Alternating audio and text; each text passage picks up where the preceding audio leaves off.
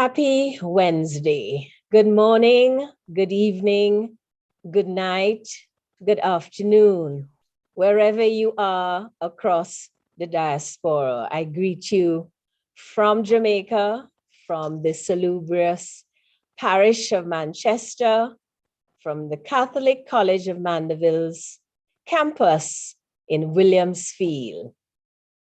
Welcome to our 4th annual Early Childhood Conference.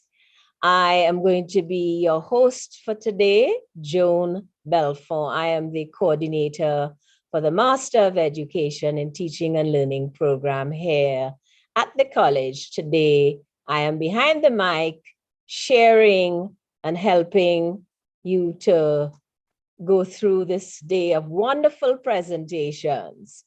In collaboration with the Jamaica Diaspora Task Force Action Network, this year, our conversation focuses on boys. Boys to men, their early childhood education is no small matter, helping our boys to thrive. As we reflect on how we nurture and help our boys to grow, let us ask ourselves some important questions, and our speakers throughout the day will cause us to reflect on some of those questions. As we empower our girls, are we disempowering our boys? Something to think about.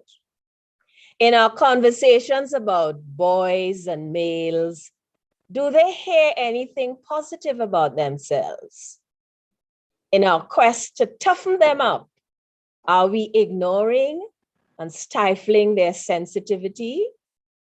I was listening to the news coming from Toronto last night on television, and there's a recent research they did on men and women and how they react to breakups. And the research discovered or found that men were the ones who reacted most, or who internalized and took the breakups much harder than women.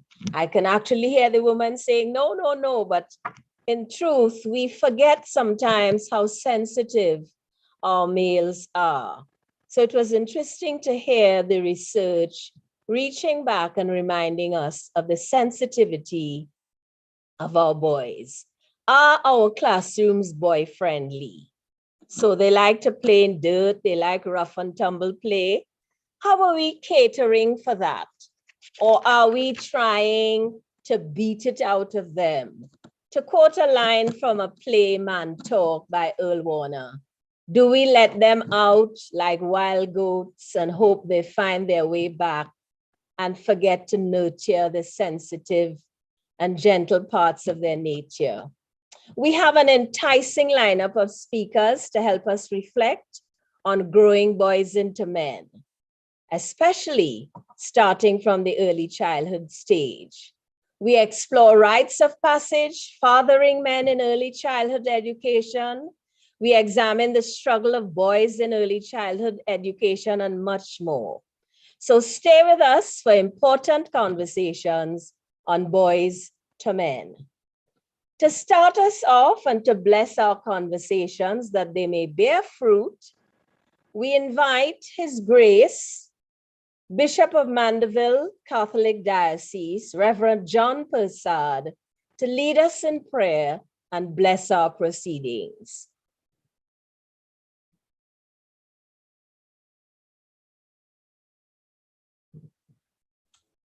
The psalmist says in Psalm 111, happy the one who fears the Lord, who takes delight in all his commands. His children will be powerful on earth. The children of the upright are blessed. Father God, we praise you for this event and your purpose for it. We know that when we gather together, you always have a divine agenda. We love you for that, Father. That even when we have done what you have asked, The results are so much greater than we ever could have imagined. Even in failed attempts, you blow us away with your faithfulness to provide what we need. Our prayer today is that your will be done through this event. Take what we have prepared and multiply our efforts as only you can. Steer our intentions to align with your righteous will. Remind us of your faithful provision when our efforts fail us or fall short. May all glory go to you when we reach the finish line and climb over benchmarks. Blanket us with your peace today, Father. Keep us physically safe and guard our hearts and minds from pride and selfishness. Keep love at the forefront of our minds today, and the guiding light for all we set out to accomplish and celebrate. In Jesus' name we pray. Amen. Thank you, Father Persad. Thank you for always making yourself available to bless our proceedings and start us off in the right way. We thank you so much. I particularly want to repeat that phrase, multiply our efforts, multiply our words, multiply our conversations, so that it spreads across the diaspora and begins to make a difference. Thank you so much.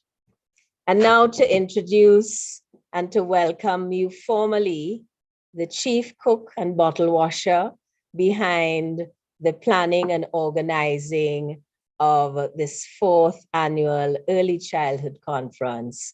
Please welcome Mrs. Nada Gray. She's the coordinator for the Early Childhood Program at the Catholic College of Mandeville. Mrs. Gray? Good morning, everyone. It is my distinct pleasure to introduce the important guest on the virtual platform. Master of Ceremony, Mrs. Joan Belfon, Coordinator, Master of Education in Teaching and Learning. Bishop John Derrick Persaud, Diocese of Mandeville. Dr. Diana Davis Smith, President of the Catholic College of Mandeville. Sister Una O'Connor, Past President, Catholic College of Mandeville. Mrs. Thelma Neal, Vice President, Department of Undergraduate Studies, Catholic College of Mandeville. Dr. Marcia Chin, President, Department of Graduate Studies and Research. Mrs. Michelle Fanger, Vice Chair, Jamaica Diaspora Task Force Action Network. Mr. Otis Orlando Brown, Regional Director, Region 5, Ministry of Education, Youth and Information. Mrs. Carlene DeGrasse Deslandes, Executive Director of the Early Childhood Commission. Mrs. Latoya Akar Foster, Project Manager for the Chase Fund. Mr. Jasper Gabriel, Keynote Speaker, Principal of Manchester High School. Ladies and gentlemen, good morning. On the behalf of the Catholic College of Mandeville and its collaborative partner, the Jamaica Diaspora Action Task Network, I bring you warm welcome as we kickstart the 4th annual Early Childhood Conference. A very special, extraordinary, enthusiastic, and warm welcome to all the males in the virtual space in Jamaica and in the world over, who were boys, little boys, big boys, before they became men. Mark Twain states, "There comes a time in every rightly constructed boy's life when he has a raging desire to go and dig for hidden treasures." Today, we begin our treasure hunt with informed and expert presenters who will collaboratively share with us strategies, solutions to the challenges our boys face as we look at the various topics: strategic fathering, equity in the early childhood learning space for boys, healthy rites of passage, practical solutions to the impact of trauma and poverty on boys' learning. As we grapple with COVID, we will get some guidance on how to set up learning pods for young boys.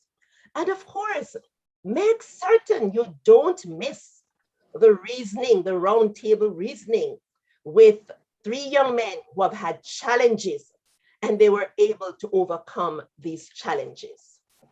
I encourage you all to participate actively during these 2 days of conference.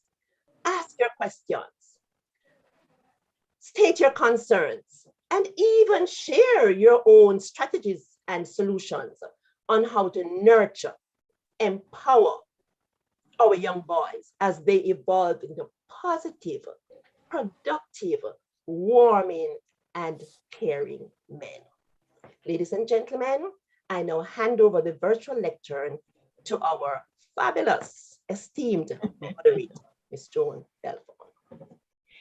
Thank you so much, Mrs. Gray. The life and heart of the early childhood program, the soul, the passion behind the planning and organization of the early childhood conferences. About 4 years ago, Mrs. Gray took up the gauntlet and decided that the college would focus, with the support of the president, would focus on early childhood, and she has taken the baton and has been running with it. Ladies and gentlemen, on your program, you would see that we should have now some opening remarks by the Vice President for Undergraduate Studies on whose department the Early Childhood Program falls. But as you know, life happens. Our Vice President lost her aunt yesterday, and so she has to deal with the loss and the transition of her family. So sitting in for her and making opening remarks, our president of the Catholic College of Mandeville, Dr. Diana Davis Smith. Thank you very much, Ms. Belfon. Moderators, MC official for Catholic College of Mandeville, Bishop John Prasad, Chancellor, Catholic College of Mandeville, specially invited guests, colleagues, presenters, friends. I'd perhaps just say all protocols duly observed. Catholic College of Mandeville's annual Early Childhood Conference, our second collaboration with partners Jamaica Diaspora Task Force Action Network, JDTAN. It is my pleasure to be here to offer opening remarks, despite the circumstances that has caused me to be brought further up on the list of activities for today. And I want to pause to offer condolences to my VP, Ms. Thelma, and the rest of her family on the passing of her aunt. Now, whilst it's my pleasure, it is perhaps a unique opportunity to design and master and shape the how, the where, and the way we educate and understand boys from early years at early childhood. With almost 2 difficult years behind us, a year that has so many of us have spent locked away at home, working remotely, this must be for us an impetus to ready ourselves for the process of getting back to the halls of our schools and the halls of our various institutions, armored with building back better for our boys. We're fortunate to have the support of a great cadre of presenters who we will experience over the next 2 days, as to some special guests, whom I hope you will all get an opportunity to interact with beyond just their presentations. Conferences such as these, conferences that look to foster and enable early childhood education, are really major national, nation building and nation leading efforts that ought not to be taken lightly. They were made possible through collaboration and they were made possible through compromise. But conferences like these alone are just not enough. All major stakeholders, such as the Early Childhood Commission, the Ministry of Education, Youth Information, and civil society groups, institutions of higher learning, faith-based institutions, must model the ideals for our boys such that they become the men that we desire for our society. We need to make sure that early childhood education is not regarded as small matter. That excellent early childhood education for boys is not the privilege of a few, but an opportunity for the many. Together, let us make certain we are helping boys to thrive. Thank you. Thank you for being here. Thank you, Dr. Diana Davis-Smith, President of the Catholic College of Mandeville, imploring all of us to join in the efforts to help our boys to thrive. I know we are all disturbed every day by the news of our young men and even the older men. And so we know that we have to start making a difference at the early childhood level so that the men we grow would be the citizens of the society that we need, not just that we want, but that we need to strengthen the base of our society. Thank you so much for sharing and for sitting in for Mrs. Thelma Neal.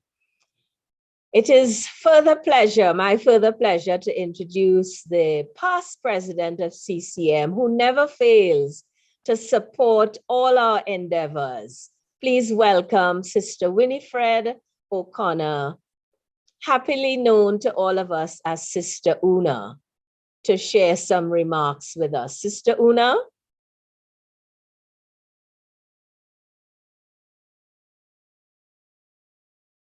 All. It's really a privilege to have been invited to greet you this morning. And my greetings are just very, very brief, because I know you have a very busy and productive day ahead of you. But I certainly want to say I appreciate that I was on your program. At least you see now, with the help of Zoom, that I'm still alive and well.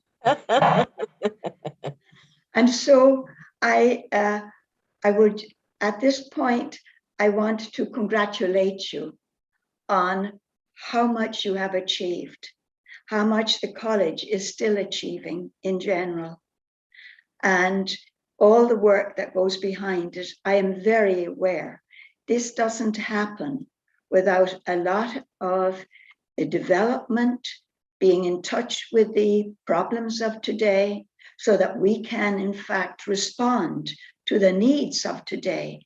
And when I saw the title and the theme, I said to myself, so appropriate for this day and age, where we are experiencing untold violence and disruption and all kinds of difficulties in our society. And so at this point, I want to say this program, Early Childhood Education, came into being in 2012. And at that point, we began the program with one student. Sometimes you have to do that, just even one person. And that was also a name similar to our Narda, but Narda helped me to clarify the names. So this, in fact, was Nordia Cole, who was the first student who really wanted that program and kept at us to get it started. And so we started with one student enrolled. But of course, they could take courses that overlapped with the primary in education. And so it took off from there. So a special thanks at this point to the JDTAN, who have been supporting us along the way also. And congratulations to everyone. I wish you every blessing on this day. Thank you, Bishop, for your beautiful prayer, inspiring us and will inspire the whole conference. And so from a distance, I keep my eye on CCM and try to follow what goes on with you. So blessings on your day. Thank you. Thank you so much, Sister Una, and thank you for keeping your eye on us, because I know it's not just your eye, you keep your heart, and I know every time you pray for us. So we feel your blessing, and we are happy that you, as you said, Zoom lets us see that you are still alive and well. We are so happy that you have been with us today. And now we want to hear from our partner, our collaborating partner in this venture, the Vice Chair of the Jamaica Diaspora Task Force Action Network, Ms. Michelle Fanger, attorney at law, will bring greetings on behalf of her organization. Master of Ceremonies, President of the Catholic College of Mandeville, Chairman of the Board of Directors, keynote speaker, Mr. Jasper Gabriel, friends, all the viewers on this platform, lecturers, parents, students, well-wishers. Today marks an important day in the life of this college. Today is the Catholic College of Mandeville's 2021 Virtual Early Childhood Conference, and the Jamaica Diaspora Network is ecstatic to be collaborating with this noble institution. On behalf of all the members of the Jamaica Diaspora Task Force Action Network, including our chairman, Leah Gillings, myself, Michelle Fanger, the vice president, and its over 1,500 members who are spread over 43 countries, I am honored to bring greetings. The Jamaica Diaspora Task Force Action Network comprises of 43 task forces, including the education, health, legal support, to name a few, with Education Task Force as our largest task force. During our recent strategic meeting, it was suggested and recommended that the Education Task Force be divided into 3 segments so that the Education Task Force could be more effective and relevant in this new era.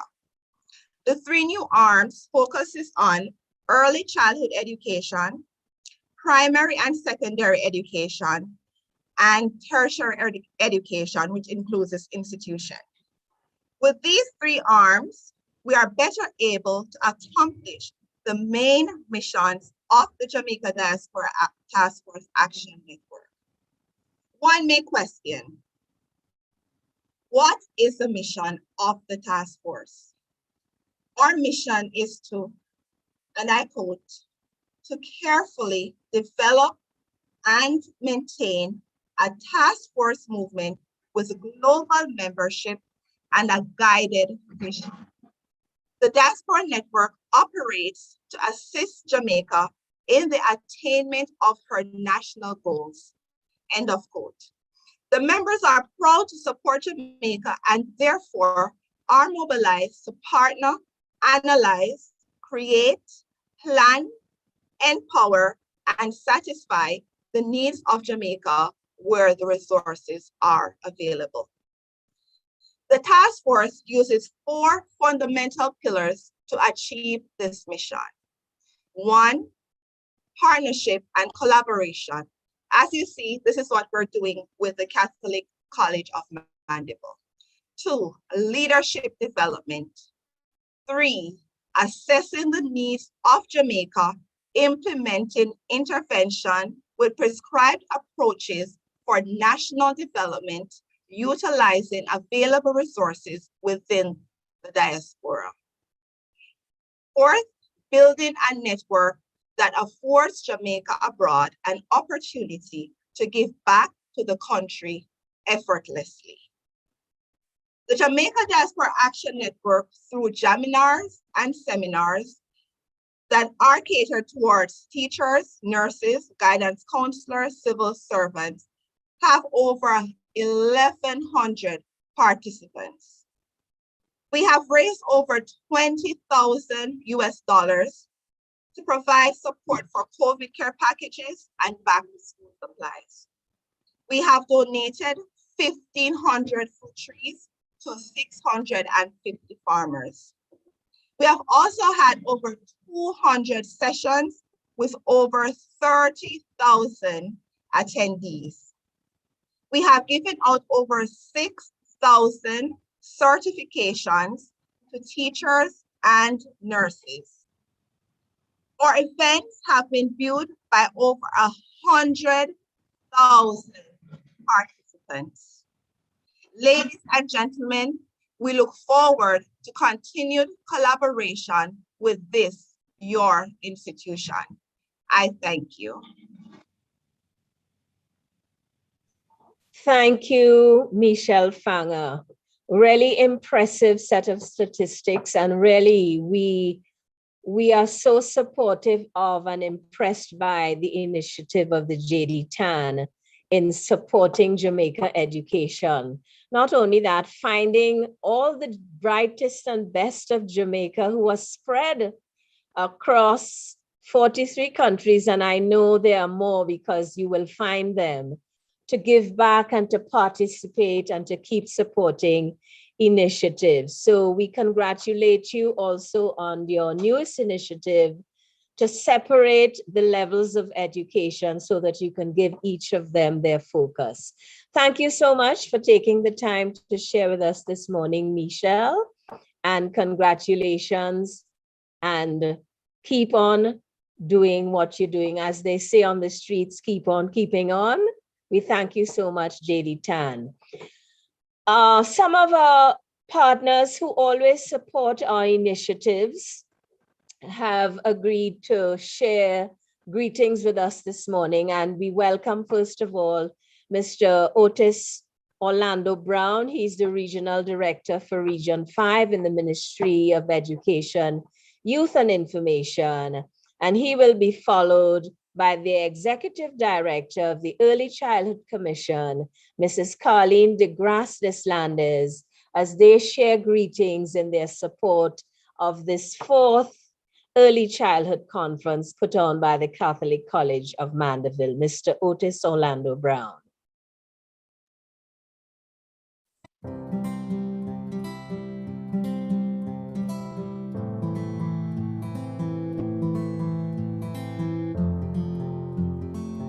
Good day, ladies and gentlemen. I am pleased to have been invited to bring greetings on behalf of the Ministry of Education, Youth and Information in this significant event, the 4th Annual Early Childhood Conference of the Catholic College of Mandeville. The theme of the 2021 conference, Boys to Men, Early Childhood Education, No Small Matter, embodies a profound meaning. This is so because early childhood education is aimed at catering to a child's social, emotional, cognitive, and physical needs in order to build that very powerful foundation for lifelong learning.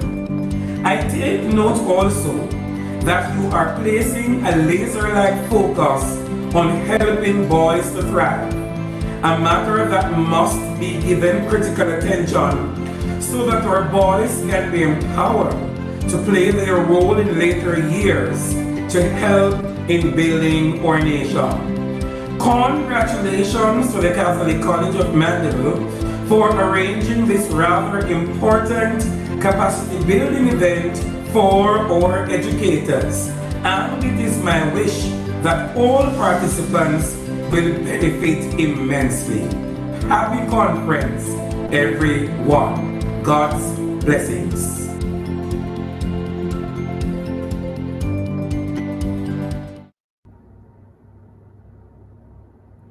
Master of Ceremonies, Ms. Joan Belfon, Coordinator, Catholic College of Mandeville. Ms. Leslie Ann Samuel, President of Union of Jamaican Alumni Associations. His Grace, Bishop John Derrick Persad, Diocese of Mandeville. Dr. Diana Davis Smith, President, Catholic College of Mandeville. Sister Winifred O'Connor, Past President, Catholic College of Mandeville.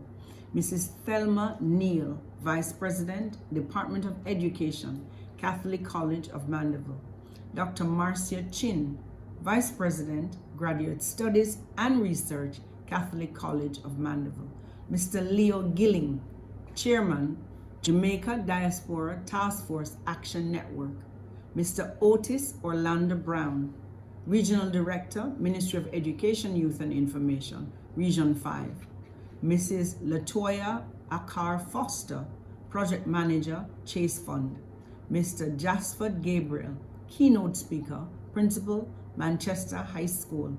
Ladies and gentlemen, a pleasant good morning to everyone. It is my pleasure to participate in the fourth staging of the virtual Early Childhood Conference hosted by the Catholic College of Mandeville and the Jamaica Diaspora Task Force Action Network. I bring you warm greetings and best wishes on behalf of Team ECC. This event is important to us because its focus aligns with our legislative mandate, and I find this year's theme, Boys to Men, ECE No Small Matter, to be particularly appropriate because there have been growing concerns about the number of boys who continue to lag behind or drop out of school. The matter has been further compounded recently with schools being ordered closed in March 2020 due to the COVID-19 pandemic. Numerous reports published over the period reveal that our nation's boys and girls have lost billions of hours in class time, which have negatively impacted them socially, physically, and emotionally. The early childhood development sector has been one of the areas hardest hit by the pandemic.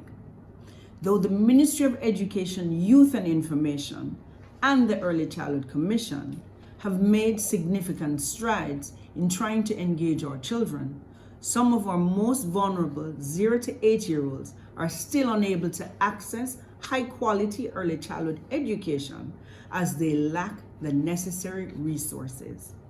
The recent announcement by the Prime Minister regarding the resumption of face-to-face engagement for children 0 to 5 years provides new opportunities for us to re-engage our children. I am certain that by the end of this conference, you will gain further knowledge and insight on how to contribute to the holistic development of our boys in the learning environment. It is my hope that you will feel motivated and inspired to make a difference in your respective communities. Ensure that you pay keen attention to the presenters and fellow participants and actively participate in the discussions.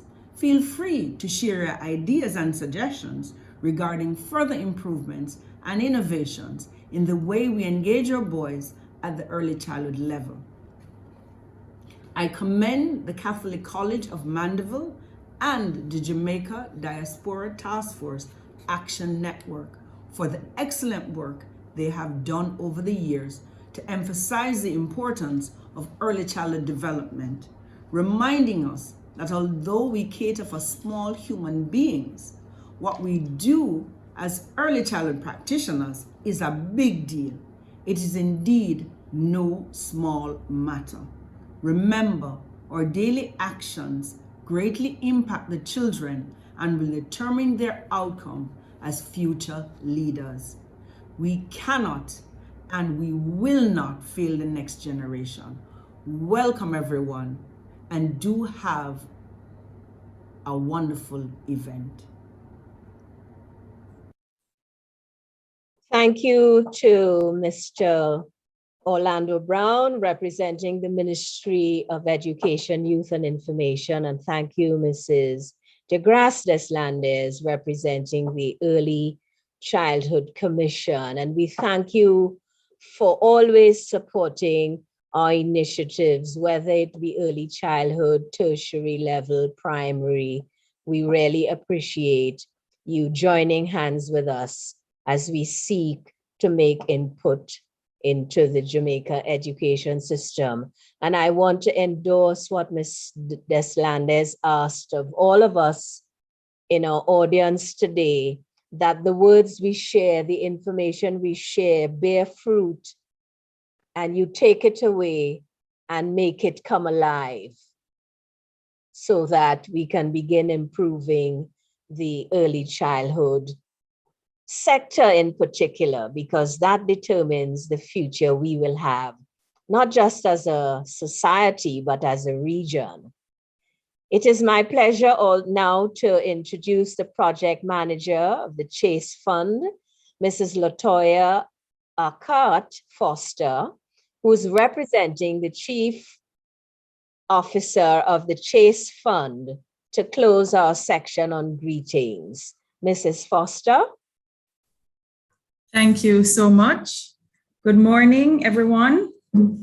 Distinguished representatives of the Catholic College of Mandeville, distinguished representatives of the Jamaica Diaspora Task Force Action Network, representatives of the Ministry of Education, Youth and Information, as well as the Early Childhood Commission, keynote speaker, Mr. Jasper Gabriel, Master of Ceremonies, ladies and gentlemen, good morning. I bring you warm greetings and best wishes on behalf of the Chase Fund at this annual Early Childhood Conference under the theme, Boys to Men, ECE, No Small Matter. Chase's involvement in the early childhood sector is deliberate because we understand that the care and education received during this period will impact children's academic and social trajectories throughout their lives. 25% of our resources are allocated to this sector. Our priorities have been and continue to be upgrading and equipping infant schools and departments, training of early childhood practitioners, research and development of resource materials, and health screening of children. We also finance projects that directly impact children with disabilities and special education needs. What we have also started to do is pay specific attention to programs which fall outside of the standardized education system, but are critical additions to the learning process. I'll give you an example of this. We recently supported the Insights program at the University of the West Indies School of Education. This program uses a unique approach to improve learning by employing strategies that fit children's personality styles and teaches parents and teachers how to manage a child's temperament, thereby improving parenting and the learning process. The mandate of the fund has not changed, but we realize that we must embrace new ideas in education to have a truly meaningful impact on the sector. The developmental timetables of girls and boys are somewhat different by most measures of sensory and cognitive development. Girls are slightly more advanced. We do know, however, that boys eventually catch up in many of these areas, but it is recognized that boys do need to be engaged differently. This concentration on helping boys to thrive is warranted and welcomed as you explore the ways teachers, parents, and other early childhood stakeholders explore the best developmentally appropriate ways to interact with boys, manage their activities, and schedule their days for optimal learning. We at Chase are excited by this focus and we look forward to the documented outcomes.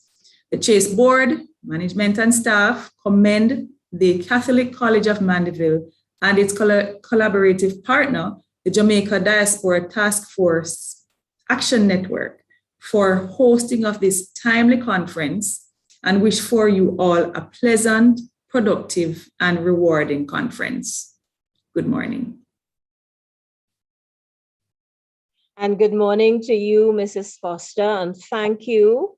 Thank you to the Chase Fund team. You know, we never knew that Chase had these other initiatives. When we think of Chase, we know we need some funding. Let's go ask Chase for some help. It is so wonderful to know that you're expanding the mandate of the Chase Fund and to support education. And one of the areas you have picked is early childhood education. Thank you and kudos to your team. Please pass on our kudos to your CEO, and thank you so much for being here. We thank all our partners and supporters in education who have come out this morning just to share and endorse the proceedings that will emerge as we have this conversation on boys to men, early childhood education. No small matter, helping boys to thrive. If you are just joining us, we welcome you to the 4th annual Early Childhood Conference presented by the Catholic College of Mandeville in collaboration with the Jamaica Diaspora Action Task Force Network. I think I just mixed up the acronym there a minute. I got a little distracted. I don't think you can prevent the whole entire college from using the IT. Thank you. Right, we are moving into our keynote speaker. Trained in education, leadership, economics, management, mathematics, and social studies, Mr. Jasford Gabriel has over 3 decades of experience in teaching at secondary and tertiary levels of education. Armed also with public speaking, mediation, and time management skills, Mr. Gabriel's purpose is to facilitate improvement in the working conditions and standards of education across Jamaica. He's guided by the philosophy, I can do all things through Christ who strengthens me. To speak on the theme and to share his experience, his knowledge, and information with us, please welcome Mr. Jasford Gabriel.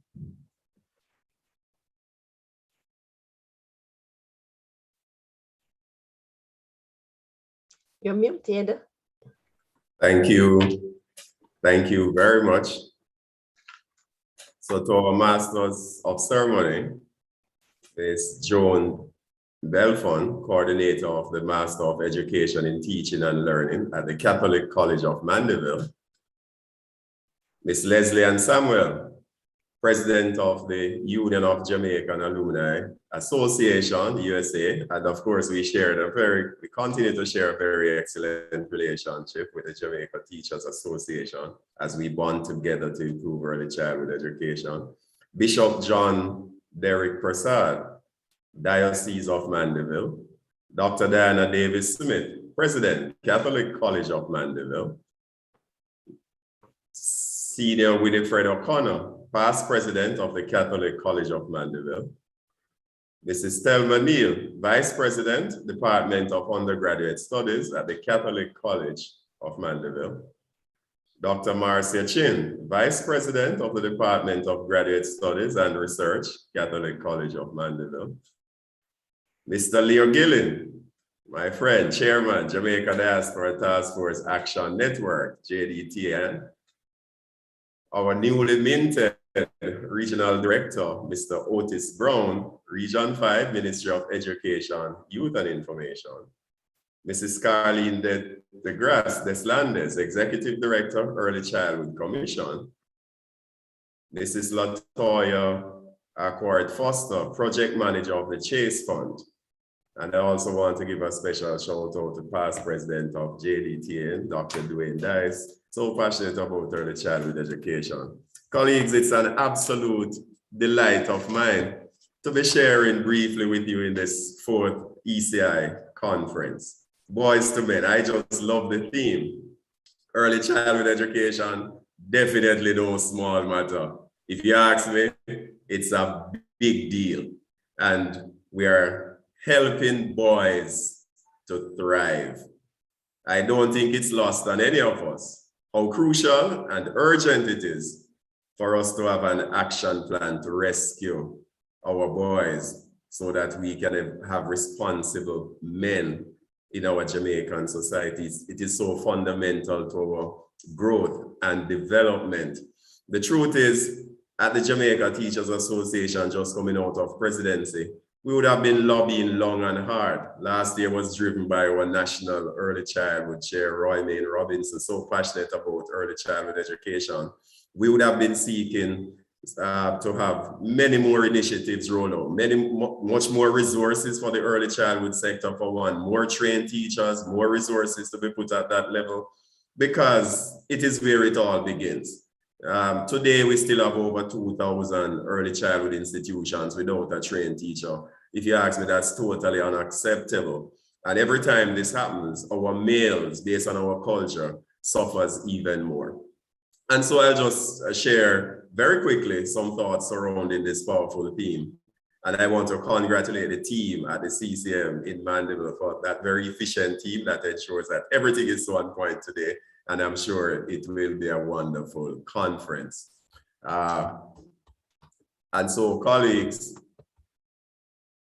as we look on the current realities that we face, you know, I couldn't help but remembering one of these nursery rhymes that was done in primary school.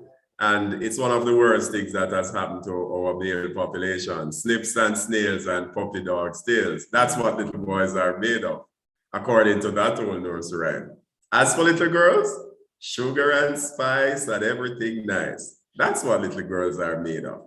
And if you ask me, we are still paying for this kind of culture and philosophy, you know, this kind of thinking that seemed to relegate our male population from the very beginning to less than our females. What are some of the harsh realities that we face today? I'll just touch on some of them and run, many others. But our female to male ratio at the university level in Jamaica is 70 to 30. You're talking about over 2 females to every 1 male, a ratio of 7 to 3. In IDB study 2019, it indicated that 90% of homicides, either the victims or the perpetrators, and other serious crimes committed in Jamaica are among males in the 16 to 35 age group. Look at that age group, 16 to 35. Most critical in terms of educational advancement, productivity. And so this is something very serious that we cannot ignore. We have to wrap our minds around. We have to find a solution. And so early childhood institutions and all the volunteers and the practitioners are strategically placed and must be given the kind of support that can impact our young minds at this fundamental level so that we can play a big part in rescuing our male population. Approximately 90%, and you heard me right, 9 out of every 10 households have parenting roles performed by mother and grandmother. In other words, father figures are absent.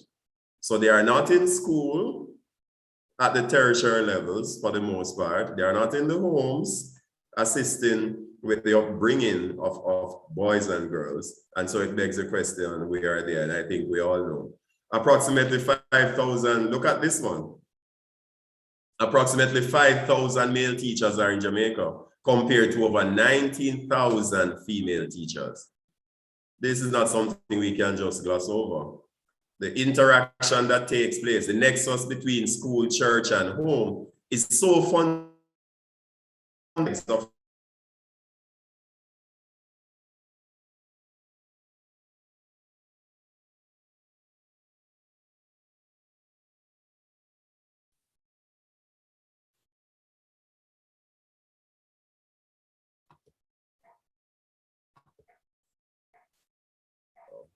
Are you still with me? Yes, we had a bit of a glitch, but continue. All right, thank you so much. Are you still seeing my screen? Yes, yes. Thank you so much. Approximately, right. So at this level where mentorship is so critical, we have, look at the percentage of female teachers compared to male teachers. And definitely where our young boys need mentorship, professional role models that can help them to understand their manhood and to be responsible male citizens, we have a serious, serious problem. And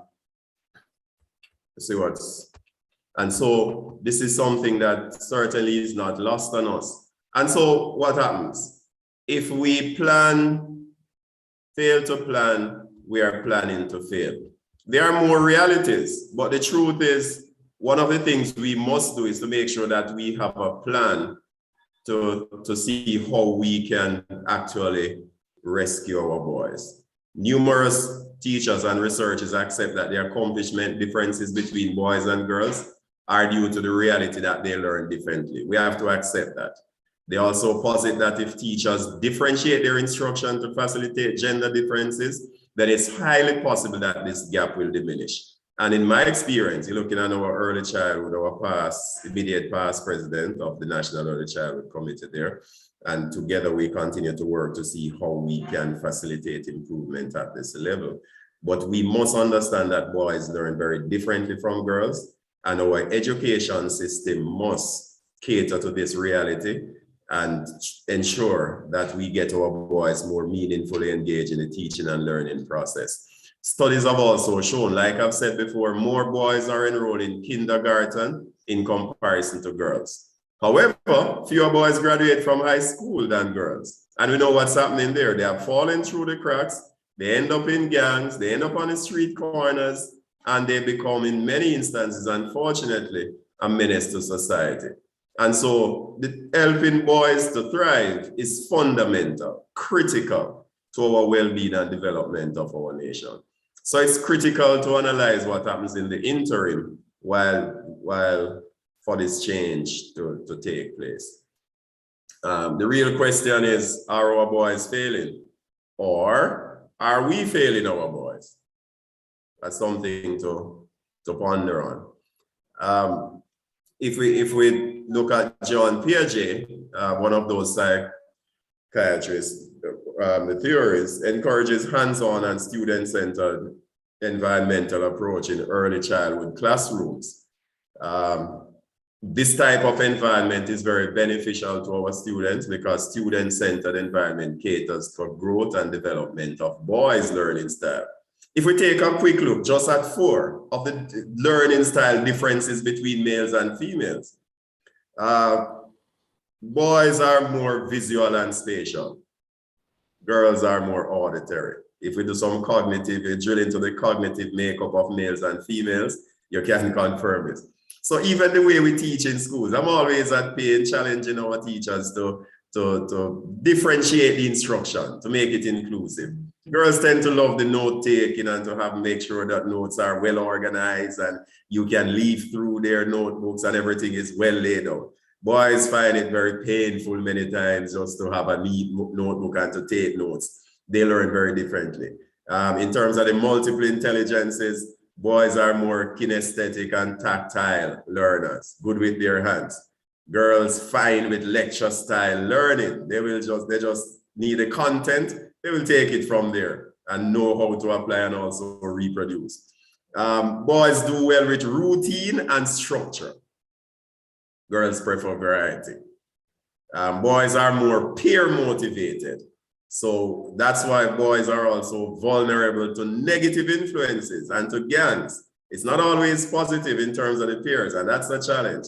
Girls tend to be self-teacher, parent motivated. So how can we engage our boys? Just a few tips. I know we need to provide adequate and age-appropriate resources. And that's where we have challenged the Ministry of Education, to have partnerships and to expand in terms of the resources in this sector, to make sure that the resources that we provide, of course, there are many things around the home and in our communities that teachers can pull on, just to make sure that boys are engaged in a practical and meaningful way. But then there are other things in terms of technological resources, other things that cost, that I certainly believe that greater support need to be.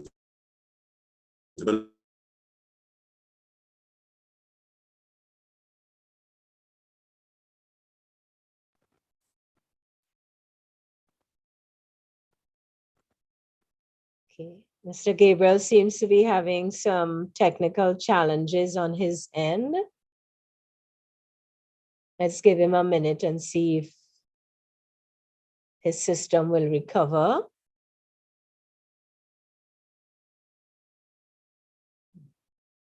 All right, I'm going to ask one of our tech people if we can give him a call to see if there's any way we can assist him remotely to resolve his technical issues. But I think his presentation has started us off with the right kind of thinking. We really have to begin by changing the narratives, changing how we speak to and about boys. And it was interesting that Mr. Gabriel started his presentation with that nursery rhyme, which I hope we don't use anymore, or we change it, where it suggests, although puppy dog tails and snails, they're nice things, but they weren't intended to be nice for the boys. I think we have to begin changing the cultural narrative. Sometimes when we talk about boys or we talk about men, all our conversations about men are negative. We really, really have to be very careful about that. Our boys are around, they are listening, they are being empowered by your conversations, introduced to maleness by your conversations. So we have to be careful of the conversations we have about the men in our societies. While we know, when you look at the realities, the homicide, 16 to 35 age group, the ratio of females who go into higher education versus the males in higher education, the absence of men in the homes. We have to look back at fathering, and I know that's going to be coming up soon, where Dr. Ira Roach will speak to that. We have to look at that. We have to look at their early childhood upbringing. We have to look at what happened at their teenage years that created this man that we continue to say is plaguing our society. So we begin to change the narrative, and I hope it begins today. I do hope that at some point we can get back to Mr. Gabriel so he can finish that very interesting presentation, painting. Oh, you are back. Wonderful. I was trying to just pick up on where you left off. So let's see if I did a good job. You continue. My sincerest apologies. Not sure what's Not happening. to worry. We know the technology demons are at work. Keep going. Yes, and tend to act up when you would definitely be relying. All right, and so we were at just encouraging our boys to facilitate motor activities. They are very excited about motor activities. You can see the spark in their eyes, and we find that they are far more engaged. Focus on independent discovery and self-direction. We have to be very deliberate in allowing our boys to discover things for themselves, and to use their creativity, allow those creative juices to flow. And many times it comes through the competitive games, the resources that we have, and that differentiated kind of instruction. that we are encouraged to offer. Combine teamwork and competition. This is very powerful. Teamwork and competition, great for boys. And so let's engage. In kind of summarizing, we want to increase the use of graphics, pictures, and storyboards, literacy-related classes, and assignments. Classroom methodologies should include project-based education, in which the teacher facilitates hands-on kinesthetic learning. Number 3, provide competitive learning opportunities, even while holding boys accountable to cooperative learning frameworks. See how many times this thing about competition comes up? I can tell you, boys I just promise boys that if your performance improves, you get on the football team, and you know what happens right there. They will do anything to facilitate that competition. Include skills training in time, homework, and classroom management. Interact with boys, number 5, during the teaching and learning process. Boys are not naturally inclined to be speaking and answering the questions. And if we are not very alert, girls easily can dominate the classroom spaces and the discussions. And so it's important that we allow boys to take responsibility and to participate in the learning process. Allow freedom in the classroom and teach our boys how to practice self-discipline in their movement. It's also recommended by studies that we group boys only and girls only sometimes. And that's why co-educational institutions are not necessarily the best in many instances. Where we have all males and all females, if you look on the academic results, they tend to be mutually beneficial. And so discussion in core groups, very, very important as well.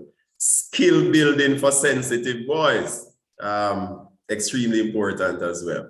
Then the whole idea of mentorship, I think that's huge. Mentorship from in the home, mentorship at church, mentorship at school, mentorship in the community. Somebody is mentoring our boys. And if it's not the real parents, somebody else is. And so it's very, very important that mentorship. And so even at the national level, we just formulated a national mentorship program the other day. And it's also part of the plan to see how best we can make sure that the right kind of guidance is offered to our boys. Encourage praise and reward the efforts of our boys. We need to push back against the negative narrative surrounding our males. Appropriate engagement of boys is a guaranteed success. Our boys must be appropriate.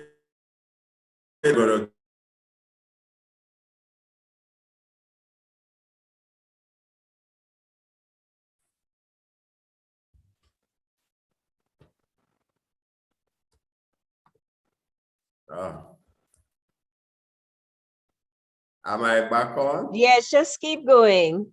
Okay. Maybe we should. All right. And so trying to get back my screen.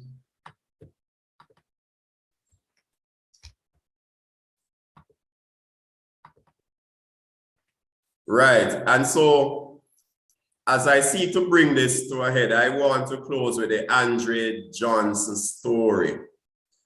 Just to motivate and to remind all of us that it's not lost. And despite the challenges that we currently encounter, despite the grim picture that is painted and the realities that we are up against, there is hope. This is Andre Johnson. This appeared in the Jamaica Beacon in 2019. Just listen to his story a little bit.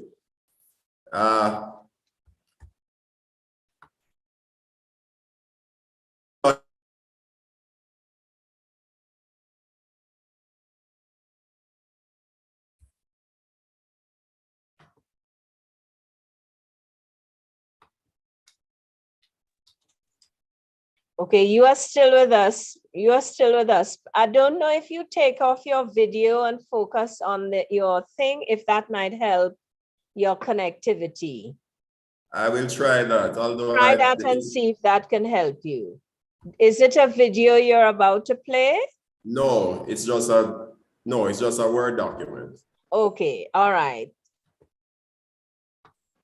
But this is generally good. Not sure what's happening here. The internet speed is good. So, all right. So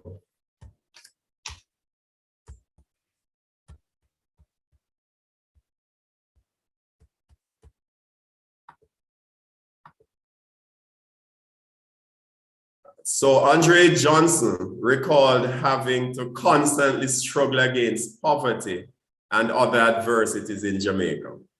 He graduated from Hofstra University in the United States with a doctorate in jurisprudence. The 30-year-old native of Decoy in St. Mary graduated May 20. Johnson previously attained a Bachelor of Arts in History from the University of the West Indies, Mona, a Bachelor of Law from UWI Caville, and a Master of Law from Hofstra University. He disclosed that he will now work as a public defender at Knox Community College Law Office in Knoxville, Tennessee. Sounds good. He says, I am the only black male working in the office and one of the 2 black attorneys in that office, Johnson told the Beacon. He, in the meantime, already belted a number of awards and accolades since he has been in the United States.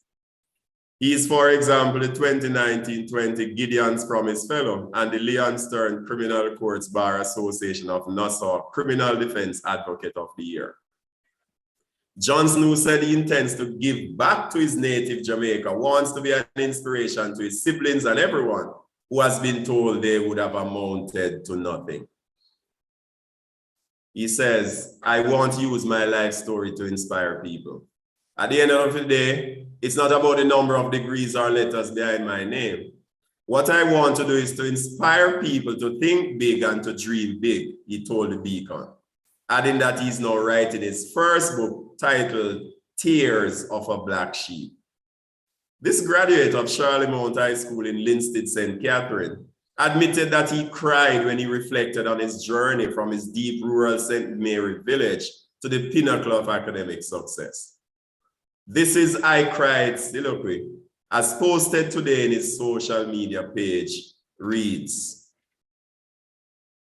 yesterday was the culmination of my academic career. I am eternally grateful and indebted to my friends and family members who supported me on the journey. I am an example of what hard work and dedication can achieve. I am not ashamed to say I cried after being conferred with my degree. I cried because my journey, my story, has been one of constantly overcoming adversity and challenges.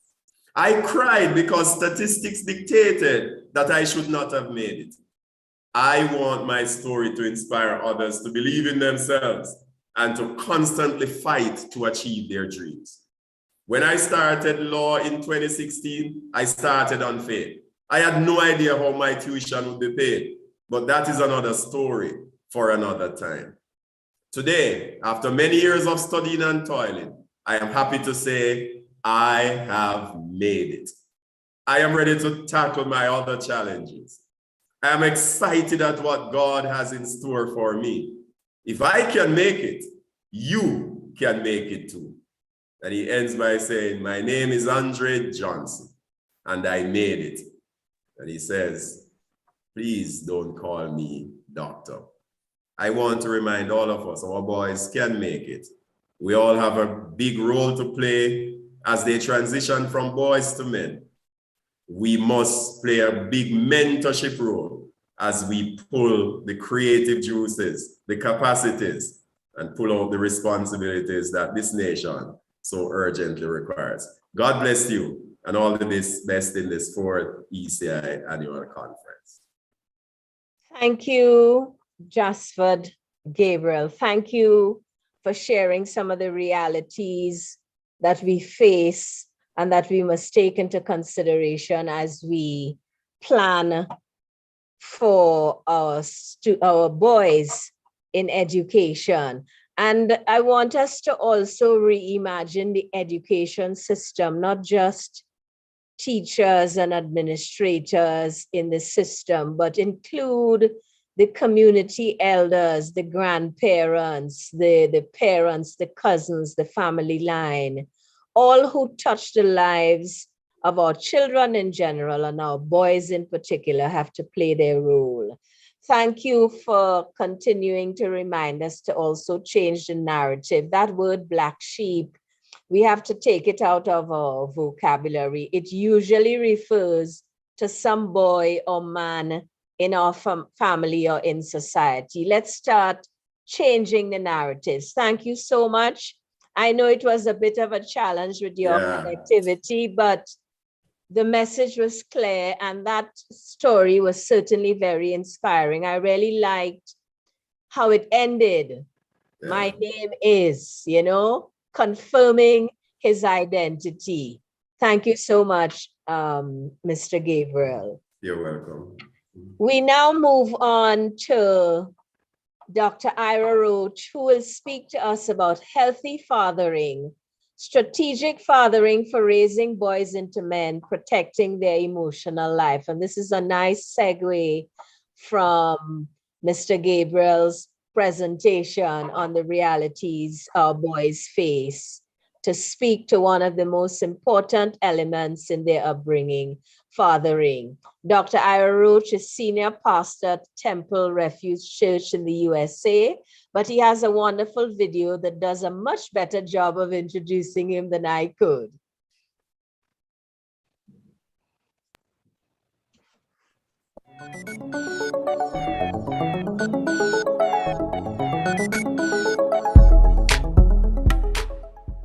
I'm Dr. Ira Roach, founder and senior pastor of the City of Refuge Church, award-winning actor and certified life coach, trainer, and speaker of the Les Brown Unlimited team. The motivational book entitled Daddy Knows Best, What a Young Man Needs from Dad, is a guide for fathers in the lives of their sons. I want to show absentee fathers that their presence is needed and appreciated in the home. In addition, I want to show sons that there are great fathers, whether biological or adopted, that want to provide a stable environment for them. Showing up is key in the lives of young men. Our 3-hour workshops have been created for all fathers of all ages. With this hands-on approach, the participants gain new skills they can begin to use immediately for positive results and growth. After the workshop, the participants are encouraged to join our private Facebook group to network and share challenges and growth with others in a safe space. Contact me to schedule your organization's Daddy Knows Best workshop to enhance your life by design, because life should always include love, information, fun, energy, and positive emotions. I can be reached at www.driraroach3rd.com or my email at ira.inspires@gmail.com. Dr. Ira Roach III, your time. Good morning. Thank you for having me here again. I'm honored to be here. This is so important to me, and I'm just honored that you are actually taking some time to talk about this. Dr. Miles Monroe said, from the fatherhood principle, God laid men as the foundation of the family, and we need to be careful not to allow any cracks in our character. If you see a crack developing, fix it immediately. Do not let it get any bigger, or the whole structure may collapse. You may think that character lapses affect only you, but they also affect those entrusted to your protection, teaching, and care. Evaluate the current state of your character and take steps to correct what you see. In doing so, you will strengthen your entire family. So today, briefly, I want to talk about healthy fathering, strategic fathering for raising boys into men, protecting their emotional life. The Healthy Fathering Collaborative out of Cleveland, Ohio, defines healthy fathering as plays with his child, reads and interacts with his child, nurtures and financially supports his child, eats well, exercises, and teaches his child nutrition and healthy activities, talks to his child about healthy sexuality, appropriate touch, and healthy relationships, promotes and role models nonviolence and respect for others, is actively involved in his child's education, knows his child's friends and activities, listens to his child, cooperatively parents with his child's mother and other caregivers, nurtures his own emotional, mental, and physical health, role modeling healthy behaviors for his child, nurtures his own spiritual health, and supports his child's search for spiritual guidance and meaning, nurtures his own emotional, mental, and physical health, role modeling healthy behaviors for his child is something that's very, very important for healthy fathering for our boys. Every dad's goal should be to create a safe and positive environment for his children. The National Parenting Support Commission's National Parent Month is being observed under the theme Positive Parenting Impacting Generations. With regards to protection of a boy's emotional health, a father must prevent adverse childhood experiences. What are adverse childhood experiences? Adverse childhood experiences, or ACEs, are potentially traumatic events that occur in childhood 0 to 17 years of age. For example, experiencing violence, abuse, or neglect, witnessing violence in the home or community, having a family member attempt or die by suicide. Also included are aspects of the child's environment that can undermine their sense of safety, stability, and bonding, such as growing up in a household with substance use problems, mental health problems, instability due to parental separation, or household members being in jail or prison. One of the healthiest ways we can help our children as men is to ensure that our children don't grow up with these adverse childhood experiences. Children growing up with toxic stress may have difficulty forming healthy and stable relationships. They may also have unstable work histories as adults and struggle with finances, jobs, and depression throughout life. These effects can also be passed on to their own children. Some children may face further exposure to toxic stress from historical and ongoing traumas due to systematic racism on the impacts of poverty resulting from limited educational and economic opportunities. How can a father prevent adverse childhood experiences for his son? Creating and sustaining stable, nurturing relationships and environments for all children and families can prevent ACEs and help all children, especially boys, reach their full health and life potential. How does that look? I say fatherhood forward, letting go of our own past negative experiences to be able to effectively affirm, validate, and teach our sons about acceptance. It's all about mindset mastery from a dad, a reactive and proactive mindset, also a fixed and growth mindset. In chapter 2 of my book, Daddy Knows Best, a proactive mindset says solve matters before they get out of hand. A reactive mindset says caught off guard by life circumstances. Proactive mindset says study, think, and plan ahead to defend challenges. A reactive mindset says continually dodging life's punches with little ability to defend. Last but not least, a proactive mindset says flexible and adapt well to change. And the reactive mindset says resist change and ignore danger. Change the way you look at things, and the things you look at will change, by Dr. Wayne Dyer. Last but not least, a part of this mindset mastery would be a fixed and growth mindset. A fixed mindset says you want to hide your flaws so you're not judged or labeled a failure. A growth mindset says your flaws are just a to-do list of things to improve. A fixed mindset says you stick with what you know to keep up your confidence.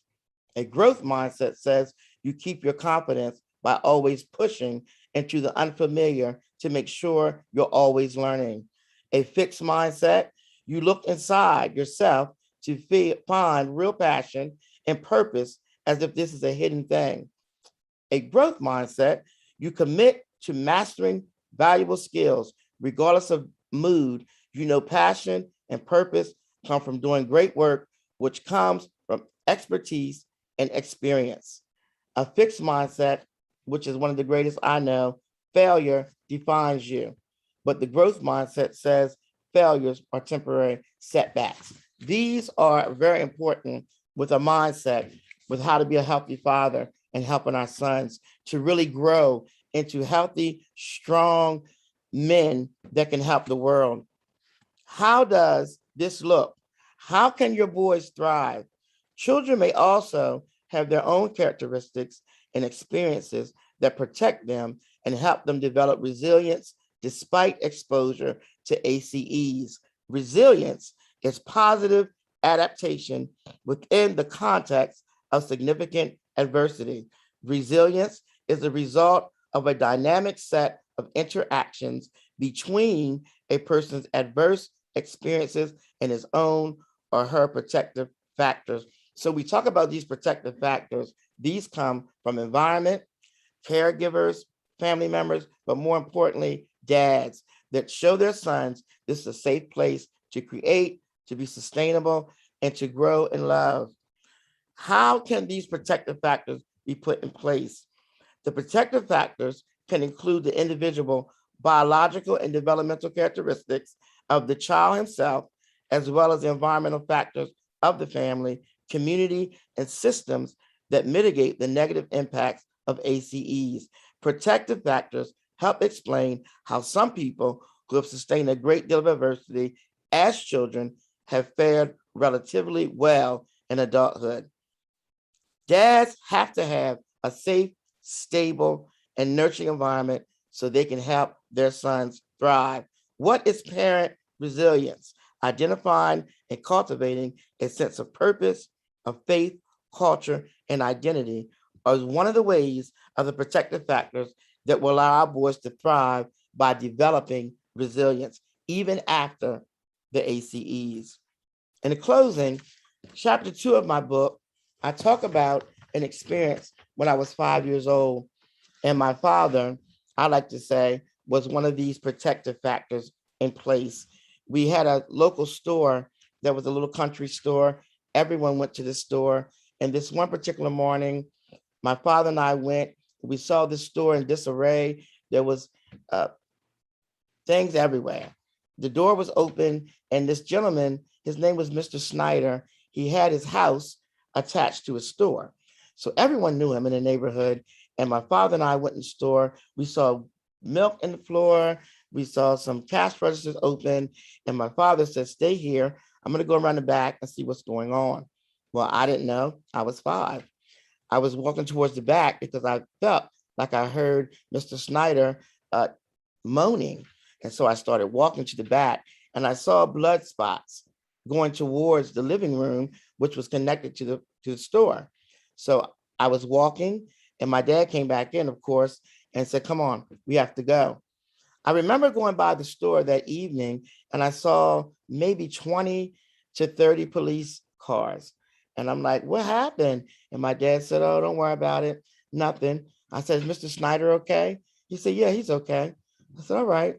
So it was years later, when I was maybe in the 3rd grade or 4th grade, my father had to go to court. I asked him again, "Well, why are you going to court?" "I have to go testify for someone, but don't you worry about it." Long story short, and speaking of helping our boys thrive, and speaking of healthy fathering, my father actually shielded me from finding out what really happened. I didn't understand what happened until I was about 20 years old. And I found out that Mr. Snyder had, in fact, been a part of a cult practice where they went and actually killed him. Some people killed him and mutilated him and left him in his bathroom. And I never knew anything about that tragedy.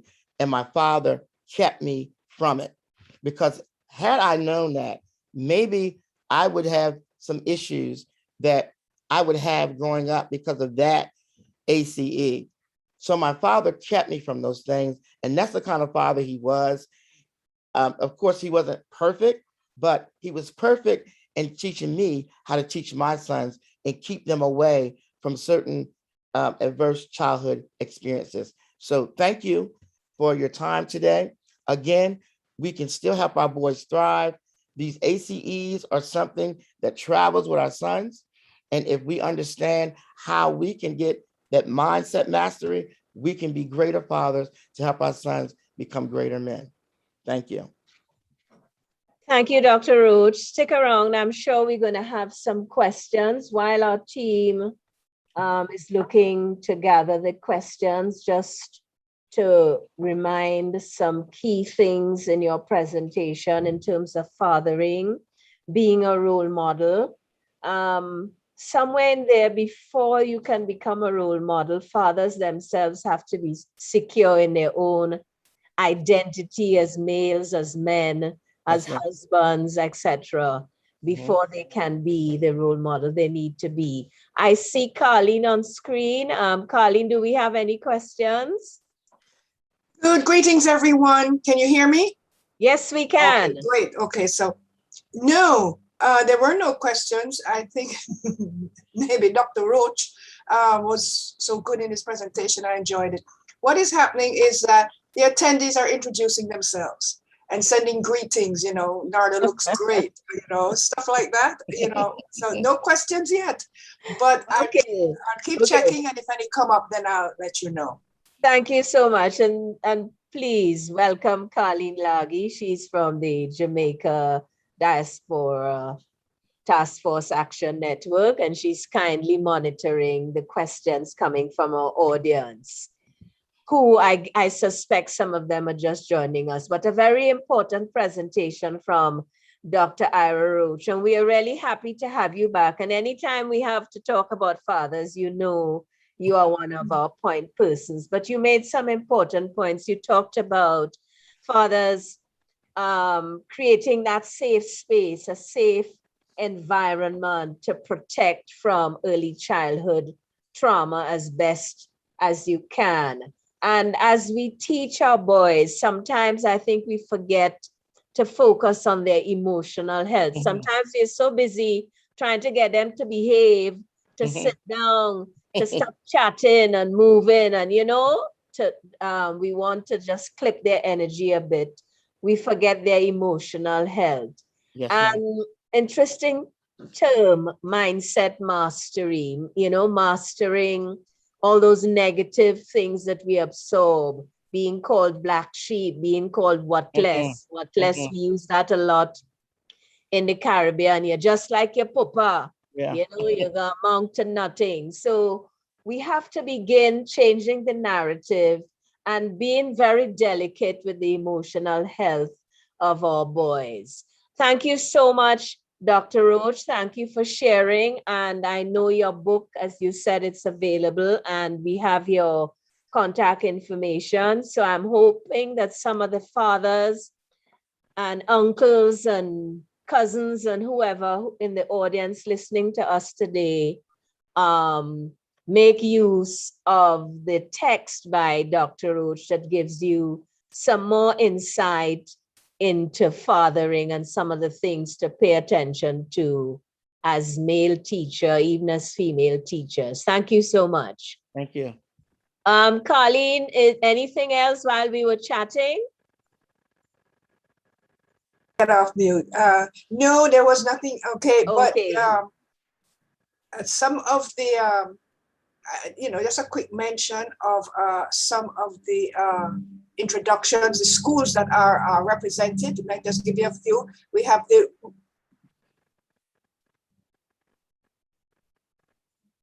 Can you hear me? I lost you for half a second, so tell me. I was saying that I would just give you a quick rundown. Some of the schools, thank you. Yeah, go ahead. Right, you know, we have Nagohead Infant School is with us. We have Beulah All Age. We have Jacks Hill Primary. We have the Catholic Diocese of Mandeville is with us. And Fraser Early Childhood Institution, Our Lady of Hope Early Childhood, and Cascade Primary and Infant. That's just a few. Thank you so much, and welcome to all the schools, all the teachers, all the parents. all the friends and supporters of the Catholic College and of the schools. Thank you for joining us in this, our fourth annual Early Childhood Conference, as we focus today on boys and nurturing them towards manhood. Early childhood education, no small matters. As a matter of fact, it's a big deal. So we are having conversations today on helping our boys to thrive. And we just had our second presentation for the morning by Dr. Ira Roach, Senior Pastor, Temple Refuge Church of the USA, on healthy fathering and giving us some tips on protecting their emotional life. Our next presenter is Dr. Christopher Clark, no stranger to the Catholic College of Mandeville, and I think no stranger to education. Dr. Clark was formerly the principal of Shortwood Teachers College, where he served for 32 years. He's currently the principal of Midland Bible Institute. Dr. Clark majored in early childhood and higher education at the doctoral level with a dissertation focus on gender identity of 10-year-old Jamaican boys. Dr. Clark is a lifelong learner, and his continuing studies took him across the world, and his focus continued on curriculum in early childhood education, gender in education, teacher development in higher education, and leadership. His research interests include teacher development and males in education. With several important publications under his belt, and serving in consultation capacities in early childhood curriculum development across the Caribbean, Dr. Clark received the Prime Minister's Medal of Appreciation for Service in Education in 2019. He has been a facilitator in the Master of Education program offered at the college in collaboration with St. Mary's University of Minnesota since its inception in 2008. To explore the question, do early childhood programs cater more to girls than boys? Developing equity in the early childhood learning space. Please welcome Dr. Christopher Clark.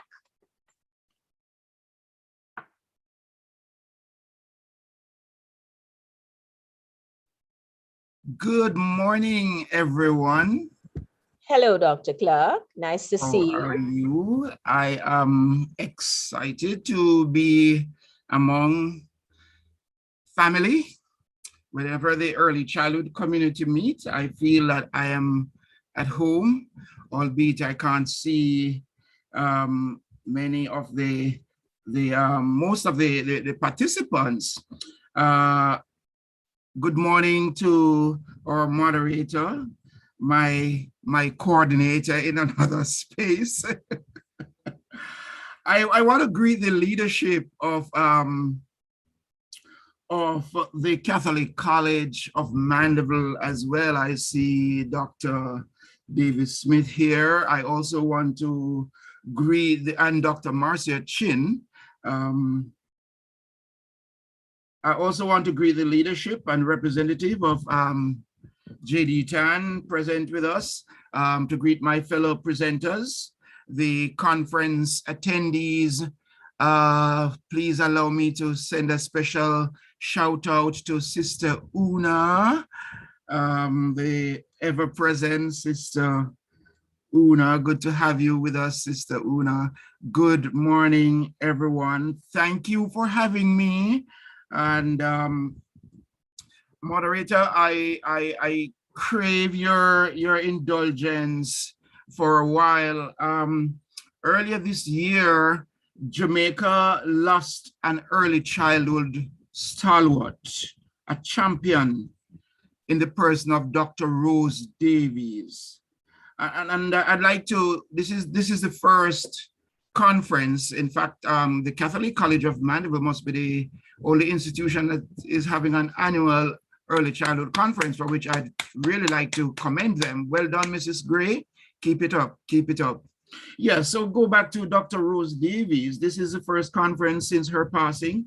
And so I'd like to pay tribute to her, if you'll allow me. And I'd like to donate 1 minute of my time, the 15 minutes for the presentation, and ask for a minute or a moment of silence in remembrance of this great mentor and advocate for early childhood education. If I have your permission, then moderator, would you kindly just tell us when when that time is up? Will do. Thank you.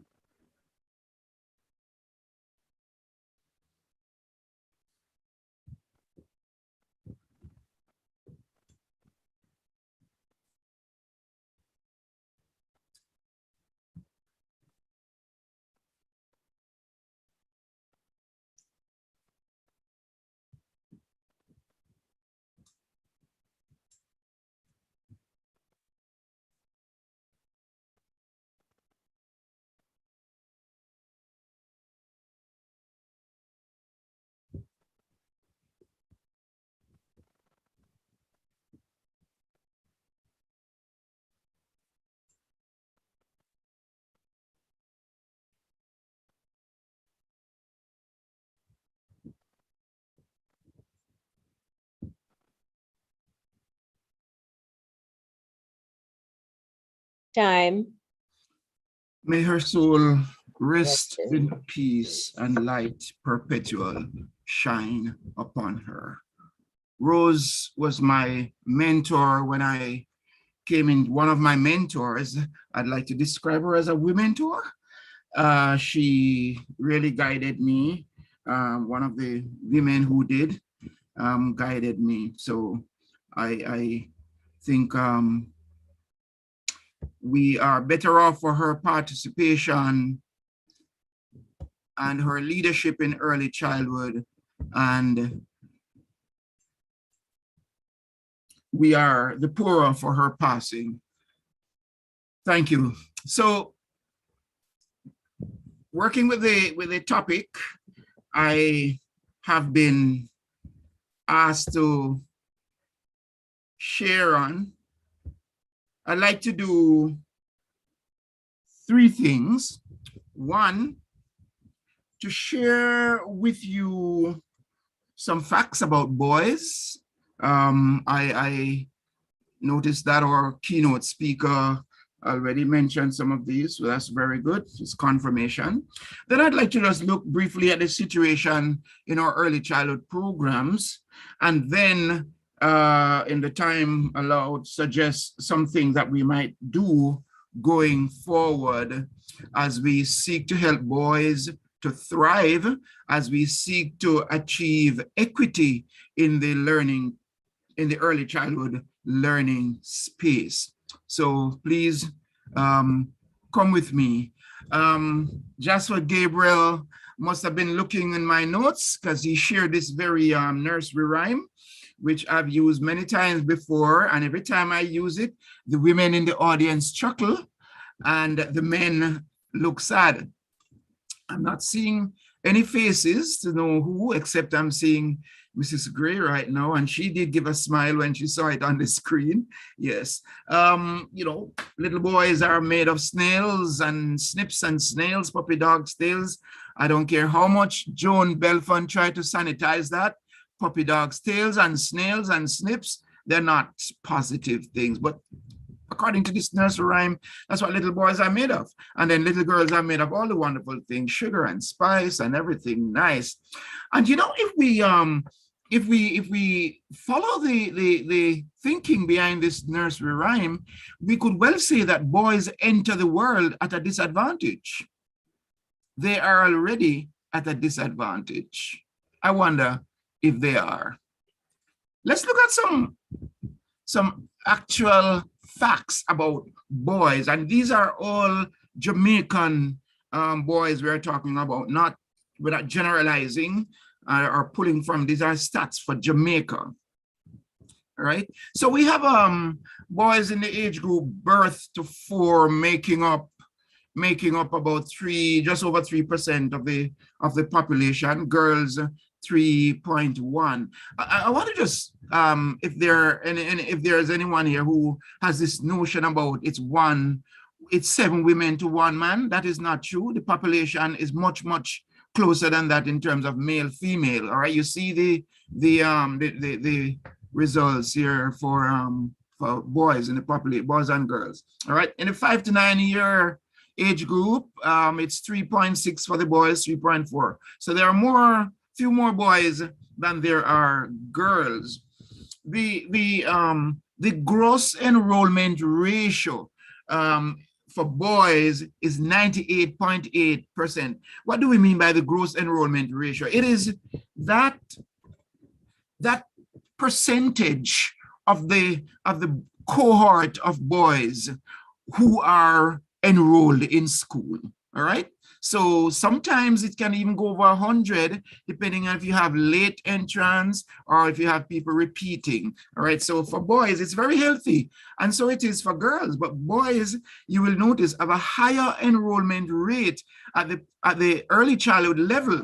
As they move up to the primary, it remains so. But once they get to upper primary and into secondary, we begin to see the dropout for boys increasing, and sometimes increase very, very rapidly. More boys in Jamaica than there are girls have a physical or a learning disability. Yes? There are 4 times as many autistic boys in Jamaica than there are girls with autism. 3 times as many boys are diagnosed with attention deficit hyperactivity disorder, ADHD, than girls. And boys are 3 to 4 times more likely than girls to have a reading disability placement. I used to just go to a school and be able to spot the what we used to call the remedial class, you know.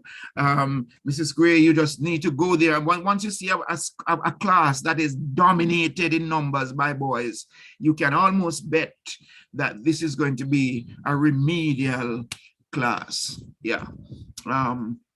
These are alarming stats in terms of boys, but also girls. But in terms of the special needs, the boys are the ones who have the greater need. Bear that in mind. Bear that in mind. Okay.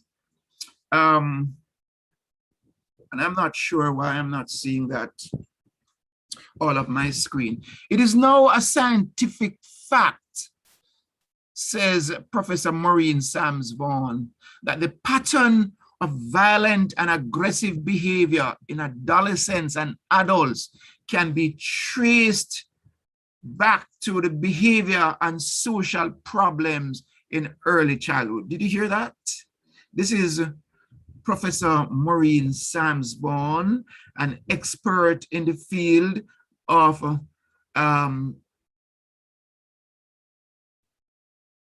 child study and child development. And she's telling us that when we look at what is happening in adults and in adolescents, we can trace it right back. I think the representative of the Chase Fund alluded to that too in her presentation. It's all over the literature. And so something to bear in mind, Yes. So those are some facts about boys. But look at what we have signed on to as a country. As a country, Jamaica has signed on to the United Nations SDGs, all right? And goal number 4, critical for education, goal number 4 seeks to ensure inclusive and equitable quality education for all by 2030. By 2030, we should be able to say in Jamaica that we have inclusive and equitable quality education. Those are your 3 keywords: inclusive, equitable, and quality. Yes. Did you know that the Charter of Rights, part of our Constitution, the Charter of Rights guarantees every pre-primary and primary school age child an education? We need to press our government to we need to press our government to provide that for all our children. Yeah. Dr. Polly Bowes Howell, haven't seen Dr. Polly in a while. I trust that she's doing well, but she's a voice for early childhood. She's been a voice for special needs, which is her specialist area as well for years. A real loudmouth for boys, for early childhood education and for special needs education. And she's making up a cry. You know, she says, we need to bring our boys in. We need more male teachers from the early childhood level to begin to nurture our boys. Talented boys are hungry for nurture and direction, says Dr. Polly. So I turn now to look at the situation in our early childhood programs. Look at it briefly. I'm not pretending to be looking at every corner, but we know as a fact that early childhood education is a preponderance of women as teachers. Statin reports that of the 1,306 teachers in EC in 2018, only 86 were males, representing just over 6% of the total number of teachers. So we're talking about just over 93% of the teachers in early childhood as women. And praise God for those women who put their hands up and say, I will go, I will answer the call to teach the nation's children. That is not a statement about the efficacy of women. It's just a reality which I'm pointing out, and a gap which I'm pointing out. As you go to primary, by the way, that number of men, the number of males will increase. And as you go to secondary, so the further up the ladder you go, you find more males. And of course, at university, it's not unusual to see many more males, all right? But there we are at the early childhood level. I'm glad that I heard that there are some schools on board, and I want to throw the question to them. What is in your dress-up center or your dress-up corner? I don't like the idea of corner, because corner suggests such a limited space. I like center, you know. It's for me, that's more educational. Corner is something you get in football, and you see where the little spot where they have to put the ball? Yeah, it's confining. What do you have in your dramatic play center for boys? Just look back right now. I have done that kind of observation, and it is woefully lacking. And let's face it, women are teachers, and so they bring, just unless they're being very intentional, because I don't think they set out to just deprive boys. They just bring what they have, and they seem to have far more things for women, for girls, than they have for boys. And so when you look in the dramatic play center, you're not going to see many things, all right? I'm not saying that there aren't exceptions, so don't accepting that there can be exceptions, but generally speaking, that is what I have observed, all right? Some early childhood facilities are in cramped spaces, really cramped. Very little or no room for playground. And as we heard from Jasper Gabriel earlier, boys like big spaces. Boys like to take risks. They love rough and tumble play. They'll make lots of noise, and they enjoy messing around. Water and sticks and mud and sand. You know, they're as men, as boys, we are spontaneous, we're impulsive, we love fun, we like to make mistakes, we even pranks. And so schools which are not ready for these things end up even expelling boys. Can you imagine boys being expelled from a basic school? Yes, up to yesterday, I heard one of my radio announcers telling his listeners that he was expelled from kindergarten. Wow. Yeah.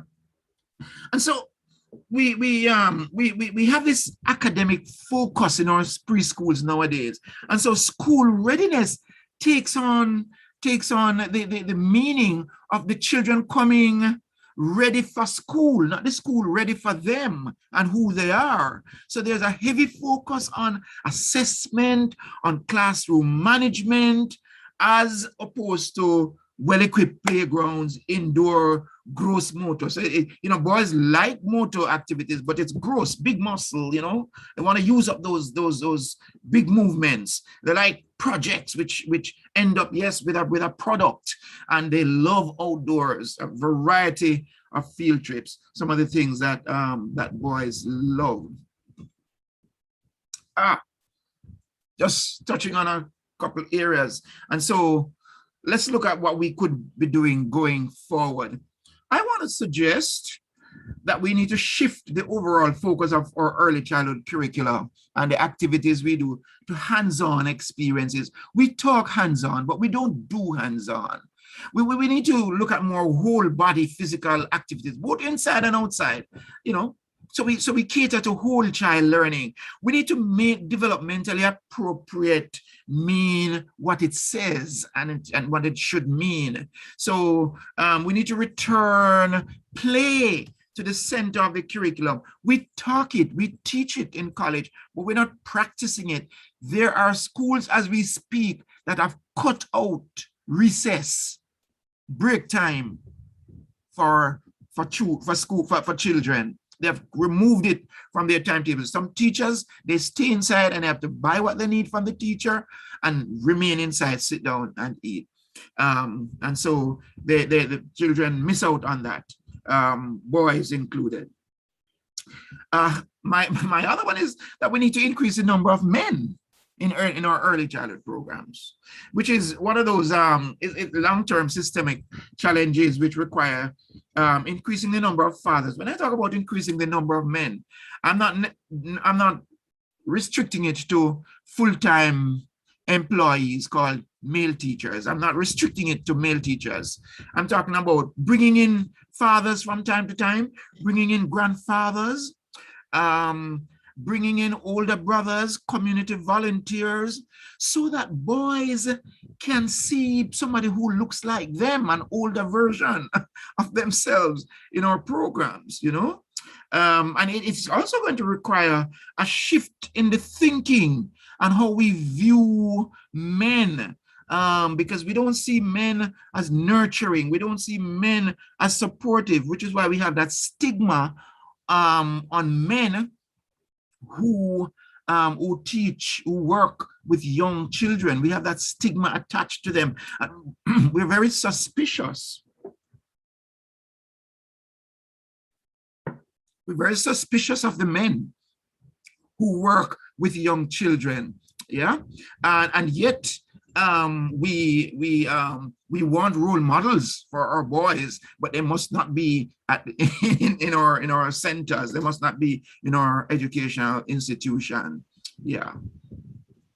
Going forward, I suggest that we make sure we provide a woodwork center in our classroom. Let's redesign, reorganize, rethink the dramatic play areas. Let's stop talking about housekeeping. Remove our housekeeping center from our classroom, right? Let's just call it dramatic play, all right? And therefore we need such things as hard hats, tools, you name it, police uniform, sports hats, uniform. Books also need to include heroes. Teachers listening to me, we need a variety of books. Let boys help you to choose some of the books that you include in your classroom so that they can see themselves. And it's through their interest that you are going to be able to teach them, through their interest. And what they're interested in, they want to see in books. And as they do that, they develop an interest in reading. Please help our boys. The number one challenge, cognitive challenge, academic challenge, intellectual challenge facing our young boys today is their inability to read. And I don't think that teachers are doing enough. I'm not beating up on teachers, God knows, but I don't think we, as a system, we're doing enough to help our boys read, okay? I think we also need to look at the natural differences, the variability of the development of young children. You know, there's a tendency to view average developmental trends as milestones. So we say by age 4, they should be doing, their fine motor skills should be developed. They should be able to thread a needle. They should be able to color within the margin and all those things. But we are not remembering that that's the middle that we're teaching to. There are ends, right? So there are those who are behind and there are those who are ahead. Unfortunately, those extremes often get ignored, right? So, and in fact, sometimes we penalize, which is why sometimes we find boys to be so troublesome because they're ahead of us. What we're doing sometimes is not capturing their interest. It's not capturing their attention.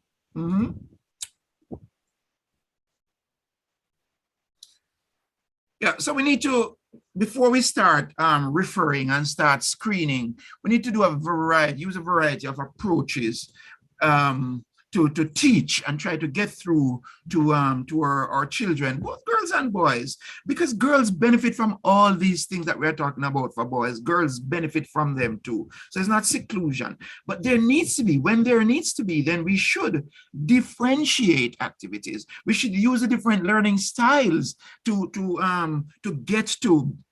get to children. We're still doing one size fits all. This is the way I teach, and this is the way you are going to learn. Let us remember that there are different ways in which our children learn, boys and girls, okay? I want to suggest, and I've been suggesting it for a while. I know while I was in the place where I could have done it, we made an attempt. It did not get to the level it should have got to, but I'm still echoing that call for a course in gender in early childhood education for our early childhood and primary teachers. We need to help them to be more than just being aware.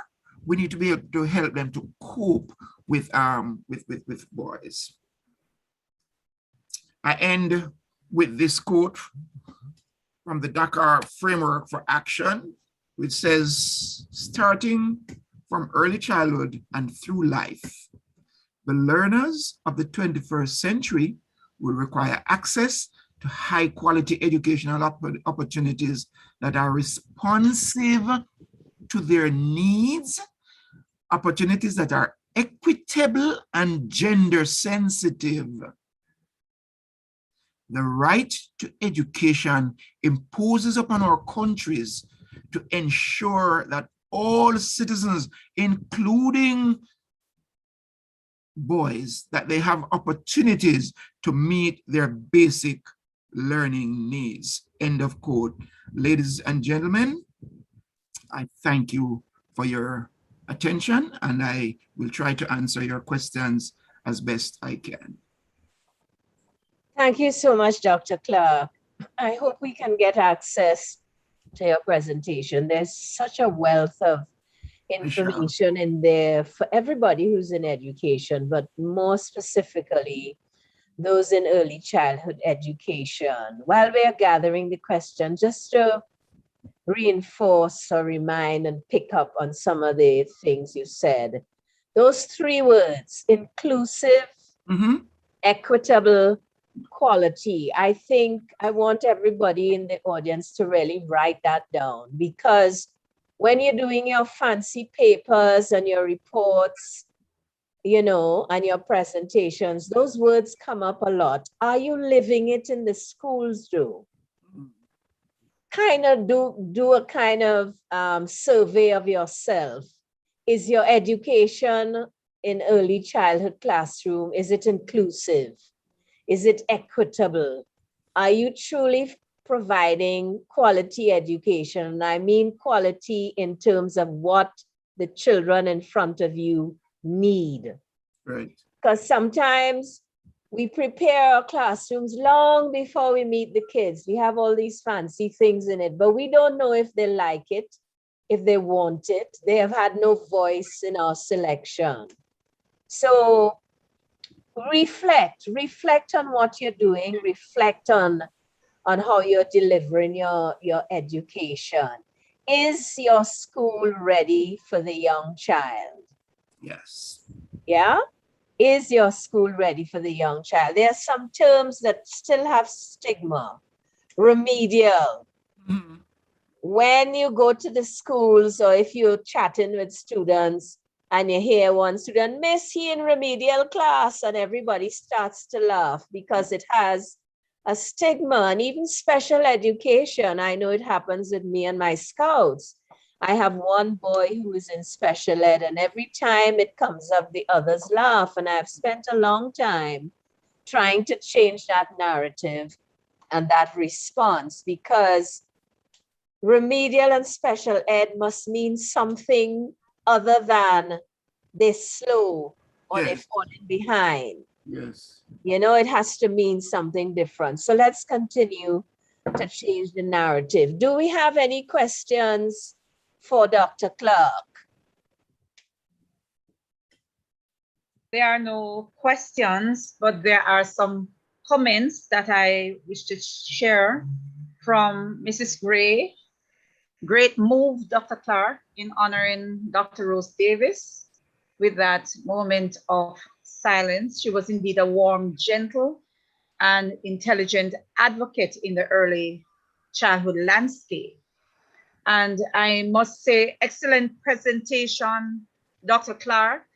And you have zeroed in on some very important points that needs to be welcome and brought to light and begin to see focus in those very special areas. Mrs. Gray also commented, listen, Marcella Taylor says, children need their me time, against the fact that you're talking about break time, and this needs to happen so that children can be active. So these are some of the comments that are, let me add also Mrs. Gray's second comment. So true, Dr. Clark, female teachers do need to ensure that materials provided that are boys friendly. So these are currently what I'm seeing here in the YouTube chat. So, and Kissy Barrett is indeed commending you as well, that it was an excellent presentation. Thank you. So that's it for the chat for a moment. Thank you. Thank you, Mrs. White. And I know Kizzy Barrett. Kizzy Barrett is principal of the basic school that is next door to Our Lady of Hope Basic School. She just graduated from the early childhood program. Enough respect, Ms. Barrett, adding to your qualifications as you help to nurture our boys and girls in early childhood. Audience members, I'm really encouraging you, take notes. Don't wait until Dr. Clark leaves to say, I should have asked him certain questions. We really want you to reflect and to take away from these presentations things that you can turn into action, so that, remember the prayer this morning, so that our efforts can bear fruit. Dr. Clark, let me thank you on behalf of the college team, on behalf of JDTAN, on behalf of all the educators for your presentation in this early childhood conference this morning. Thank you. Continue your lifelong learning and continue helping us to move forward as we should in our education efforts. Thanks again, Dr. Clark. Thank you very much. Thank you for having me.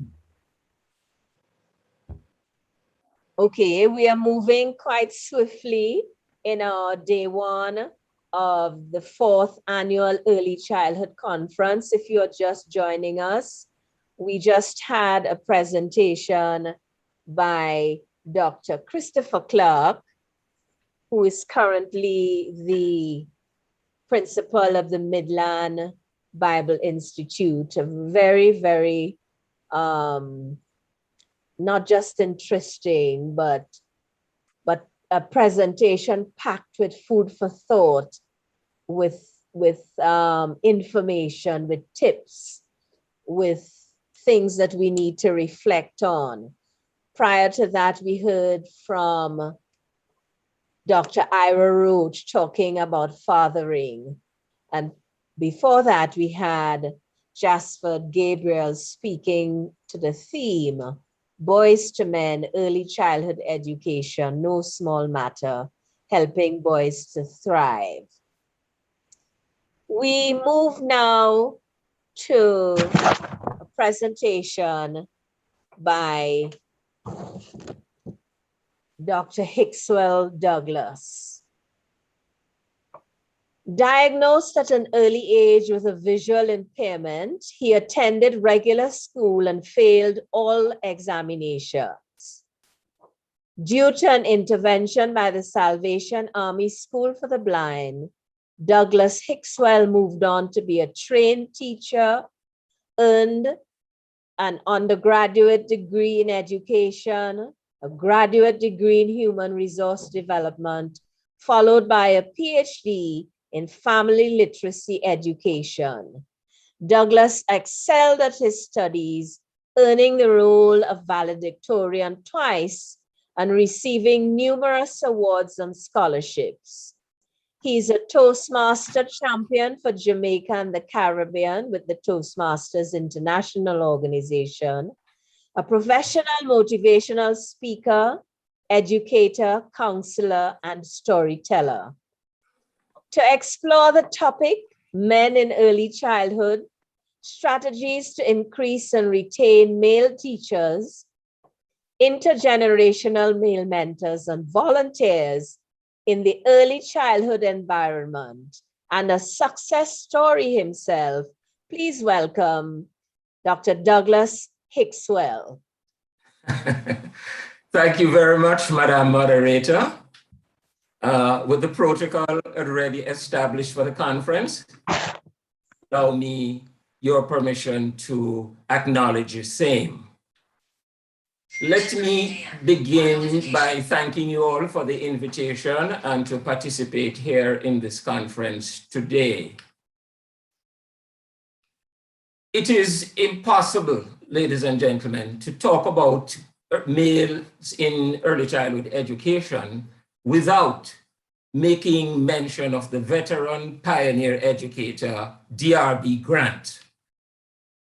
As a tribute to him for his outstanding work in the field, a center is named in his honor at the University of the West Indies, and I know of a basic school in St. James, which is also named after him.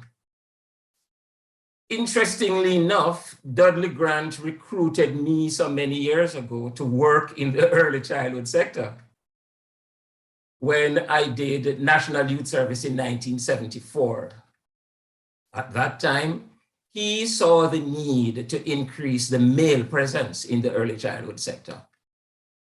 This was truly an intergenerational effort, a visionary one on his part. Many ministers of education over the years have advocated that early childhood education should be treated as a priority.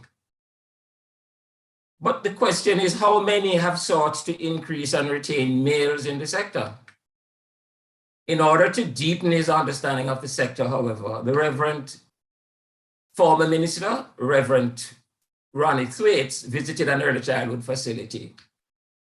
When he got there, he saw a group of boys playing on the floor, a few drawing. So trying to be at their level, he went down on the floor and started questioning them. One of the little boys handed him a crayon and said, "Sir, draw a donkey." With his best effort, he couldn't even draw a stickman donkey. And one little boy piped up at him and said, "Hey, the old man can't draw a donkey." This is a view from the mouth of babes and sucklings. As a man, the children probably didn't think that he belonged in that setting at all.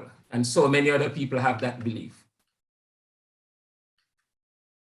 The question, though, is what of the background of early childhood education and male involvement as we navigate our way around it today? The evolution of early childhood education in Jamaica and elsewhere provides a context for us to understand the issues regarding the presence or the absence of males in the sector. Across the world, worldwide though, women have dominated the whole business of child development and child care due to public confidence in women as being more nurturing than us men. This belief has served as a barrier to some men, however, who want to pursue early childhood education, but they find that it is not so comfortable to gain entry. Today, we see that the field is still dominated by a lot of caring women and regarded as a female domain. Is it any wonder, therefore, that the field tends to be a no man's land? The gravity of the problem can be seen in a lot of statistics around the world. The US Bureau of Labor Statistics 2016 shows that 21.5% of middle school and elementary school teachers were males, and 2.5% of preschool and kindergarten children were males. When we look at Jamaica from the Early Childhood Commission, we see we have some 367 males from a population of approximately 6,900 early childhood teachers. And that works out to about 4 to 5% of male teachers in the sector, although we can't find them, look as we may.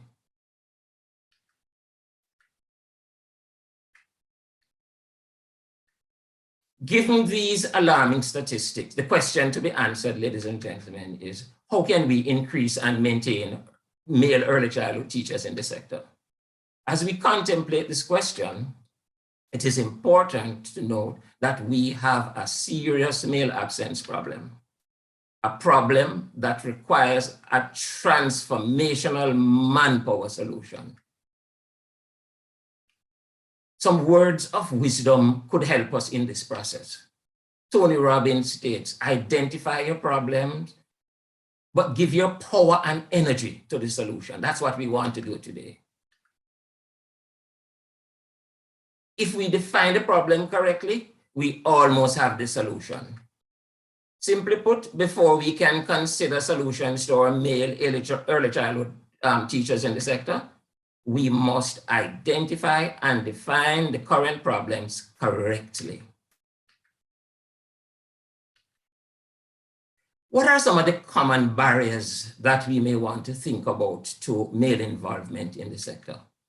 These include, but not limited to, perceptions of teaching as women's work, concerns about potential claims of child abuse, a serious one, low salary, low social status, poor compensation, feelings of isolation by the men, and uncomfortable and unhealthy bouts of stigmatization. Stigmatization, what are we talking about here? When male educators attempt to express affection with young children, scrutiny and suspicion and all kinds of allegations arise. And these things often put their reputation and their jobs at risk.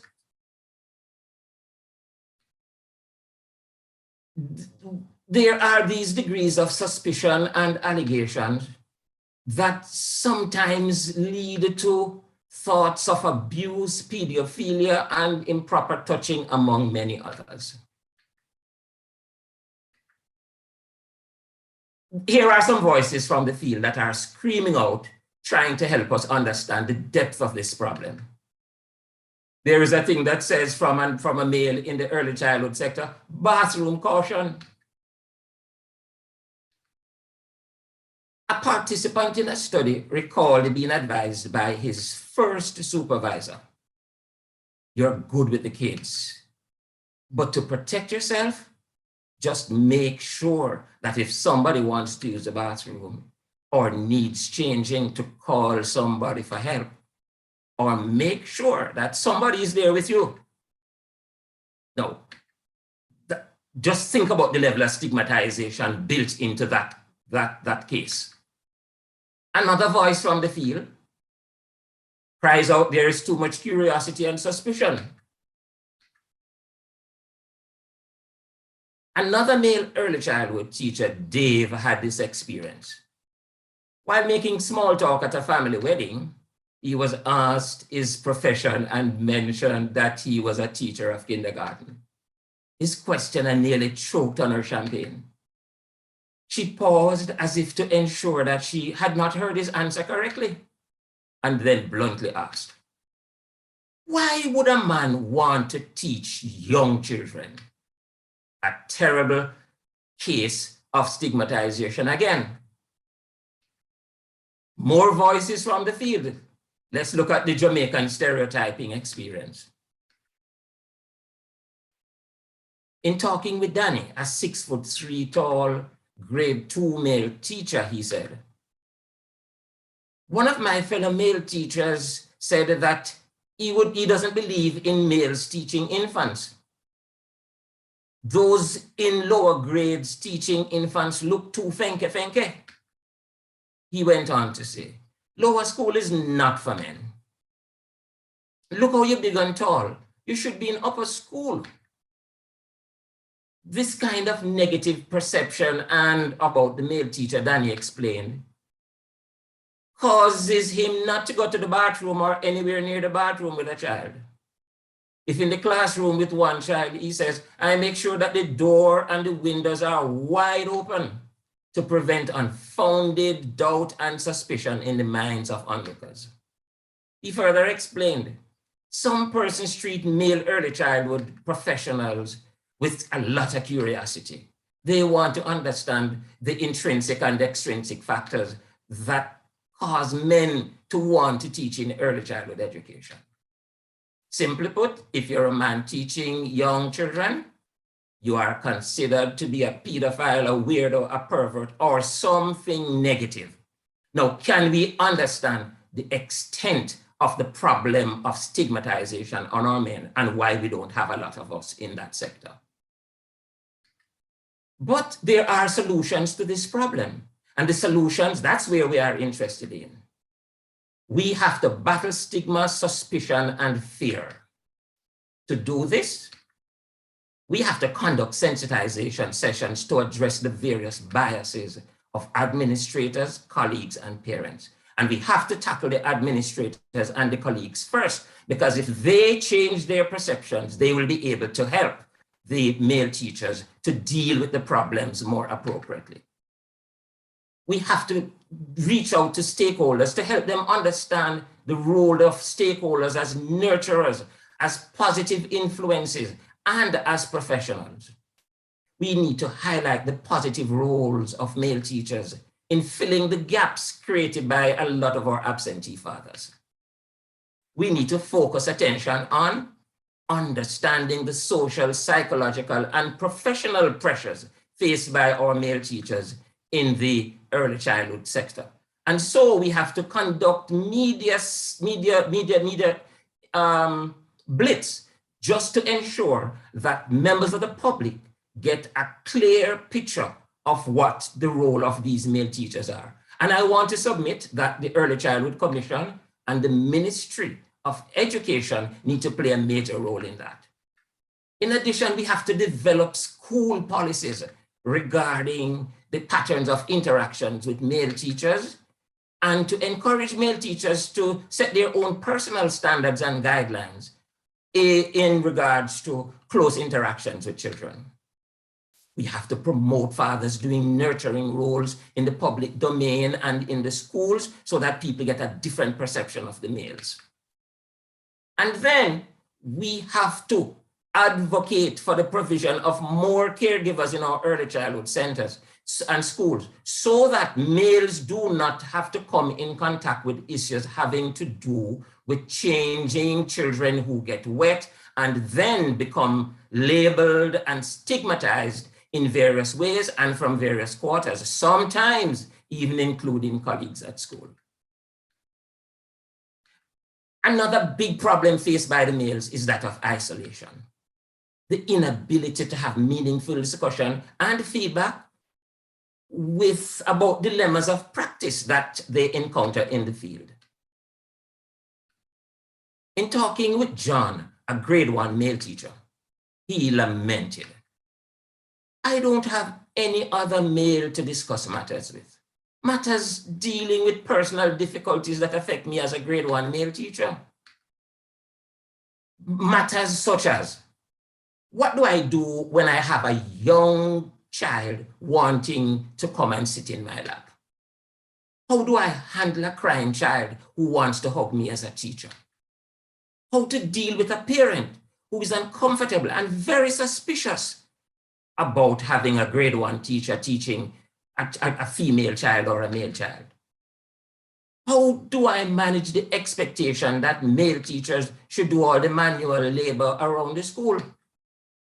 And wow, how to deal with female teachers who dominate the classroom, who want to have a little girl talk, which they don't want you to hear and which make you very uncomfortable. Ladies and gentlemen, these are some serious issues that create problems of isolation for the males in the classroom. But there are solutions too for this pattern of isolation. We have to form networks of support that can help our male teachers to identify, to discuss, and to clarify a lot of the issues that they face. Just imagine how this could be done on social media using WhatsApp and Facebook and Twitter, where the males can have a platform in which to talk and to express and to share. We're talking about engagement of male mentors where possible, few though they may be. But if we can find a few to coach and to guide those who are in the profession, that could be very helpful. But we can do that if we have a scarcity. We can develop some videos with male mentors so that they can guide and encourage and support the male teachers in there. So let us develop some videos and have those circulated to our male teachers. We can also establish a kind of a mentoring hotline that can help to clarify things that come up in the dilemmas of practice. And then we can always have a range of professional development seminars to empower administrators and the male educators with the knowledge and the skills to manage feelings of isolation, rejection, and the various dilemmas that are faced. And then some intentional support can be provided in different circumstances in which, these supports dealing with bias and isolation. And we learn to display empathy and support and encouragement so that our males feel that their service is valued. Then we also think that there is need for clear policies, to protect the children, but also to protect our males in the system. Our male educators need to feel supported and they need to feel protected. And if they feel supported and protected, more will enter the field and more will remain in the field. Wow, we come to the big thorny issue now of compensation. And by the way, the PowerPoint will be uploaded after I'm finished. So here we are talking about compensation. Low salaries, inadequate incentives, and poor benefits result in very few men remaining in the sector. Imagine a male early childhood teacher with a family to support. Garth, a basic school teacher, explains, how on earth can I maintain a family, pay a mortgage, pay car rent, student loans, health insurance, pay different kinds of utility bills, buy food on a small, meager salary? Sometimes I feel seriously inadequate as a father, as a husband, and as a man. Poor Garth. So here we are. We're going to have to find some compensation solutions for Garth and for all the other men in the early childhood sector. We're going to have to advocate for improved salaries, workplace incentives, and housing benefits. Advocacy is the main tool that has created change in our country and in many sectors. Advocacy created change in special education. Advocacy has created change in the whole entire education system. And in terms of housing benefits, if a man is a trained teacher and getting a very meager salary, just as how, for example, ladies and gentlemen, we have preferential treatment, lower interest rates for persons with disabilities in the sector. In the same way, we could extend a benefit like that to our early childhood male teachers. Can you imagine how many men would want to come into the sector? We can give scholarships, loan programs, promotion to senior teacher and master teacher posts in the early childhood sector. Why should trained teachers in the early childhood sector not benefit as in the case of other people in the sector? That can't be fair. We are saying that you have to advocate to the ministry to do this. Develop policies to create equity in the remuneration of early childhood teachers, similar to that paid to trained teachers in infant departments. This is a serious area of discrimination. And if our male teachers who are trained in the system were to be given the proper salary, more would remain in the sector. This will help this would also help to build the image and the status of the profession and make our males feel better. We have heard various talk about different kinds of privileges and incentives given to teachers in mainstream schools. Teachers of maths and science and technology and so on.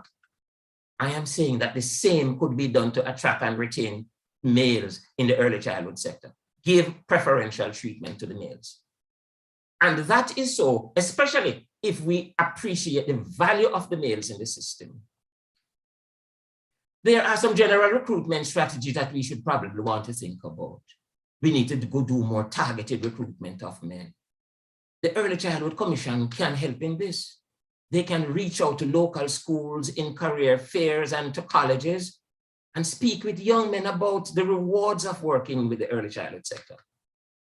Can you imagine those youngsters who are good at animation, technology, craft, music, sports, and so on? They would develop a sense of fulfillment and motivation as they deliver and watch the joy and the thrill of the children as they learn. We need to start sharing some positive stories and testimonials about persons who work in the sector, and we need to package those and share them. We have to recruit young males, not just as individuals, but we can recruit them in groups so that they feel support. That will provide the network of support that they need. Can you imagine if we were to recruit people from the NYS program, the CAP program, from Work Experience Initiative, from Community Service Initiatives? These kinds of initiatives can serve as a pool to supply people to get into the early childhood sector, and many of them may like it. Just as when I went into it at first and did 2 years of National Youth Service and 1 year working at the Salvation Army in the infant department, I got a lot of thrill and joy from doing that. Government has to promote the training and the employment of males in the early childhood sector. Government has a responsibility for that. Is it any wonder that so many of our young boys are dysfunctional today? We need to create more gender balance in the schools. And if the government takes on that role and the Early Childhood Commission, that would be a great asset. As teacher trainers play a very important role in this too. They have to establish male mentorship programs in high schools. Every single teacher training college should have a mentorship program in some high schools in which we are targeting the males and causing them to understand the value and the beauty and the importance of their service. Colleges must collaborate with career programs in all high schools and see how best we can direct the minds of some of the boys towards early childhood education. then we can also take volunteers from all the colleges and the high schools and the universities and focus them into early childhood facilities to give their community service there and to do their work experience. Ladies and gentlemen, as we come down, we're going to realize that there are a number of additional strategies, a number of them that have come out of research. Martino et al. Have suggested the following: that we need to advertise to increase the number of males applying for teachers' colleges, create employer of choice status for some of these males, make sure that we have a balance of male teachers in the early childhood facilities, increase the job satisfaction of male teachers, improve the working condition, and establish a culture that values and acknowledges the needs and the importance of male teachers. Additional strategies. Cunningham and Watson advise that recruitment policies, vision, and mission statements should focus on active employment of men to ensure staff diversity. We have to conduct staff development session on gender issues in the workplace to encourage all staff to put aside their preconceived notion and biases about gender issues. And so, ladies and gentlemen, I am saying at this point that manpower is needed. If we want men to join and serve in the early childhood sector, we must confront the pressures that inhibit male educators in the classroom. Let us start, therefore, to man up for male early childhood teachers. And as we man up for male early childhood teachers, we're going to find that a lot of our men are going to have to be singing the working man's prayer, so that as they sing the working man's prayer, they can also start saying, teacher, teacher, beg you ring the bell, not just for the children, but ring the bell for males in the early childhood sector. Tina Fey concludes and says to us, whatever the problem, we must be a part of the solution. Don't just sit around raising questions and pointing out obstacles. Be a part of the solution. I am proud to have been an early childhood practitioner for a number of years. Out of that experience, it forced me to decide that, yeah, I love teaching. And as such, I went and got trained at Sam Sharp Teachers College. Since then, I have met upon a glass ceiling, which is a big problem for some of us men when we start out in the early childhood sector.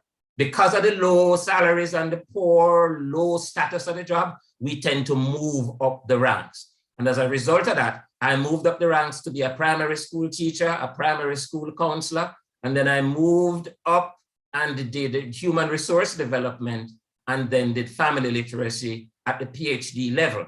But I am saying, I am one such person, ready and willing once again to become a mentor and a volunteer to break the intergenerational gap and bring more males into the sector. Thanks for listening. And as I promised, I will upload the PowerPoint afterwards. Any questions?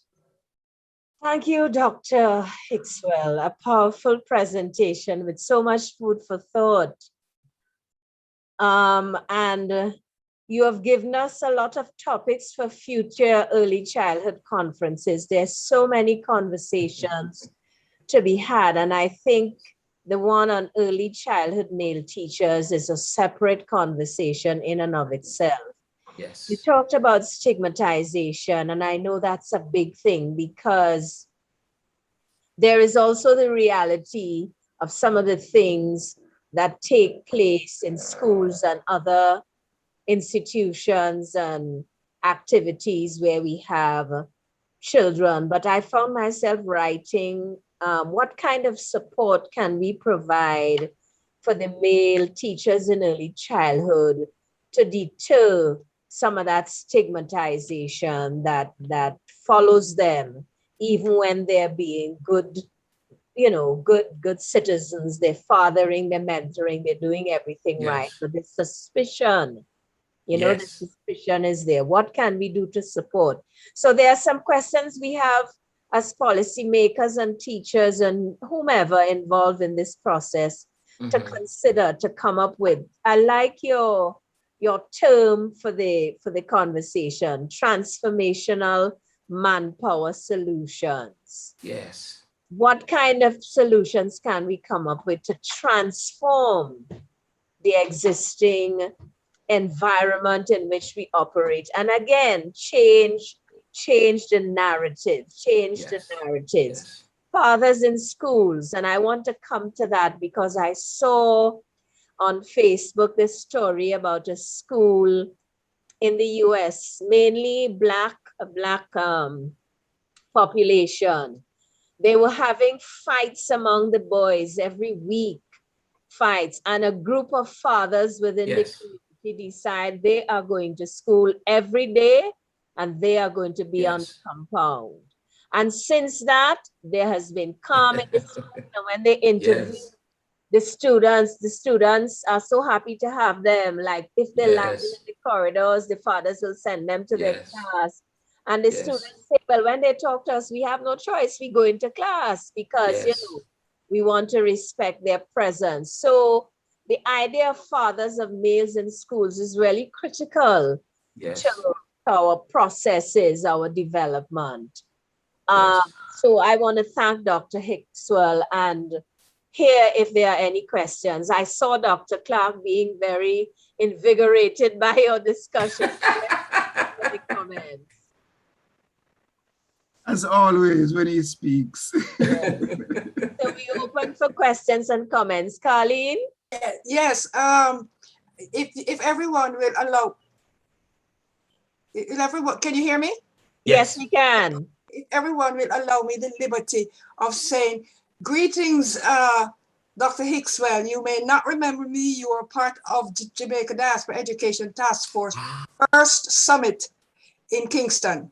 Wow. Yes. So good to see you, and what a presentation. Okay, let me start with my job at hand. Marcella Taylor asks, why is it so difficult for males to get in the education system, especially in early childhood? And she had asked this question before you went on to that part where you're giving us a story of men teaching early childhood children. Yes. Right? Doreen Brown says, she's from the Annunciation, ECI, and Brain Builder Center. She says, good morning, Dr. Hicksell. Then we have Eileen Wind, who thinks that the presentation was excellent. She thoroughly enjoyed it. And, you know, Narda asked this question. She's curious, Dr. Hicksell. Yes. Formed an inspirational speech, she agrees, but how did you navigate the early childhood landscape with the disability you faced? I think you answered part of that. Yes. But perhaps he might want to elaborate a little. Yes. When I went into the early childhood sector, at that point, I was experiencing very serious low vision issues. And so I had to develop a number of strategies to get around it. In my early childhood workshops, I found an avenue in which children could learn a lot using art and craft and music. And what I did was to indulge in massive craft work. Now it's interesting that although you may not be seen, but you're able through touch to design, to do cut shapes, to from juice boxes and bottle caps and straws and fudge sticks. And so I found my niche in making tons of teaching aids and musical instruments. And when I engaged my students with that, I had full maximum attention. But I also made sure to choose a classroom near a window and where I had a certain amount of lighting coming through the window. I used my yardstick then to use a nail and mark lines into the wooden chalkboard at the time, which gave me a certain kind of guide. So when I started writing, everybody would say, then how is he able to write so straight? But I had done a lot of practice in looping up and down and doing all of that kind of thing. So all of my supervisors in the early childhood sector said, wow, you speak loudly and clearly, but the children enjoy your work and they are learning. And they were the ones who said, you need to become a teacher. I didn't think I could become a teacher because up to that point, I didn't pass any subjects. And I wondered, how could a man going blind and don't have any qualification become a teacher? But here I am today, hard work, determination, and a will to be creative. And I think my creativity helped me a lot with the early childhood sector. Thank you. Thank you. Well said. Thank you. Yes. Okay, just moving along quickly. Thurbude Solomon reminds you, Dr. Hicksell, that you are one of my mentors. Well done. Donald Reese is congratulating the CCM family. Dr. Diana, wonderful conference, blessings. And then Marcella Taylor and Narda Gray and Talisha Negesa, they all complimented the presentation. Very good presentation. I've learned a lot. I really admired your tenacity. So there you have it, Dr. Hicksell. Thank you very much. Thank you, Colleen. Thank you for sharing the comments and questions from our audience. And I know they have more, but we can always reach out to Dr. Hicksell. Sure. Dr. Clark had a question, I think, or a comment. I really want to hear it. Colleen, can you read it? Or is Dr. Clark there to speak it? It's in the Zoom chat. Yes. It's about a comment and a question. Go ahead, Dr. Clark. You want me? Okay, he's yes, going to go ahead. Yes, because I don't remember what I said there. Oh, you said, Dr. Clark, you said, we need to have a national conversation on what are the acceptable roles in the lives of other people's children. There is some amount of hypocrisy. We want men involved, but are we suspicious of those who do outside of the home? Yeah. That is a major problem. Major problem. But I think if we do a public education campaign, and I think if we can really show men in the nurturing role on TV and in social media, if we can see that, then it would be a start in transforming the thinking. Scripture says, as a man thinketh, so is he. But it also says, be ye transformed by the renewal of your thinking. And I think if we can start flooding, using the same strategies, the psychological strategies, using advertisements to get people to buy in. If we can target our population with some good advertisements of nurturing men and so on, then we would start to create the change. Yeah. I also went on to ask Ixwell, given that we can't accept any and every mail that comes knocking, correct? Correct. So we have to be selective. So I wanted to know your profile of the might I say ideal early childhood male teacher. What would he look like? He would look like DRB Grant. But I'm seeing a youngster for whom we have done a background check of some sort. And I'm seeing a youngster who is good with the children, very enthusiastic, very artistic, and able to motivate children. Yes. Do some background checks on some of our youngsters and find them with these qualities. And then we continue to mentor and guide them.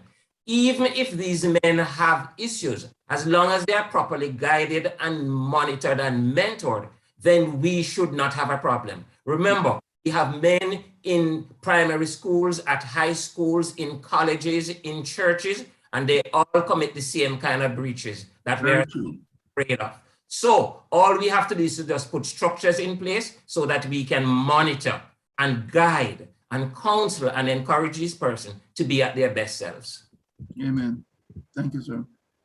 Right, so several conversations to be had, because I think the compensation package in education in general needs an ongoing conversation, but I cannot for the life of me understand why early childhood teachers are paid less.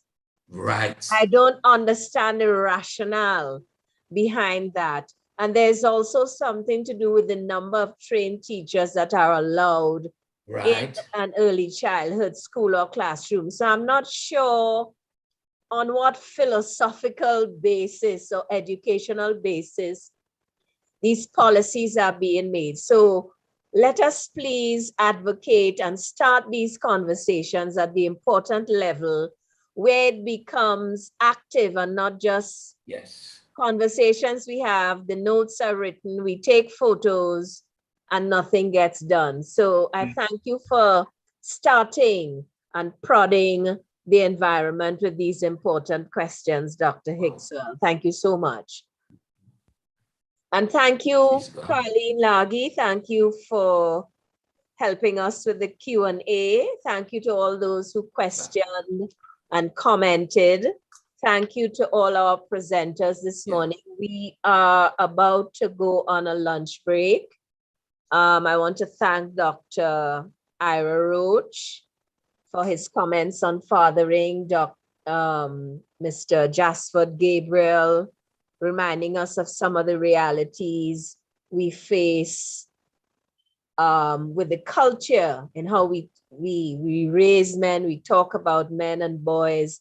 Dr. Clark raising some questions and some things for us to consider in our classrooms and our schools, and asking us to reflect on whether our schools are ready for the children who are coming, whether they have a voice in the things we have in the classroom to engage their interest. And Dr. Hickswell there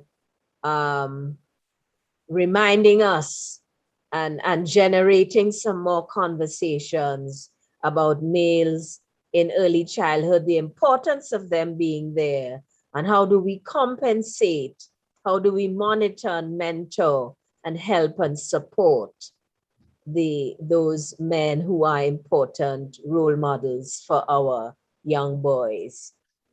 Thank you so much. We take a break now. We go to lunch. After lunch, we have Owen Blacker Ellis and we have Joseph Heron. Blacker will talk about forging the spirits of boys through healthy rites of passage. And Mr. Heron will look at the struggle of boys in organized early childhood programs, and reminding us to match the temperament of our boys with the programs and activities we engage with in the early childhood environment. See you after lunch. Take a stretch, take a walk, enjoy your meal, and join us back at 11:56, 4 minutes to midday. Thank you so much, everyone.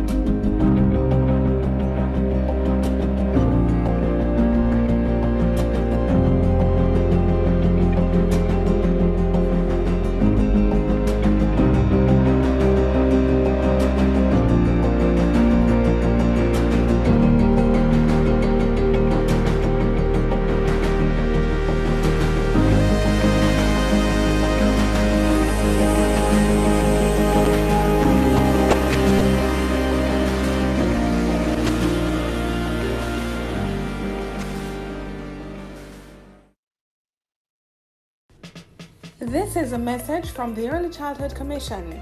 Do you have a child between 0 to 2 years of age?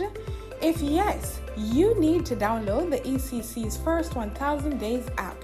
It allows you to receive parenting tips, track developmental milestones, learn about the Brain Builder concept,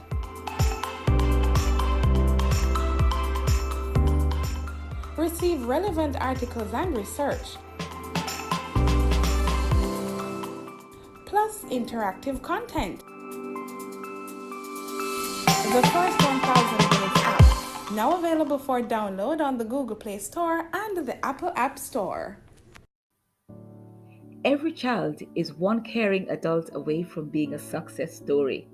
Joship. It was fortuitous that the Jamaica Teaching Council was established in 2008 with a mandate to enable and sustain a quality teaching profession, a profession that is geared to realize the mantra of Jamaica: every child can learn, every child must learn. Boys mentorship is a process of pairing adults with young boys to improve their well-being by being a role model that can guide them academically, socially, and personally. The general objective is to build a mentorship program for schoolboys such that they have a context in which they can access psychosocial support and acquire competencies for livelihood. The program is designed to build mentoring support for boys in the education system. It encompasses 3 areas: entrepreneurship, peer-to-peer mentoring, and the pairing of adults with young male students. Let's empower our boys to shine like stars. We should start mentoring them as early as the infant level. In its initial review of the performance of students, it was revealed that the gravity of the issue of the performance of boys cannot be overlooked. The concerns for the underperformance of these boys have been expressed island-wide. The results of various formal examinations provide evidence that the education of boys is in crisis. Teachers in various fora expressed their frustrations as their efforts to educate boys did not show the desired outcomes, but they never stopped trying. Our hardworking, excellent teachers in Jamaica continue to experiment with various strategies to assist boys to give meaning to their education. Thank you, teachers. The Jamaica Teaching Council is committed to supporting you to raise the achievement levels of boys so that they all can become productive citizens. Denzel Washington stated, "Show me a successful individual, and I'll show you someone who had real positive influences in his or her life. I don't care what you do for a living. If you do it well, I'm sure there was someone cheering you on or showing you the way. We call them mentors." Let's take a 7-year ride in our time machine. Sorry, you will not get a chance to take a nap because 7 years pass really fast. The Advancing the Education of Boys program was launched in the national arena as part of the National Forum for Innovations in Teaching in October 2014. The Jamaica Teaching Council was clear that the intention was not and is not to compare boys with girls. The underpinning goal of the program is to create equity in teaching and learning to improve the achievement levels of boys. Let these boys have fun, learning whatever subject is being taught. So, where are we now? The Mentors Association of Jamaica was founded in April 2021 under the umbrella of the Mentorship Unit of the Jamaica Teaching Council. Its underpinning goal is to provide mentors and mentees with opportunities for professional growth and development through collegial support, reflective practice, and collaborative learning. The association's aim is to assist in the professional development of beginning teachers in their first year of practice, educators who are experiencing pedagogical challenges, and to enhance the Boys Mentorship Program. The challenge of finding professional males who are willing and able to volunteer is real, but the team is not daunted. we continue the dialogue to find solutions. The MAJ board is committed to the elevation of the profession. If we don't, who will? It is important to the Jamaica Teaching Council to screen effective prospective mentors to determine if they have values, attitudes, commitment, knowledge, and experiences to help mentees develop healthy identities and personal qualities. We're therefore inviting men of integrity whose values and attitudes are worth emulating and who are committed to spending at least 30 minutes each week with their mentees. Organizations with the expertise and resources, collaborate with us. Getting the most out of life isn't about how much you keep for yourself, but how much you pour into others. David Stoddard. Let's create the Jamaica we want by investing in our boys. Approximately 2,000 boys are incarcerated each year, and these are the ones caught by the law. Minister Chang on September 22, 2021 said, on average, 40% of all known murder offenders in Jamaica are young boys aged 15 to 24. Let's change the news headline. Help us to guide our boys and sign up today. A mentor provides a person with a future that they don't see. It enables them to believe in what cannot be obtained. Input the URL in your browser and complete the form. A team member at the Jamaica Teaching Council will contact you. Hello everyone, I am so excited to share with you today on the course Housekeeping and Linen Room Attendant. Housekeeping is an operational, very important, very significant department within the hotel. It is responsible for cleanliness, maintenance, aesthetic upkeep of rooms, public area, back area, and its surroundings. Without the housekeeping department, we simply cannot have a hotel. I am so excited to be your teacher. I'm so excited to train you and to help you in becoming a responsible, successful citizen of Jamaica and the world at large. I'm looking forward to seeing you at the Catholic College of Mandeville. My name is Megan Leslie Gordon, your housekeeping lecturer.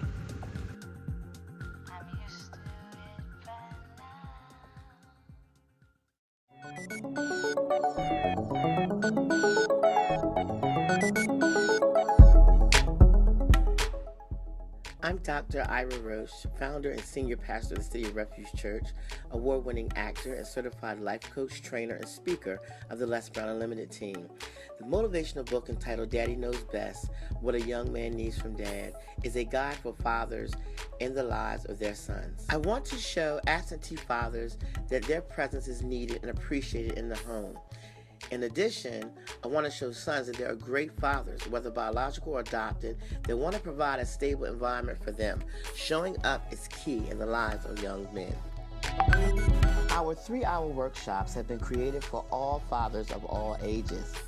With this hands-on approach, the participants gain new skills they can begin to use immediately for positive results and growth. After the workshop, the participants are encouraged to join our private Facebook group to network and share challenges and growth with others in a safe space. Contact me to schedule your organization's Daddy Knows Best workshop to enhance your life by design, because life should always include love, information, fun, energy, and positive emotions. I can be reached at www.driraroche3rd.com or my email at ira.inspires@gmail.com.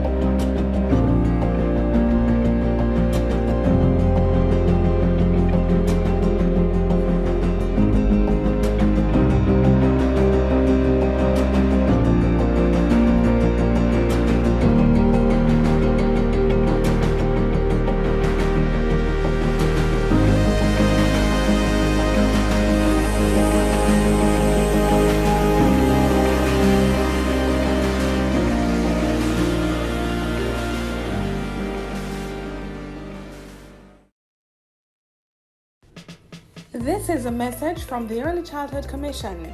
Do you have a child between 0 to 2 years of age?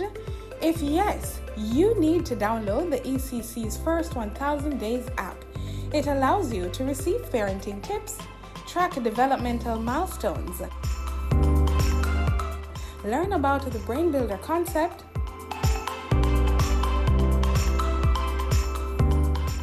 receive relevant articles and research, plus interactive content. The First 1000 Days app, now available for download on the Google Play Store and the Apple App Store. Every child is one caring adult away from being a success story. Joship. It was fortuitous that the Jamaica Teaching Council was established in 2008 with a mandate to enable and sustain a quality teaching profession, a profession that is geared to realize the mantra of Jamaica: every child can learn, every child must learn. Boys mentorship is a process of pairing adults with young boys to improve their well-being by being a role model that can guide them academically, socially, and personally. The general objective is to build a mentorship program for schoolboys such that they have a context in which they can access psychosocial support and acquire competencies for livelihood. The program is designed to build mentoring support for boys in the education system. It encompasses three areas: entrepreneurship, peer to peer mentoring, and the pairing of adults with young male students. Let's empower our boys to shine like stars. We should start mentoring them as early as the infant level. In its initial review of the performance of students, it was revealed that the gravity of the issue of the performance of boys cannot be overlooked. The concerns for the underperformance of these boys have been expressed island-wide. The results of various formal examinations provide evidence that the education of boys is in crisis.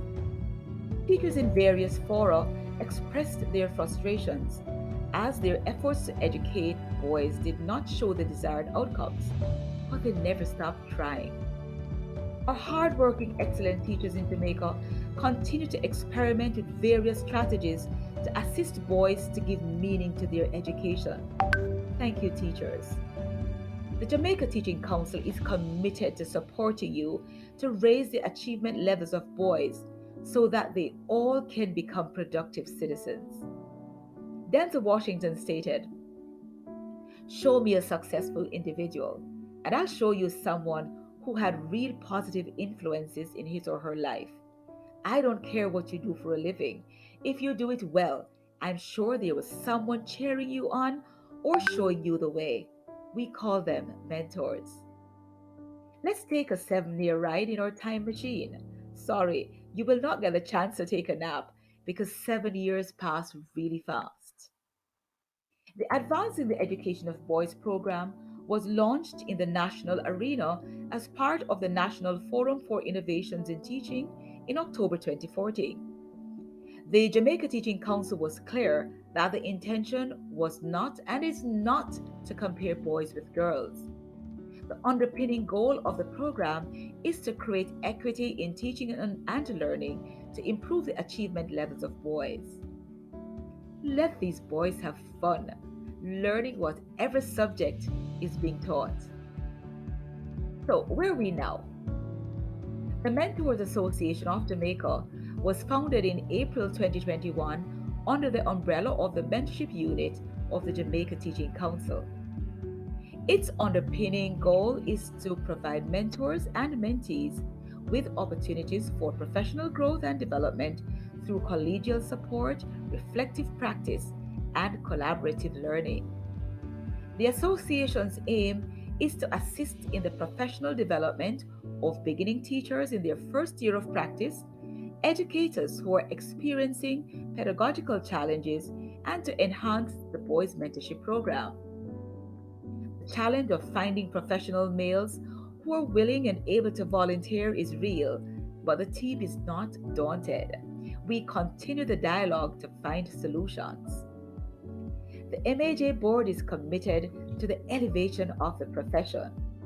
If we don't, who will?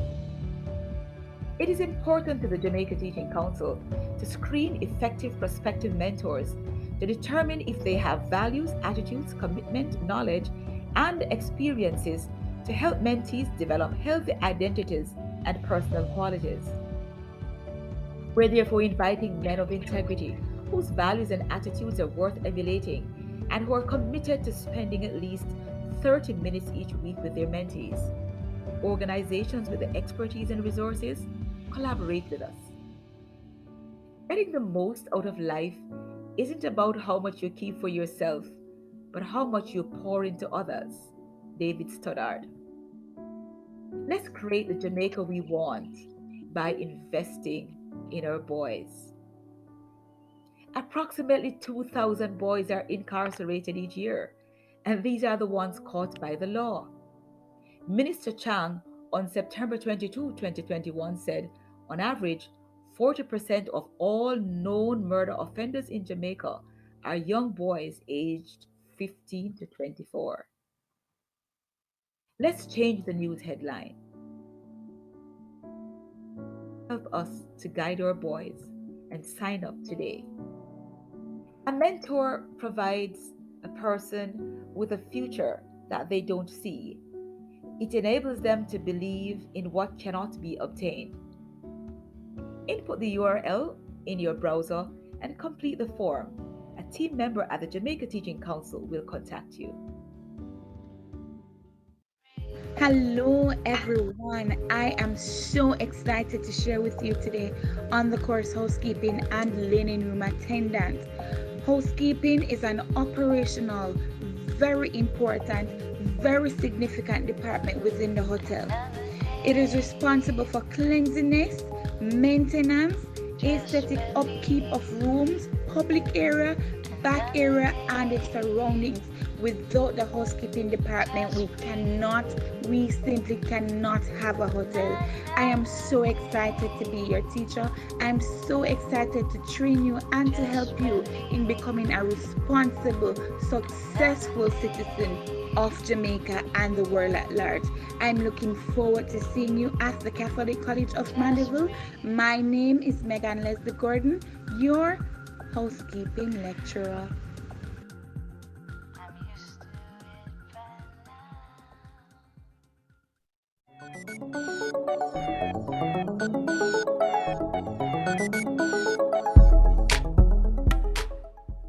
I'm Dr. Ira Roche, founder and senior pastor of the City of Refuge Church, award-winning actor and certified life coach, trainer, and speaker of the Les Brown Unlimited team. The motivational book entitled Daddy Knows Best, What a Young Man Needs from Dad, is a guide for fathers in the lives of their sons. I want to show absentee fathers that their presence is needed and appreciated in the home. In addition, I want to show sons that there are great fathers, whether biological or adopted, that want to provide a stable environment for them. Showing up is key in the lives of young men. Our 3-hour workshops have been created for all fathers of all ages. With this hands-on approach, the participants gain new skills they can begin to use immediately for positive results and growth. After the workshop, the participants are encouraged to join our private Facebook group to network and share challenges and growth with others in a safe space. Contact me to schedule your organization's Daddy Knows Best workshop to enhance your life by design, because life should always include love, information, fun, energy, and positive emotions. I can be reached at www.driraroche3rd.com or my email at ira.inspires@gmail.com.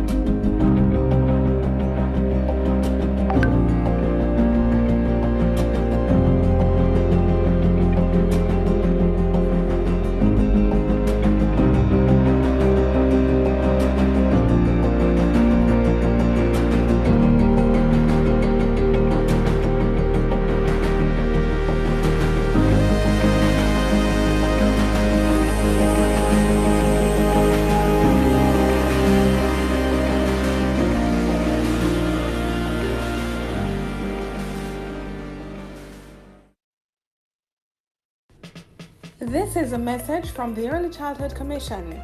Do you have a child between 0 to 2 years of age?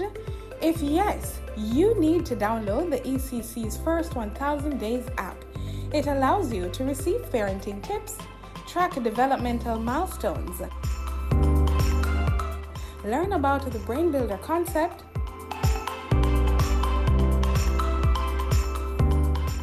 receive relevant articles and research, plus interactive content. The First 1000 Days app, now available for download on the Google Play Store and the Apple App Store. Every child is one caring adult away from being a success story. Joship. It was fortuitous that the Jamaica Teaching Council was established in 2008 with a mandate to enable and sustain a quality teaching profession, a profession that is geared to realize the mantra of Jamaica: every child can learn, every child must learn.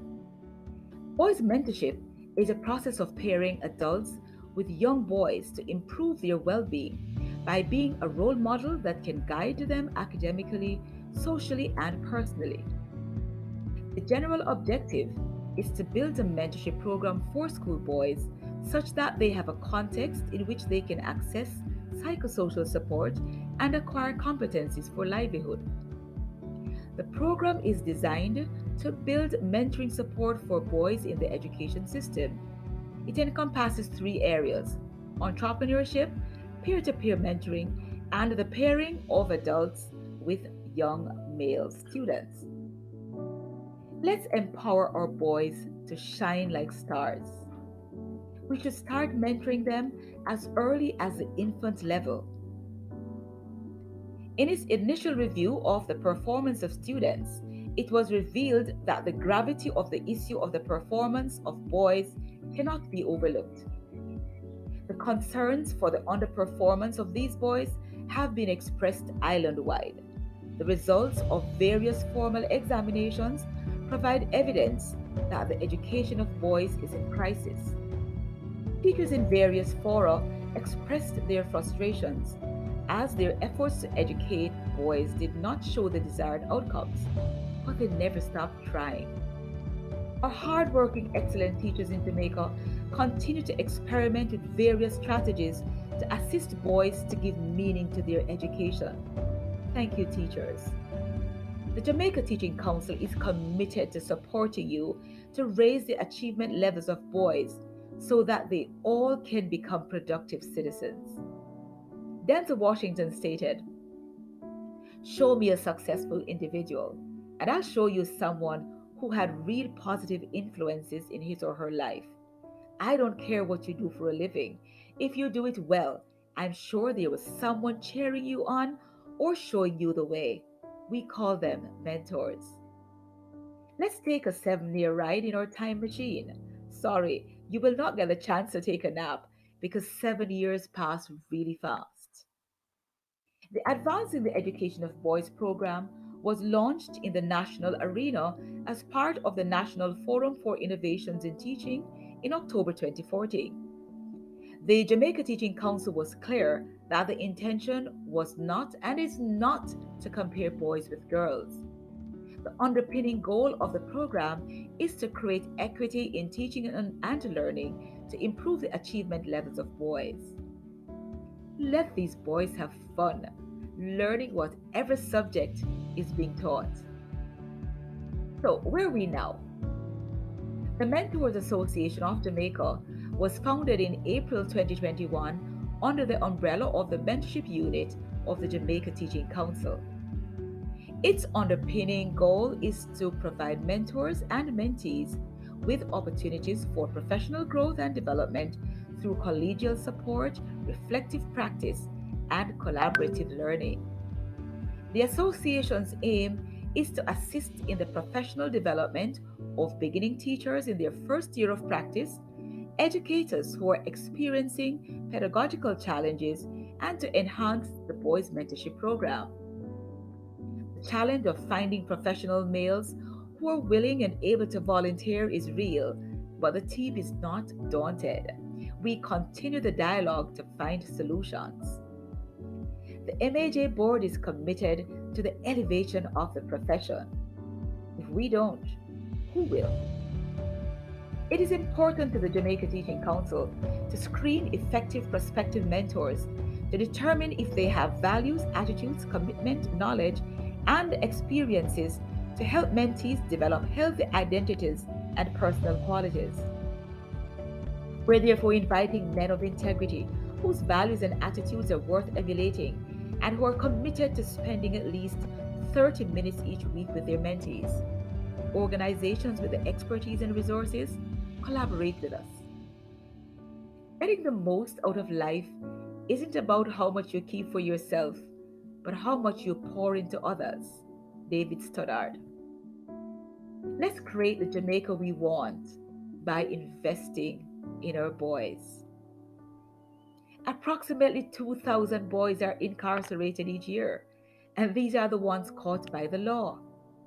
Minister Chang on September 22, 2021 said, on average, 40% of all known murder offenders in Jamaica are young boys aged 15 to 24. Let's change the news headline. Help us to guide our boys and sign up today. A mentor provides a person with a future that they don't see. It enables them to believe in what cannot be obtained. Input the URL in your browser and complete the form. A team member at the Jamaica Teaching Council will contact you. Hello everyone, I am so excited to share with you today on the course Housekeeping and Linen Room Attendant. Housekeeping is an operational, very important, very significant department within the hotel.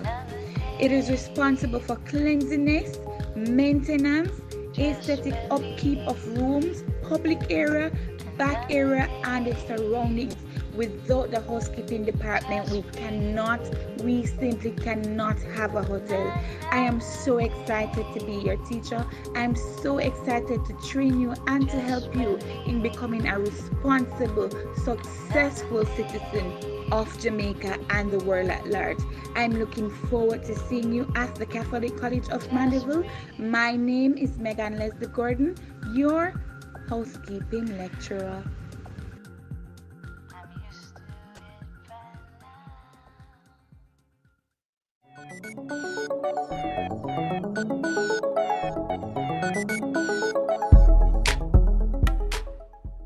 I'm Dr. Ira Roche, founder and senior pastor of the City of Refuge Church, award-winning actor and certified life coach, trainer, and speaker of the Les Brown Unlimited team. The motivational book entitled Daddy Knows Best, What a Young Man Needs from Dad, is a guide for fathers in the lives of their sons. I want to show absentee fathers that their presence is needed and appreciated in the home. In addition, I want to show sons that there are great fathers, whether biological or adopted, that want to provide a stable environment for them. Showing up is key in the lives of young men. Our 3-hour workshops have been created for all fathers of all ages. With this hands-on approach, the participants gain new skills they can begin to use immediately for positive results and growth. After the workshop, the participants are encouraged to join our private Facebook group to network and share challenges and growth with others in a safe space. Contact me to schedule your organization's Daddy Knows Best workshop to enhance your life by design, because life should always include love, information, fun, energy, and positive emotions. I can be reached at www.driraroche3rd.com or my email at ira.inspires@gmail.com.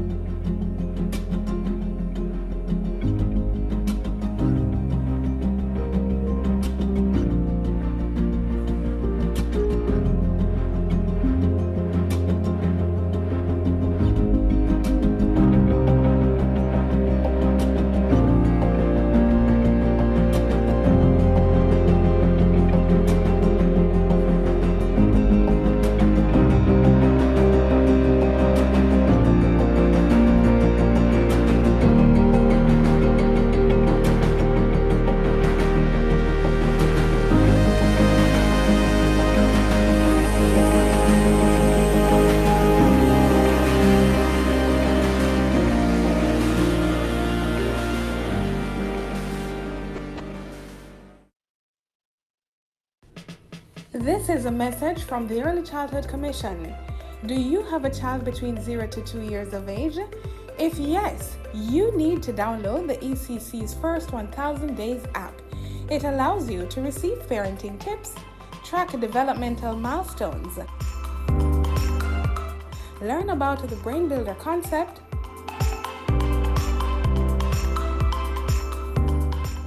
receive relevant articles and research, plus interactive content. The First 1000 Days app, now available for download on the Google Play Store and the Apple App Store.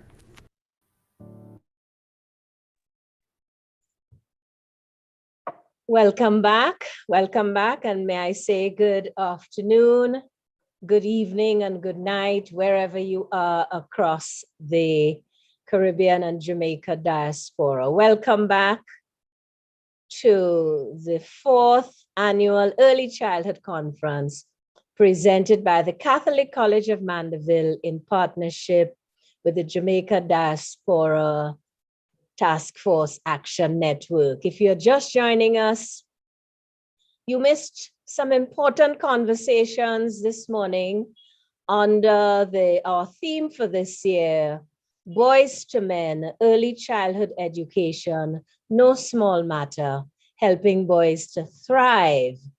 We had some important messages and comments from some of our partners, the Chase Fund, the Ministry of Education, the Early Childhood Commission, all supporting and endorsing the need for us to have these conversations on helping our boys to thrive and changing the narrative in our societies about boys and men.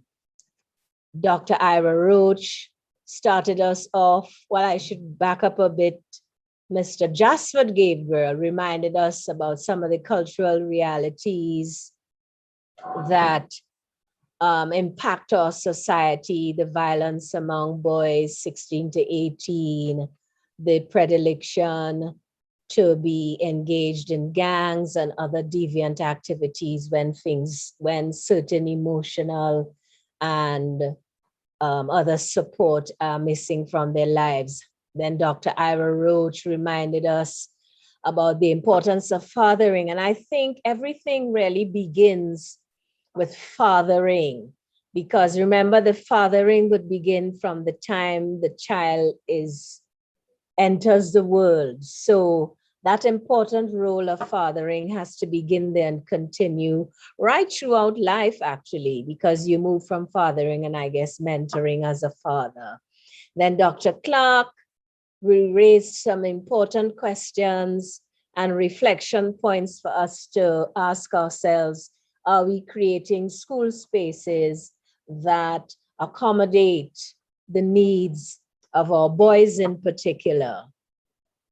Dr. Hickswell raised some important conversation points, and I really hope that our partner, the Jamaica Diaspora Task Force Action Network, I hope you're taking some notes as to some of the things you need to begin, some of the conversations you need to begin in the early childhood component of your newly formed arm of your education activities, because certainly compensations for teachers, more trained teachers in early childhood, male teachers in early childhood are some critical conversations to have. And now we move to our afternoon session, and it is my pleasure to introduce theater activist, comedian, actor, teacher, writer, and motivational speaker, Owen Blacker Ellis, known to everyone in the fraternity as Blacker. He has taught at all levels of the education system here in Jamaica and in Canada, where he earned his graduate degree in environment studies at York University in Toronto. Blacker is currently senior lecturer at Edna Manley College for the Performing and Visual Arts, an adjunct lecturer at Trenchtown Polytechnic College.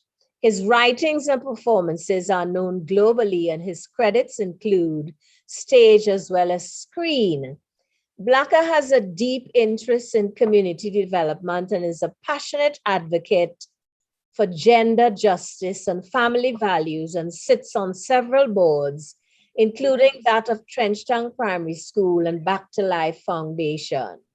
He has been integral to arts-based projects on decreasing violence among urban youth, men and family, gender-based violence, and male sexuality. To share with us on the topic, Forging the Spirit of Boys Through Healthy Rites of Passage, please welcome Owen Blacker Ellis. Thank you so much, my dear friend, John. You didn't mention that party. I'm deeply wounded. You didn't say Blacker is my friend. So, hello, folks. I'm happy to be here to share with you all. Let me first of all begin by just delivering a disclaimer with a certain clear declaration. I'm not here to outpour information. I will not wow you with a fantastic PowerPoint presentation. What I intend to do is to ignite some pertinent questions in a call for conversation. I'm going to be the purveyor of provocation. That is my role as I share with you on this very interesting topic of forging the spirit of boys through healthy rites of passage. So I teach a gender course at Edna College, and I actually am doing some training in partnership with WMW Jamaica on gender-based violence. And recently I shared a retort that I created that delivers 10 tips to men who want to partner with women to end gender-based violence. And the first tip I shared was to encourage men to acknowledge our privileges as men. And a very intelligent, well-learned man paused and asked quite earnestly, Blacker, tell me, what are some of these privileges? He couldn't think of what do I consider to be male privilege? And I said, a very simple one is that we can walk, we can dress in a pair of shorts and walk anywhere through town without being told degrading things about ourselves, without anybody trying to touch us. And that's just one of several of what we all very often don't see as male privileges. But as I speak with you, and not to you, but with you, on rites of passage for boys, I want to share that it's one context within which I think men aren't privileged. But I think that men are at a disadvantage when it comes to healthy rites of passage. And by that, I really mean healthy ways of marking a transition from one point of maturity to another, from one point of dependence to greater independence. I know when I was a boy, I used to yearn for the chance to wear long pants because that meant I was now a big boy. Because in my days, I wore short pants to primary school in grade 1, short pants in grade 2, and then by grade 3, I get me long. I was like, yes, I'm now in long. And for me, wearing long pants meant a very simple but important rite of passage. I was now grown up. And kids in houses, in homes, learn different ways of establishing their independence. You can now shower yourself. You can choose your own dressing. And that goes across the gender lines. But there are ways in which, and perhaps one single way, in which I envy my female counterparts. And it's something that I've shared in my comedy routine, and people laugh, and I say it sometimes jokingly, but I say it seriously. And it can sometimes get some men very annoyed. And I say it now. I wish boys had periods too. I wish men experience menstruation. Let me tell you why. As a father who has raised sons, and as I compare with my sister friends who raised daughters, and as I now grow with my wonderful teenage granddaughter, I discover that when girls attain the age of puberty, however it might happen, in some way, they end up getting the talk. You know, the talk, girls, as they approach their first menstrual cycle, somebody gives them at least some hint of instruction about the fact that their bodies are now changing and some things are now have to be given consideration. So girls, by virtue of nature, are forced to, upon arriving at puberty, begin to take responsibility for their own bodies.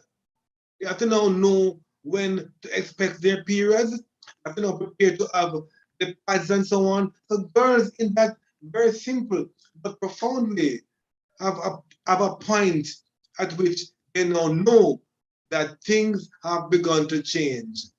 I'm no longer just a little girl, I must know. So girls are encouraged by nature to take responsibility for their own bodies.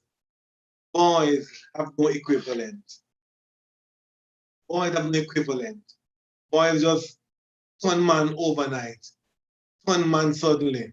And for many men, they never ever turn man. They remain grown-up boys because there's no, and for them, they find various other unhealthy, problematic ways of marking, I'm now a man. And for many, it's the first spliff, or the first time you get drunk, or the first time you quote unquote broke your ducks sexually. And those are the ways in which men, the only way that men have, many men, to really mark a movement from one stage to another of independence, of maturity, of growing up. That's why there are men who, grown up men in the 50s and 40s, who still have to leave home to play football with the boys, who hang with the boys, and impressing and getting the approval of their peers becomes so important to men that they never ever grow up. And they might become husbands, they might become fathers, even grandfathers, without ever fully moving beyond a certain level of maturity. But there is a deficiency, there is an issue, there's a problem with rites of passage for the males in our community, for men to become men, for boys to become older men, and for older men to become elderly men. So there is definitely an absence of healthy rites of passage. Jewish boys have their bar mitzvah, and in some cultures they are very rigid and strict rites of passage. But in our modern Western world, there really is none. And the schools can't do it. I know when I was in high school, one day in grade 8, they called all the boys together and all the girls together, and we got to talk about sexual reproductive health and so on. But that is not the equivalent to having a very marked, intentional, significant rite, ceremony, event that says to a boy, I am now becoming a man in a healthy way. So there's an issue with our society. How do we fix that? So I want to share two resources with you, two frameworks with you that I will leave with you. And I'm going to share them in two simple pages on my screen pretty shortly. And one is what I call I and I gears. I and I gears. I have this theory that says everything comes back down to I and I gears. And I and I gears obviously is an acronym. But I think it's a very useful acronym because I and I in the Rastafarian cosmology could mean me, the individual. It could also mean you and I, all of us. So I and I gears. And for me, the I speaks to identity and image. That's the I. Identity and image. What do we do with boys as they become older boys, as they move from baby to toddler, from infant to toddler to pubescent boys, to teenage boys? What do we do with them, either deliberately or indirectly, that gives them a sense of their I, their identity, and their image? They will give them a name. The name is the first ID. They have the name Paul, that's the ID. The name John, that's the ID, and it's on the ID, and so on. But also we shape their image as well. Before the child is born, we begin to ask, she pregnant? Boy or girl? If it's a boy, buy something blue. Buy him the gun. Buy him the truck. If it's a girl, buy something pink. Give her the doll. So we begin to shape the the identity and the image. The community, and the family, and the society. That's the identity and image. And then there's the gears, GEARS. And the gears is the G, gender performance, gender stereotypes, gender norms, gender expectations. And the girls are encouraged under the G. Again, I'm envying my sisters. The girls are encouraged to be your best self. If the girl decides that she don't want to be a married woman, or she don't want to, she's encouraged. If your daughter says, I want to be a construction engineer, I want to drive tractor, I want to play NFL, you say, you go girl, chart new courses. But if your son says, I want to be a ballet dancer, boy, if your one son says, I want to be a nurse, he's told, be a man. I always say, I envy women. Women are never ever told to woman up, but men have to man up. What does man up mean? Under that G, gender. And then the E, earth, environments, energy. And I deliberately say environments. I'm not just talking about nature and ecology. I'm talking about everything around us. Our social, political, built, and natural environment. Our environments. That's the E in the I gears. And then there's the A, associations, allegiances, alliances, and relationship to authority. And then there's the R, reproductive health. And then there's the S, spirit, spirituality, and soul. And my challenge then is, how do we intentionally, directly, and deliberately help boys to shape their notion of the I gears, our identity and image, shape our notions of gender, our understanding of earth and environment and energy, our relationship with associations and allegiances and then end up in gangs and so on. And also reproductive health, and S, spirituality, spirit, and soul. And therein lies my question as I share with you this conversation. Let's talk about how and what can we do with boys that will help them to become the men that we would like to see our daughters and granddaughters choose as partners. How do we really forge that spirit of independence, that spirit of compassion, that spirit that will, as I say, that will ground, green, and grow our boys into gentler greatness, into becoming new man, more human? How do we do that? So I believe we can approach that with another framework that I want to share with you. And that is so we can agree, I need to give you statistics, we can agree that there's an issue with forging the spirit of boys by offering them healthy rites of passage. There's no question that it's lacking. And men shouldn't have to use their first smoke or their first drink or their first sexual experience to say, I am now into manhood and beyond boyhood. How can we do that?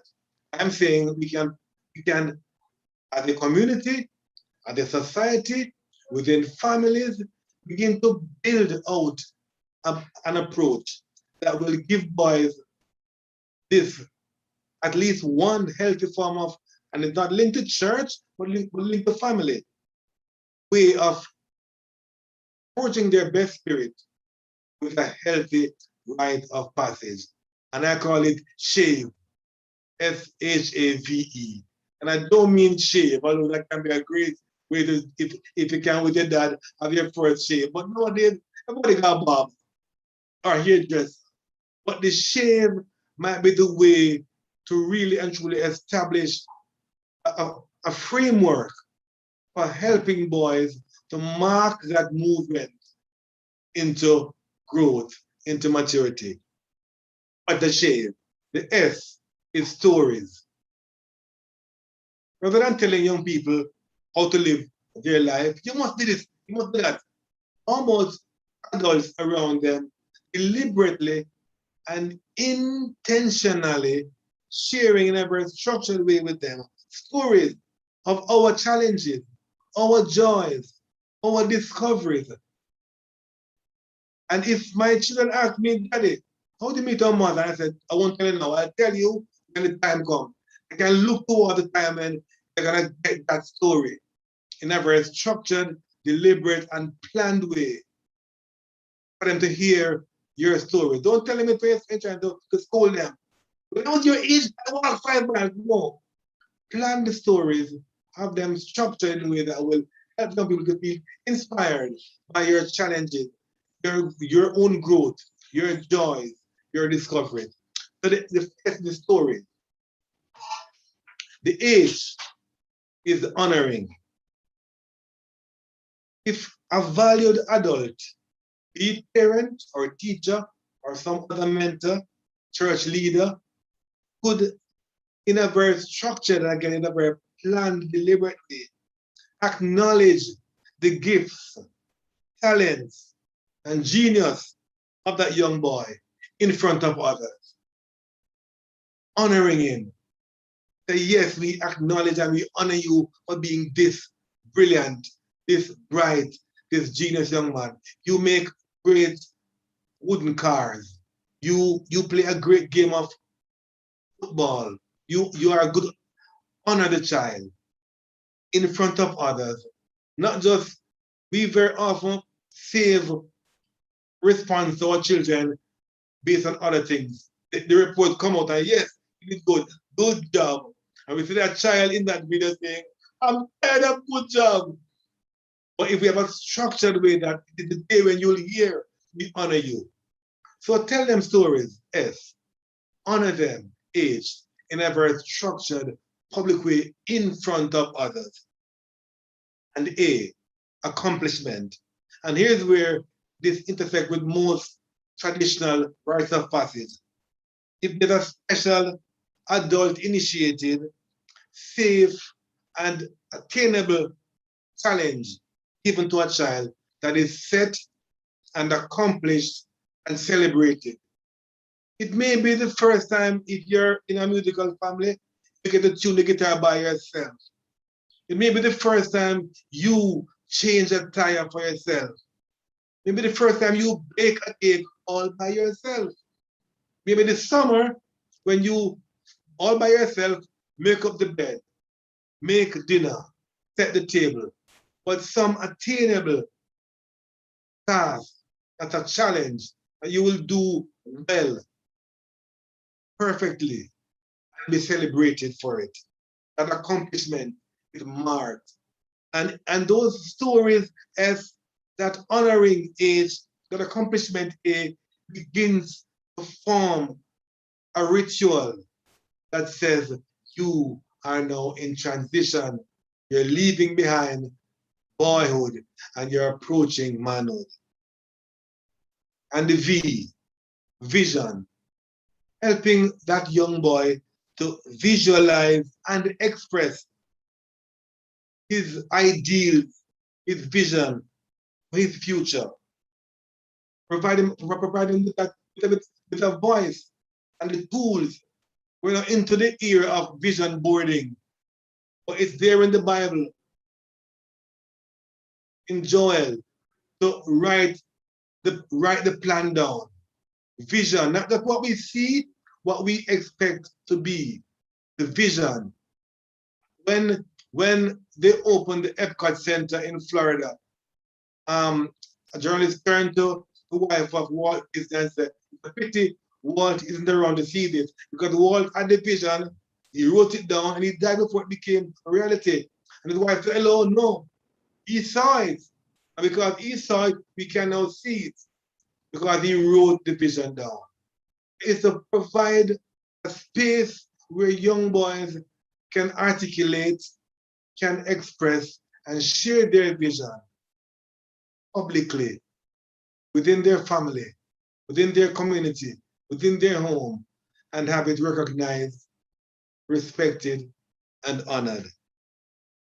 And the E, it is best if all of this, these stories, this honoring, this attainment of this challenge, the accomplishment, this vision, if all these happen in the context of an event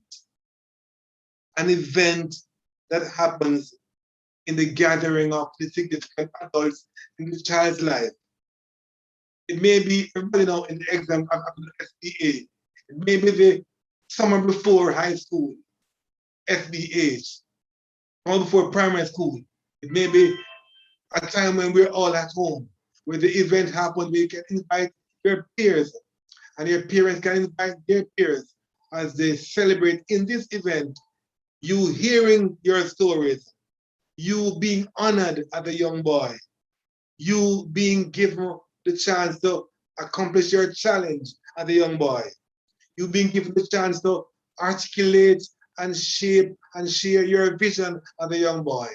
And it happens in an event where you are the star, you are the key performer, you are the main artist, and that is your chance to grow into your adulthood, to begin your transition, your rite of passage.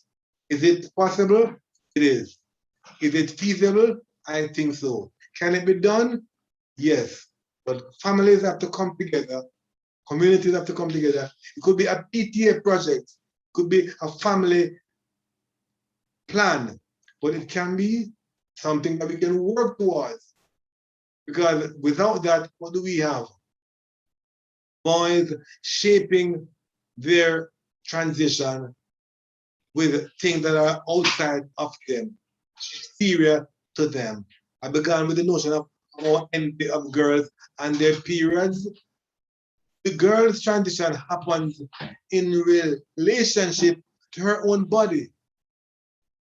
Boys, theirs are marked by things outside of them, in their social network, and that can be problematic.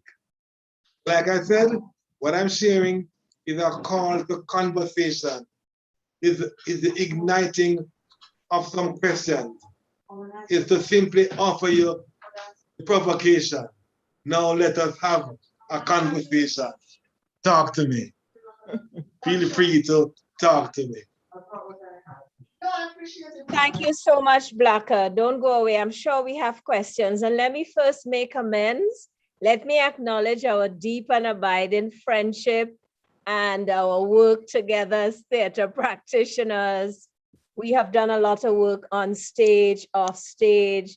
We have had a lot of conversations about the very topics that Blacker has raised for us today. Rites of passage for boys. I remember when I got the talk, but before that, I love a fight. As a little girl growing up, I loved to hang out with the boys because they love a fight, and I really enjoyed a good fight. And then I got the talk, and immediately my behavior changed, my thinking changed. I began seeing myself, as they told me, as this young woman with a certain deportment and that kind of thing. So the talk really, the rite of passage really impacts your cognitive self, your emotional self, which transforms your physical self. And it really is important. When we did Man Talk, which Blacker was part of, I was part of the data collection team, and we interviewed young men right across the Caribbean, and every single young man between the ages of about 14 right up to 25 that we had interviewed commented on the absence of a right. They talked about envying their sisters because they knew when their mother had the talk, lock up in the room with their sisters, and they could see the change in their sisters. And that's where that line come from that I started the conference with. But with boys, they just let them out like wild goats and hope they find a way to manage themselves in the society. So I think it's a very, very important call for the conversation. And I hope that everybody listening today and who has sons who are teaching boys or who have access to boys in the community, that you sit together and you create these rites of passage for the young men in our community so that they don't then use sex and drugs and drink to mark their transitional points. Very, very important conversations. We see books, Soul Food for Girls, Soul Food for Women at every stage. There are no soul food books for boys. Yeah. Not a one for boys. I see Christopher Clark as a hands raised. Yes, I know he would. Christopher Clark, can we start with you? You Yes, Dr. want to Clark, come in, come in. you want to have the conversation with me? Certainly.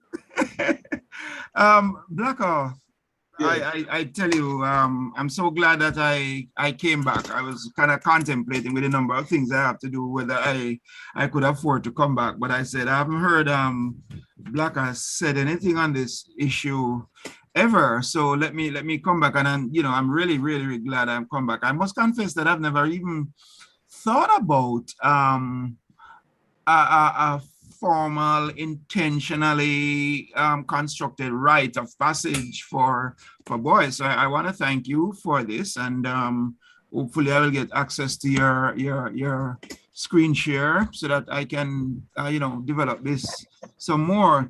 But look, Blacker. One of my concerns is that this is so beautiful. This is so positive.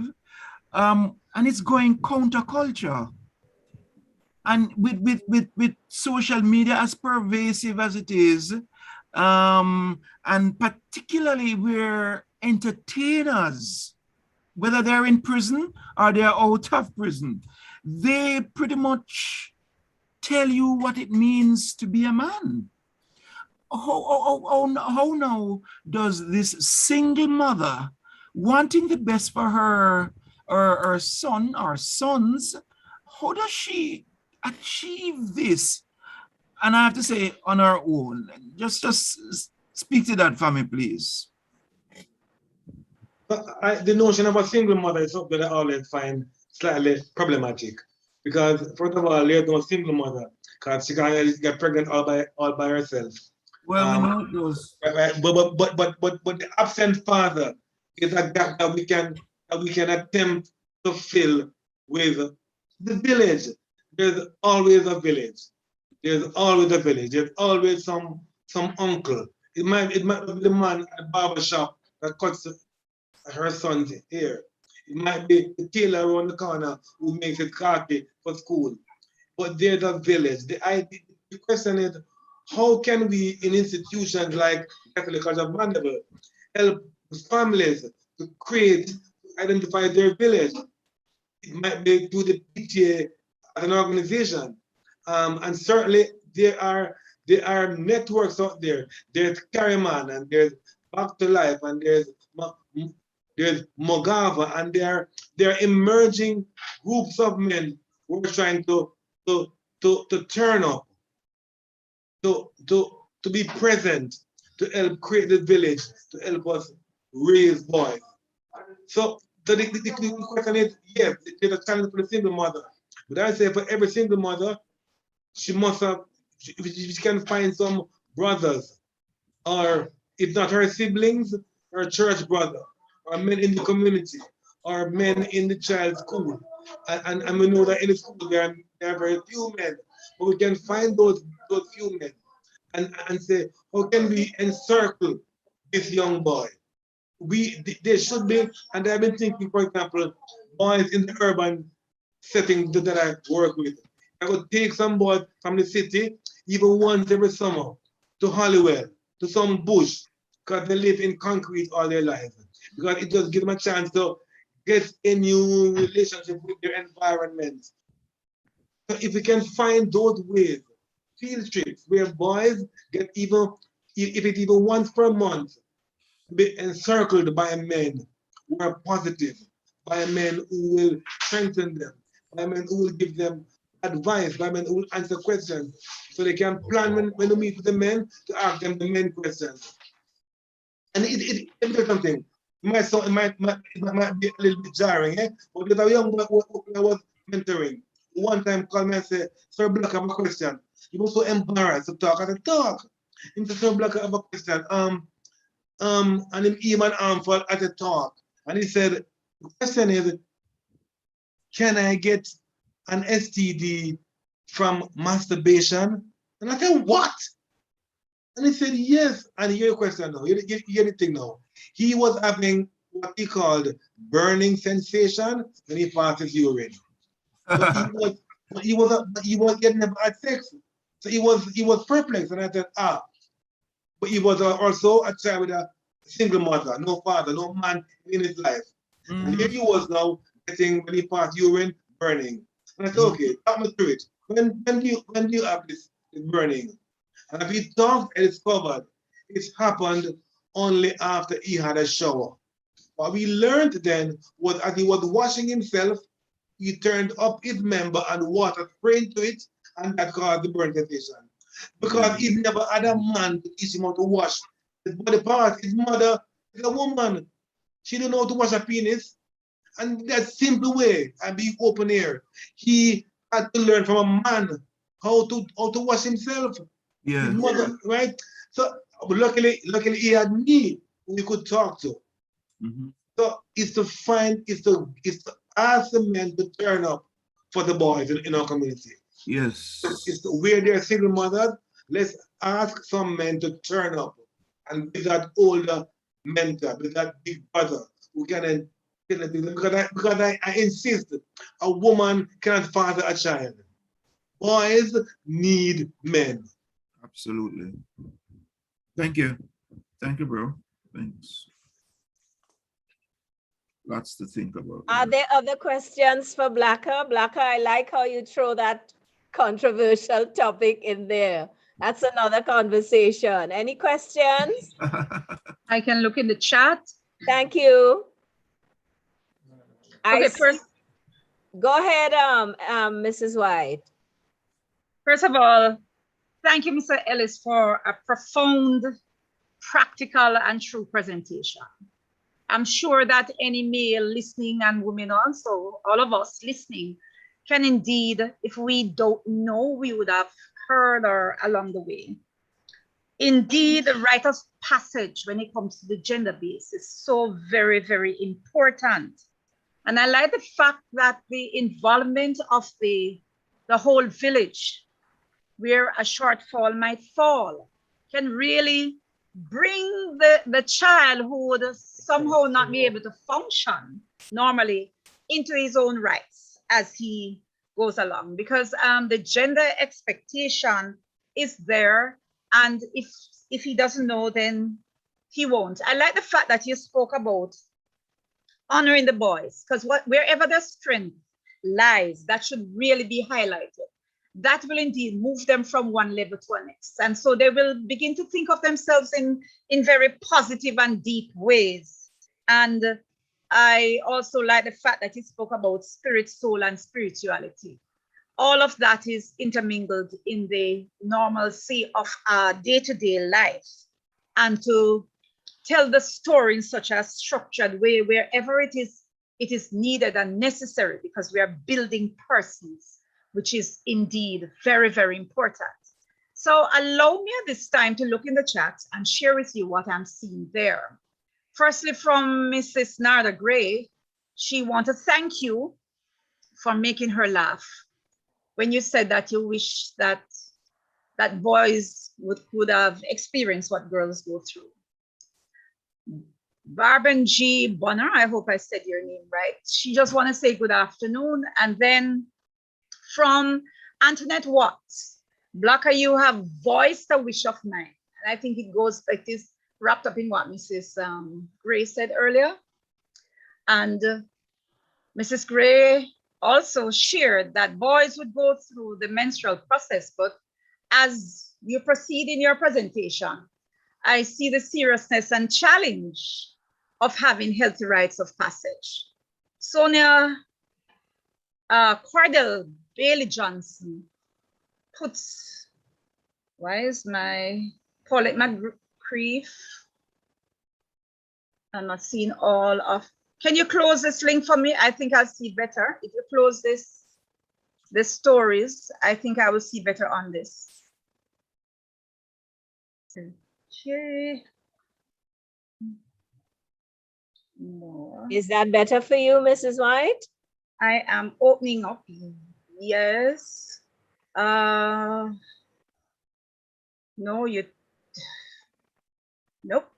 It's not helping. Carlene, can you help her at all? Sure. Can you hear me? Yes, we can.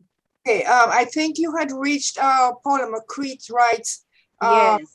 Response from Habakkuk yes. 2:2. And the Lord answered me, write the vision, make it plain on tablets, so he may run who reads it. Okay, that was her thinking as Mr. Ellis was presenting. Narda thinks that you're a lyrical acronymist with your acronyms. Okay, loves that. Okay, that was really neat. Zip 2000, Antoinette. How do we re-equip our mothers to raise the boys into men that they would have wanted to marry, considering that most of our household are female-led? I think you touched on that, Blacker. Yes, I think he did in answering. Yeah, she went on to say that boys seem to be on a pendulum swinging from forthright to immature males, okay, and are not living up to the expectations of females who are given checklists of what to expect in a male partner. And again, I think Blacker was very explicit in responding to those recommendations. Marcella Taylor said that is true about the girls getting the special talks when they reach puberty. Lots of the comments were in agreement, and the way that he expressed it, the reality and the realness of what he was saying, instead of couching it in all kinds of other words. Paula McCreeth ended by saying, I had read this excellent about Bringing Up Boys by Dr. James C. Dobson, and it certainly helped her with her two boys who are teen and young adults. That is it. There was a lot of comments here, lots of them agreeing with the presentation and realizing that we never thought of those things that he said, that he mentioned, and how appropriate and right and practical they are. So I can see a lot of the mothers, single or otherwise, and even men, hopefully, although there were no men that commented here, that I can see them going out and rethinking their daily relationship with young boys. I have to think it was very interesting, very, very relevant and real remarks that you presented, Mr. Ellis. That's it for the comments. Thank you so much, Mrs. White and Ms. Sluggy. A lot of comments, and thank you, Blacker, as usual, for stirring us up. And I think I keep repeating, and I'm going to keep repeating, we have to continue the conversations. Please don't let the conversations die here. I want to hear you go back to your schools, and in your next staff meeting, you have breakout sessions where you discuss rites of passage. I want to hear parent teachers discussing what is going to be our rite of passage for our boys? And Blacker, we will continue those conversations on both a school level, a community level, a regional and national level. We thank you so much for igniting, as you say, the conversation. Thank you very much. My pleasure. My pleasure. And you just heard there from Owen Blacker Ellis, stirring us up, igniting us, giving us a lot of food for thought, and being very real about the need for rites of passage for our young boys as they transition from, well, stage to stage. They move from toddler to young boy, then they move to puberty, then they are young men, and then they are men in the society. And for most of them, there has been no rite that marked their transition. And as Blacker said, some of them remained boys for most of their life, boys in men clothing. Thank you again. We move now to Joseph Heron, and Joseph too is part of that Carryman organization across the Caribbean that tries or seeks to support men and fathers and boys as they transition from stage to stage. Serving within the Jamaican education system in myriad capacities, Joseph Heron is teacher, guidance counselor, dean of discipline, acting principal, and safety coordinator in the Ministry of Education, and holds a graduate degree in youth health and education management. Joseph is a certified football referee, and in his role in Carryman and other organizations, he advocates for helping male to thrive across the region. Let's welcome Joseph Heron to share with us and to reflect with us on the topic, the struggle of boys in organized early childhood programs, matching the temperament of young boys to their social, emotional, cognitive, and physical development. Welcome. Thank you. Thank you, Joan. Now, this is an amazing conference, and I'm so pleased to be a part. I'm honored to be a part of it. I'm even more honored to come after my virgin Blacker. Blacker is a big brother to come after Dr. Hickswell. Hickswell is a visionary. This is just amazing. And it is a vision of mine, those who work with men and boys, that we have to start where the seeds are planted. So I could not accept this invitation, right? Because the seeds are being planted. We need to till the soil. And the soil that we have right now, where our boys are concerned, the soil not ready. So we have to till the soil. And Blacker would have mentioned it, Dr. Hickswell would have mentioned it, and so many other persons who deal with boys. I'm sure the early child educators are frustrated, and they are trying to till the soil, they're trying to plant the right seeds. And as a nation, we need to do the same thing.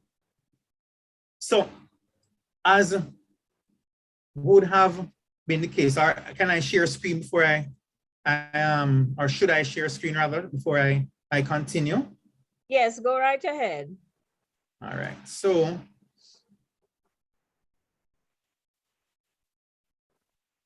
let me do that.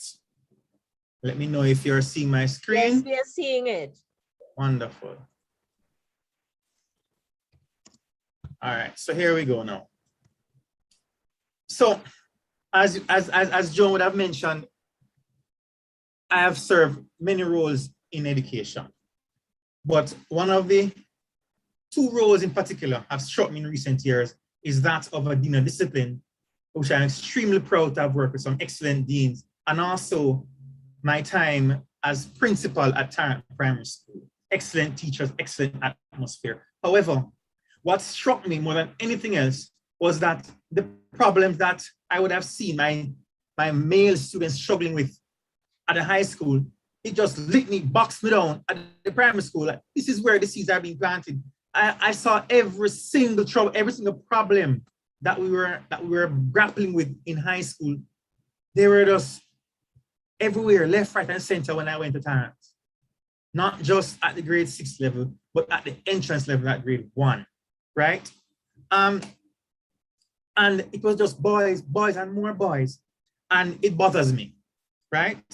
Now, these were some of them: the gambling, the empty love tank, the father absences, the poor family connection, the connection to the world just not there, no interest in life, no interest in education, you name it, they had it. Now, a lot of these issues are not alone, not necessarily limited to boys, right? But we're dealing with boys. Now, most of the issues, and deans across the island will tell you, teachers will tell you, the disciplinary issues, the dean's offices are filled with boys more than anything else. And it's not necessarily the boys who are in trouble, but boys who are seeking help. Likewise, as a guidance counselor, I face the same thing. One of the main issues we saw was the deep anger that some of our boys face, or some of our boys expressed. And the anger was directly linked, as I would have said earlier, to so many other social ills. Exposure to so many things. Exposure to violence, exposure to death, exposure to sex, exposure to manhood, or the pressure of becoming a man or being a man when they don't even learn how to be a boy yet. They simply haven't grasped the skill of being a boy, what it means to be a boy, and yet we are calling them man. We expect them to man up, right? They're not ready, right? And we're expecting them to do all of this. Now, I don't want to go through everything here because Blacker would have mentioned it and other presenters before me would have also mentioned it, but there's some things that I really have to mention, that I would have learned in recent times at any rate. Many of them, as I would have said, simply feel misunderstood. They lack proper parental supervision, right? They get less attention. Our boys get less attention than our girls. Culturally, we do this because man up and tough it out. So they get less attention, right? They're not, as Blacker would have intimated to, alluded to, they're not being schooled. They're not being drawn into the fold and being taught how to be. When they're being, they're vilified. And so we need to do this, right? They find subjects uninteresting. And we're gonna go into it a little bit more. So in the classroom, we know the boys are underperforming. Not all boys. No, we're talking about the boys who are not performing, who are not meeting the standard that we're supposed to meet. Yeah. So the issues that we're finding is that a lot of them start school behind, particularly where language and communication is concerned. And we know that you fall behind in these areas, you will struggle for the rest of your life. And they won't catch up unless they get attention and also that they're not blamed. You ramp too much, you do this, you do that. As I said, they find reading less enjoyable. Why? They're not being taught how to read, they're not being drawn into the fold to read. And so they underperform at reading. Now, naturally, boys simply don't process language as quickly or as easily as girls. There's a debate whether it is because of biology, their biological makeup, or it's because from the get-go, boys weren't drawn into that area of language. Men are not sitting down with their boys on their lap and reading with them. Yeah. Mothers do that with their daughters more often, right? Boys are not seeing their fathers reading enough. And so that debate is going on. But whether it is nature or nurture, the fact is it happened. And we have to address it. Yeah. Now, what I want to focus on for a bit is the perception of boys. And in our schools, this is where one of our issues are. Dr. Hicks would have earlier mentioned that there are so many, only 3%, roughly 3 to 5% of our early childhood educators are men. And so our female teachers have a great responsibility, right? And JTC would have done the research that many teachers are unwilling to adjust to boys' education, to the learning styles. Some do, and some do an excellent job, right? And also many are not simply equipped to transfer life experience to the classroom. So take learning to climb a tree in the classroom, you name it.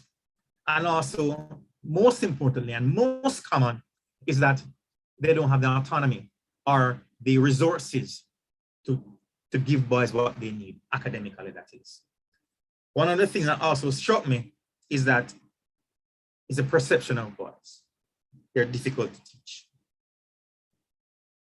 JTC would have, in their own research, 154 teachers were asked to give one word that described the boys, and only one of them had a positive word. That struck me because this explains and this determines our attitude, our teachers' attitude towards teaching our boys. They're labeled time wasters, talkative, disruptive. Now, I have learned from many educators that the teacher who teaches with the students in mind, who teach the student and not the subject, will capture everybody. I have seen teachers move mountains, ask students to move mountains, and them do it without even blinking an eye. But there are other teachers, you ask a boy to lift a feather and him complain and him say, no, sir. Why? Connection, right? Connection, simple thing as connection. Boys need to feel connected to their teacher. Boys must, that emotional connection must be there. So educators, as educators, a lot of us already know, right? That boys like action, they like to move around. And so our classrooms must reflect that, right? As I said, I'm not gonna spend too much time on this. But what is critical is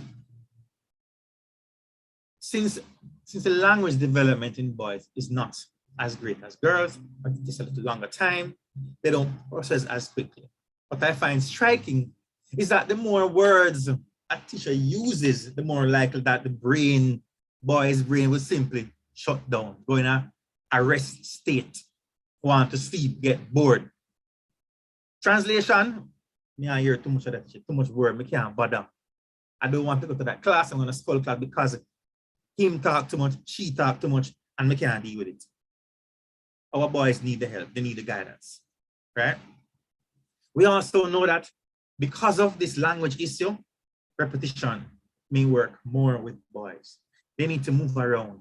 They need to be stimulated in a different way than girls. We need to keep them engaged and not label them as being disruptive.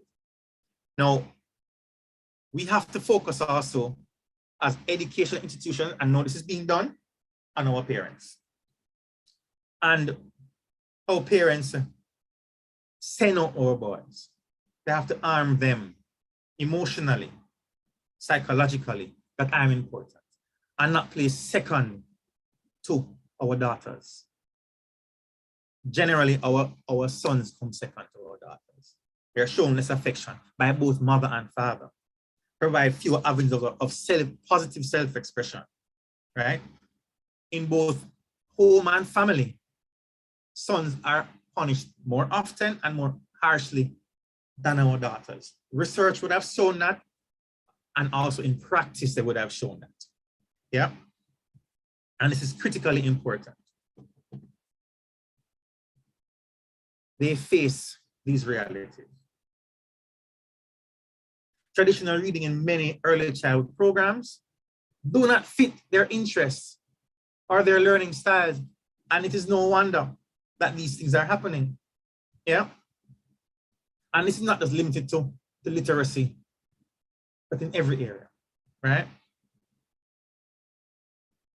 They are often misdiagnosed, very often, and I've seen it for myself, where boys have hearing issues and it's not diagnosed. They have vision issues, it is not diagnosed. It is labeled as being disruptive, as being rude, right? As being uninterested. Why? Simply because the boy can't stay still. He's not hearing or seeing the lesson, and therefore he's stamped ADHD. Pitney can't learn, right? While I was at TART, there's one particular young man who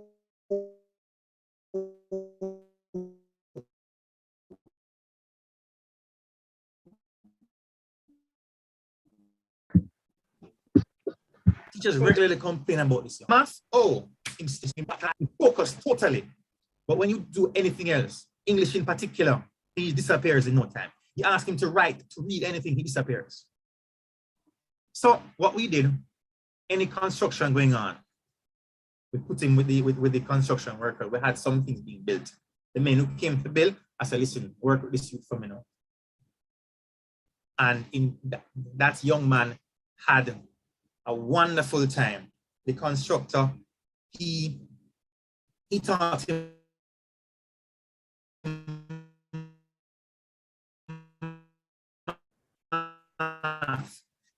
to measure. When he gave us a report, verbal report, he said, sir, what a beautiful youth. The young man was very helpful, was very disciplined, was very, anything he wanted, the young man would go and get it without any kind of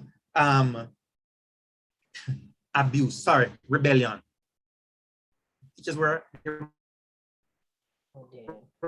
flabbergasted. He has never been described like this, neither by his parents or by, but he telling him, right? We know that boys are eager to learn. We know that they're brilliant and they're eager to show their brilliance, but we also know that it is difficult. We also know that they're little geniuses and we're not giving them an opportunity to express themselves in this way. Untapped energy and talent. If it is not exercised in the right way, we all know what will happen. So there's some points to consider where education is concerned. Earlier, I would have mentioned the language and communication. Children who do not achieve expected standards in early language and communication, what happens to them? They're 4 times more likely to fall below the standards, right? Similarly, conversely, those who show good language, early language development, are 6 times less likely to struggle. Critically, as Jamaicans, a person said, who we speak a language we don't write, and we write a language we don't speak. And so a lot of our students, especially boys, they struggle because we speak to them in a patois. And when we give them books to read, they have to jump from one world into the next without being warned. Go pick up your book. Hey boy, I want you. And when they pick up the book, they're seeing standard English. So we need to speak to our students, especially our boys, in standard English from the get-go so that they're not shocked, right? We know that falling behind has all of these negative outcomes right throughout their lives. We know that over 2,000 boys are in trouble with our legal system. We know that over 90% of our jails are filled with men. We also know that these men are uneducated or undereducated, and even more critically, they're underfathered or unfathered, and we can fix it. And there are ways to fix it. So I want us to focus on that for a little while. Because if we want different results, we have to change our attitudes and our actions. And this will take some amount of creativity.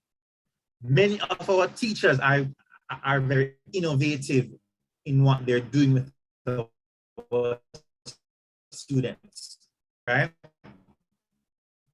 We have to change the classroom that boys enter from it being a girl's domain to being a boy's domain. So we have to create a classroom for boys. You have boys' schools. There are, correct me if I'm wrong, I think there are 7 boys' schools, but twice as many girls' schools, right? There are no boys' schools in our top 10. And I think there are 7 girls' schools in our top 10 traditional high schools according to certain standards, right? Now, this can be fixed. So we need to create a boy-friendly classroom where there's boys alone in the classroom, but the classroom must be boy-friendly. Boys love to fidget, allow them room to fidget without telling them that they have no manners, without telling them that they're uninterested. Because this is how they keep. Some boys concentrate like that. Many boys concentrate like that. They need to keep their bodies moving. Many teachers understand this, but many teachers don't, right? We have to do this. It is possible. We know our education system may not have the resources, but a lot of it boils down to how you manage the classroom, right? We can get very creative. We know as a people, we have gotten creative. We know we don't get this far without getting this creative. Yeah. Now, project-based learning. We want our boys to participate. We have to engage them according to where they are. So boys own the classrooms, right? One task at a time. Allow them to get absorbed totally. Hands-on learning. I'm not saying anything that our educators don't know. Yeah? Tasks that allow them to move and interact with their world. Let them lead on some of this. Yeah? Now, some aspects of learning are non-negotiable, of course. Reading and counting are some of those. But there are others where I can allow boys to choose. Choose a particular topic, choose what to read, choose what to count. Use mangoes, go to the tree, go and climb the tree. Tell me how many ripe mangoes you see on the tree. And climbing alone is going to give them so much confidence. You come back and you pick all the ripe mango them. Put them in groups. Ripe mango, green mango. Other things. Put them in groups. Boys, these boys climb the mango tree, another boy climb a different tree, or do something else. Keep them mentally stimulated. This is critical. Playtime. This, for me, more than anything else, is critical. We have labeled our boys as them ramp too much. They need to go inside and take out them book. The advantages of playtime are countless. The advantage of structured play, the development of the fine motor skills, right? Teamwork, strategizing. These are skills that CEOs of Fortune 500 companies all have. Team building skills. They do that in all types of sports. As boys growing up, we play games and we group up into teams. We pick our teams, right? Allow boys to do that. At lunchtime, you see boys playing all kind of games. Allow them that time. Yeah? The vaccine for ADHD is more playtime. Don't take away the playtime from our boys. And that is what is happening. Yeah? This must include the rough and tumble play, right? We must do that, but we're afraid. I never see a boy growing up when we have our rough and tumble play at lunchtime, when we play karate, then all of our boys are now skilled. We are taking that out of playtime. We can structure it, right? We merge learning and play. Intense focus in our games. They are intently focused, particularly in video games. Why? Video games have levels of difficulty that stimulates their intelligence. It challenges them. We are not challenging our boys. We're vilifying our boys. Right? So when we're dreaming of this classroom, we must equip the classroom with things that will stimulate them. We must take the classroom out of the building, carry it under one tree to stimulate our boys. It is very possible. We can do it. I have no doubt about it, right? Excuse me. Now, at school, we know how we can change it. At school, currently, roughly about 40%. We need to increase our males in education to 40%. At least. Ideally, we want to be 50-50. So we want that balance. Throughout primary school, it's about 20%, right? Dr. Hickswell spoke earlier, it being 5% in our early childhood institutions. So we have to increase this. We know the difficulties of getting men into our system, but there are ways. They don't have to be educators. They don't have to be early child educators. There are other ways we can do this. We can increase access to positive men outside of Boys' Day, Career Day, and Father's Day. So that's when them come. You see the fireman come on Career Day or Boys' Day, and daddies and uncles and big brothers and grandfathers come on Father's Day. But increase that every week, roster it throughout the whole year, and have men, our positive men, come in and present to boys, play with them outside on a regular basis. Have not just for early childhood, but right throughout the education system. But we need to plant that seed and lay that foundation and till that soil. Yeah? Blacker would have mentioned rites of passage. As a nation, as a community, as an education system, we can, as a school, we can put our heads together and develop these rites of passage. Right? Like I mentioned, boys having them period. We don't know how to call it, but we can do it. It is there. The minds are there. We're very intelligent people, right? Establish a parent place. Some schools actually do have a parent place that is extremely useful to many parents. The parent place, though, it lacks a father-friendly space. Yeah, it lacks books, it lacks material where fathers can go, yeah, we want to go in another corner, right? Critical.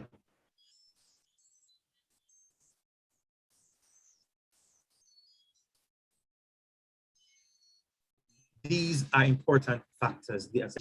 At home, fathers need to be more involved. We all, as fathers, as parents, we must create our habits. So, particularly with this lockdown now, when school is on, before school starts, you must head up, you must do certain things. Again, right stuff is where education is concerned. As a young man, as a student, when you have completed grade 1, grade 2, grade 3, whatever grade it is, you must have some tradition, some habits that we're going to start. You have now finished one stage. We only do it for graduation, right? Celebrate each stage. I know parents who do it, they celebrate every single accomplishment, right? And they set the standard for their children. We must do it for our boys in particular. Reading time. Talk about what you read. Set that time, whether it's before dinner, after dinner. And I'm going to stress even more, play with your children. There's so many things that can be done. Now, I want to focus, Black would have mentioned it earlier, on the daddies. And I deliberately, when I say daddies, I mean, I'm not talking about the donors who both say them have much pitney. I'm talking about the doers. The doers who do take care of their children and ensure that they're a part of their life. They're present physically, emotionally, psychologically, and spiritually. They're involved in their children's life.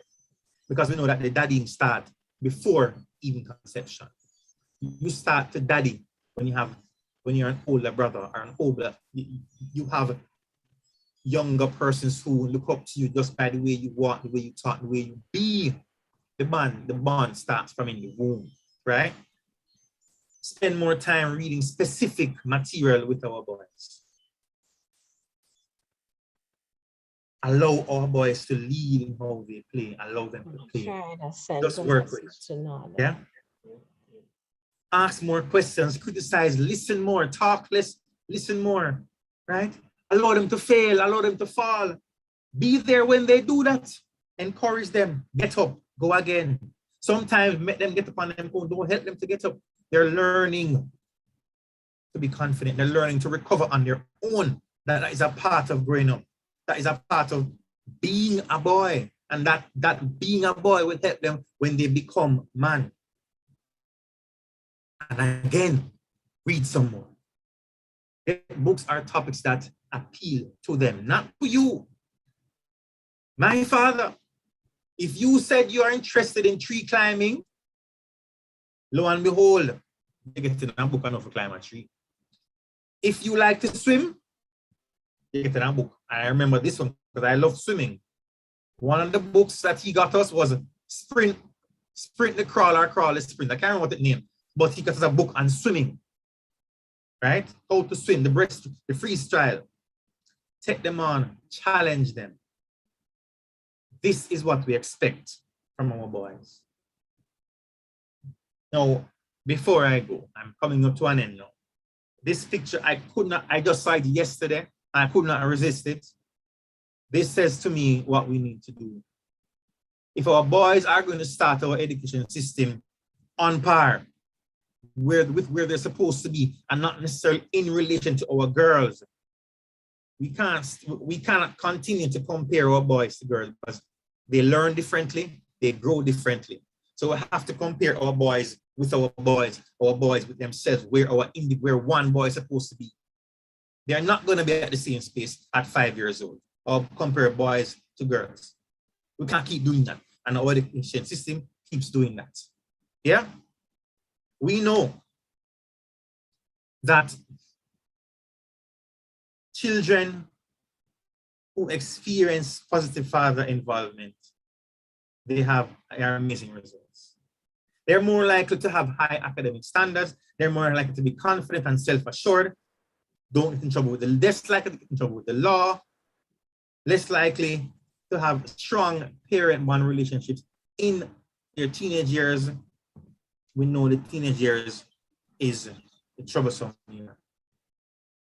I had the honor of working with some counselors, and they said, listen, during the teenage years, every teenager must wear a sign, closed for reconstruction. That reconstruction is even more critical if the foundation is not there, if the soil was not tilled. Yeah. And so, colleagues, I'm going to leave you simply with this. Teaching boys effectively is like a dance.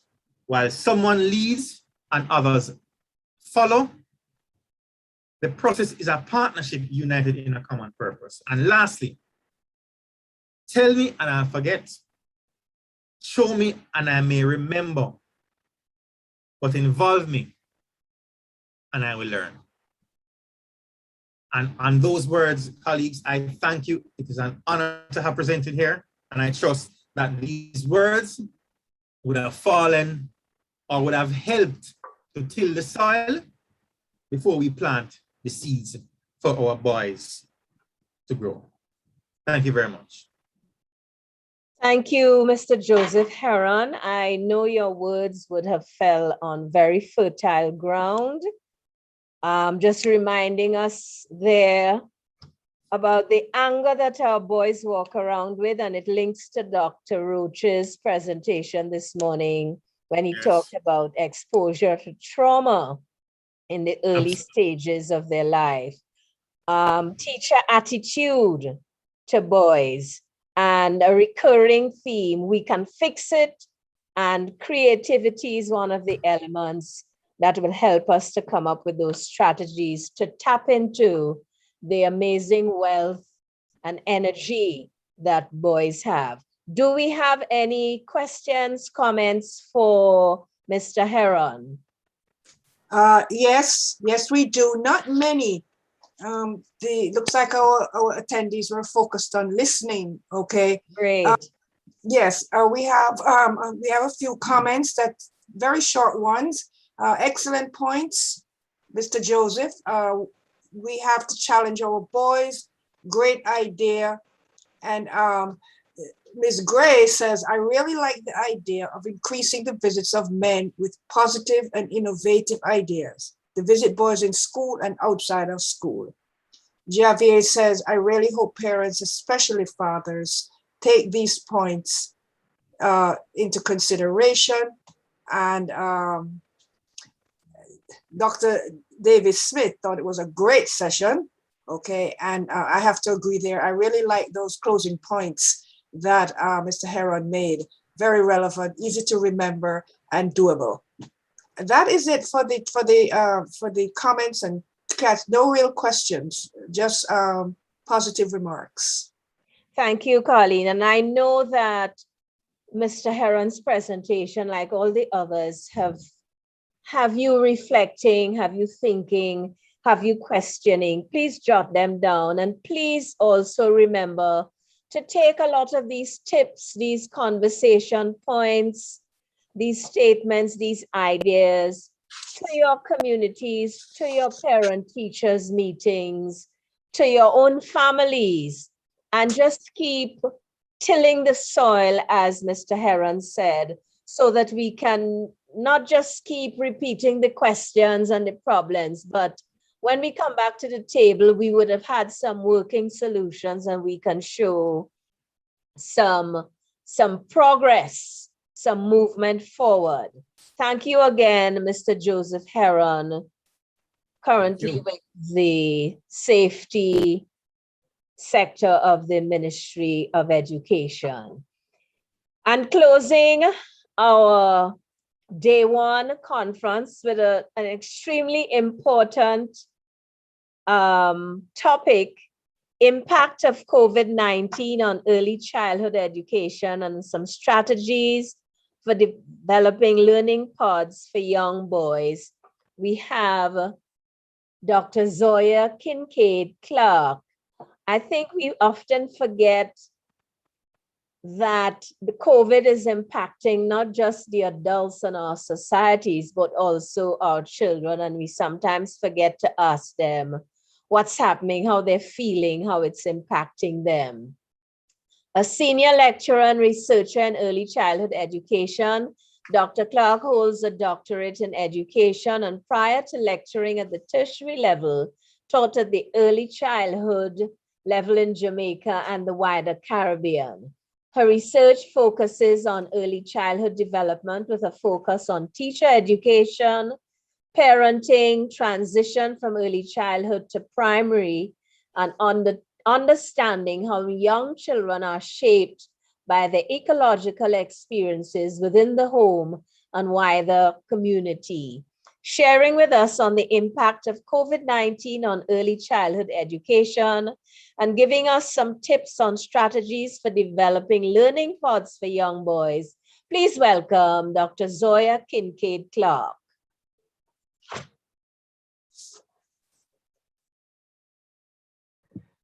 Good afternoon, everyone. Thank you so much for the invitation. And I really must commend the Jamaica Diaspora Task Force Action Network in collaboration with Catholic College of Mandeville for taking on this very important topic, because it is a very important topic and it's quite timely, because just as Mr. Heron shared a while ago, our boys are really suffering. And we really have a lot. We owe it to our boys to focus on them and to contribute to their fulsome development. All right. I'm going to share my screen. Go right ahead.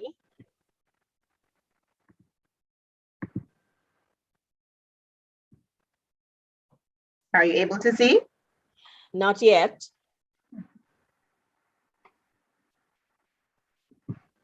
We're still seeing you. There you go. Can you see my screen now? Yes, there you go, yes. There you go. All right. My focus for today is really looking at the impact of COVID on early childhood education, with a particular focus on our young boys, and how we can, what kinds of strategies we can use to support their development. So for this presentation, I'm going to be layering the landscape, which is just to give you a sense of what is happening now in education, in early childhood education in particular.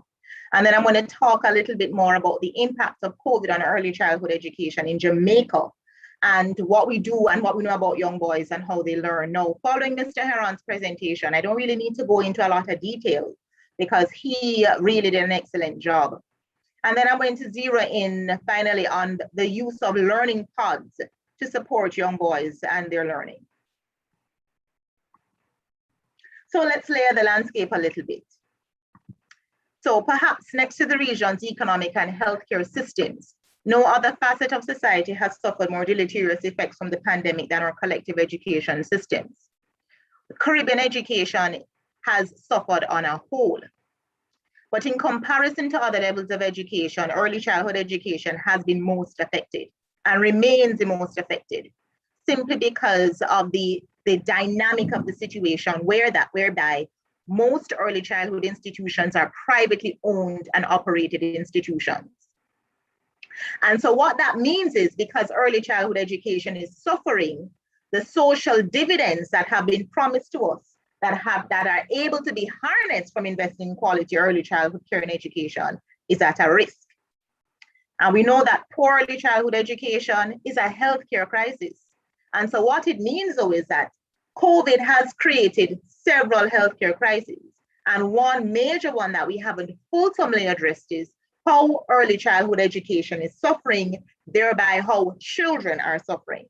And it doesn't just affect children, no, it affects them well into their adult years.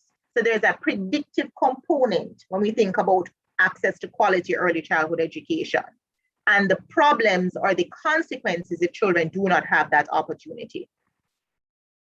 So the impact of COVID on early childhood education in Jamaica, as I quote one little young man, he said, COVID mashed up everything.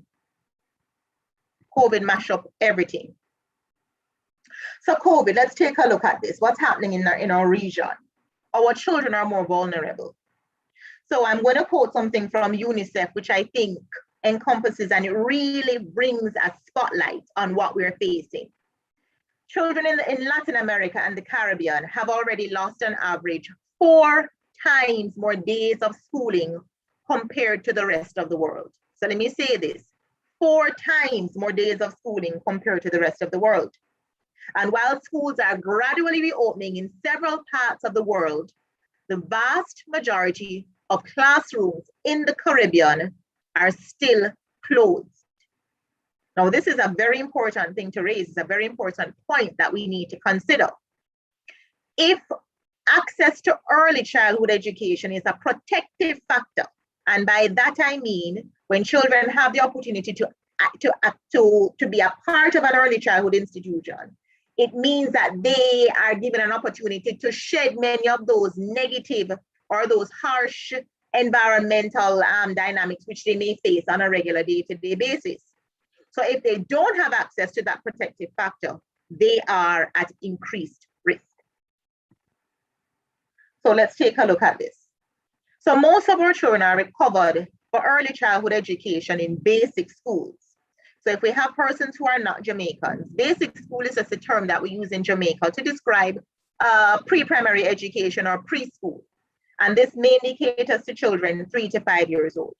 So 90% of children 3 to 5 years are enrolled in basic schools. The other 10% are enrolled in private kindergarten departments, infant schools. Some of them are homeschooled, but the vast majority of Jamaican children 3 to 5 years are catered for in basic schools. But then here's the problem that we face. Several basic schools permanently closed during the COVID months.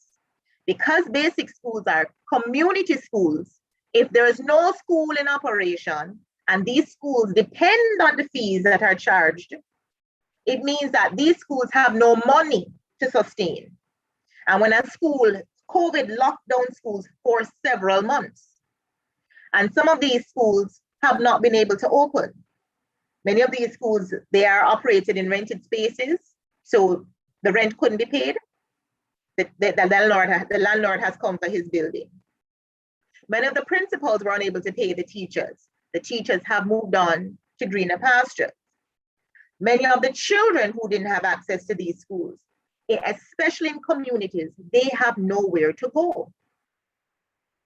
And while the government has provided a minimum stipend, meaning that they have promised that private school teachers would get a one-off grant of $40,000. Some teachers have not yet received those grants. And for the most part, many of them, they just haven't seen, they haven't heard anything about it. So when we look at the total picture, when we look at this entire thing, we are realizing that several retrograde steps have been made in early childhood education. In fact, some data is pointing to as many as 3 years.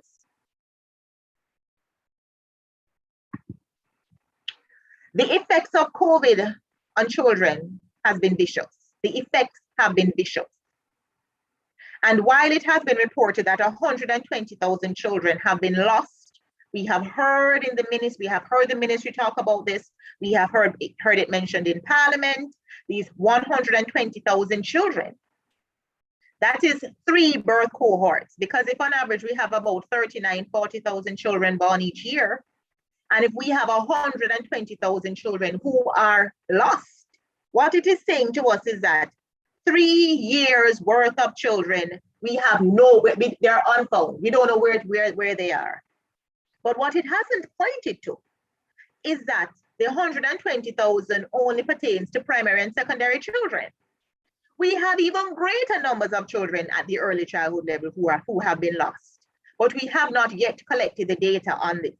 And this has been one of the problematic issues, which is that early childhood has not been given the priority that is needed.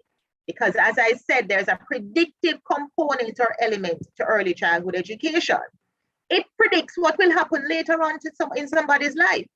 You can look at what's happening with a child, and you can predict with a fair degree of certainty what will happen to that person in his or her adult years. So what do we know about this? So we have 124,000 boys between the ages of 3 to 8 years in Jamaica. And when we're planning for boys, I'm not going to go into much detail because Mr. Heron did a wonderful job. We have to consider how boys function. We have to consider the brain of boys. We have to consider that boys need to be more engaged. They need to be more kinesthetic learners.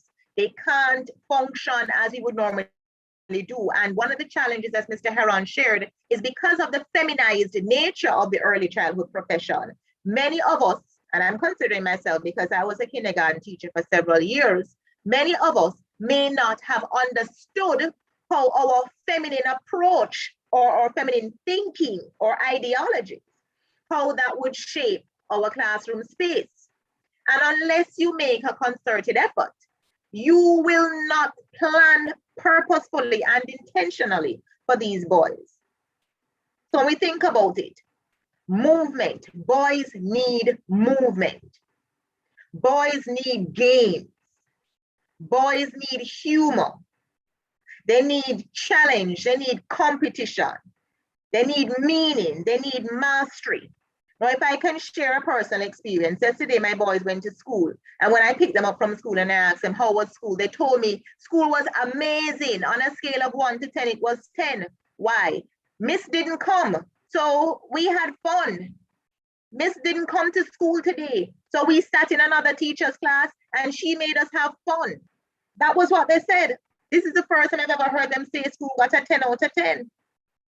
The first time. They're in grade 2. That means they've had several years of schooling. The first time I've ever heard them say school was 10 out of 10.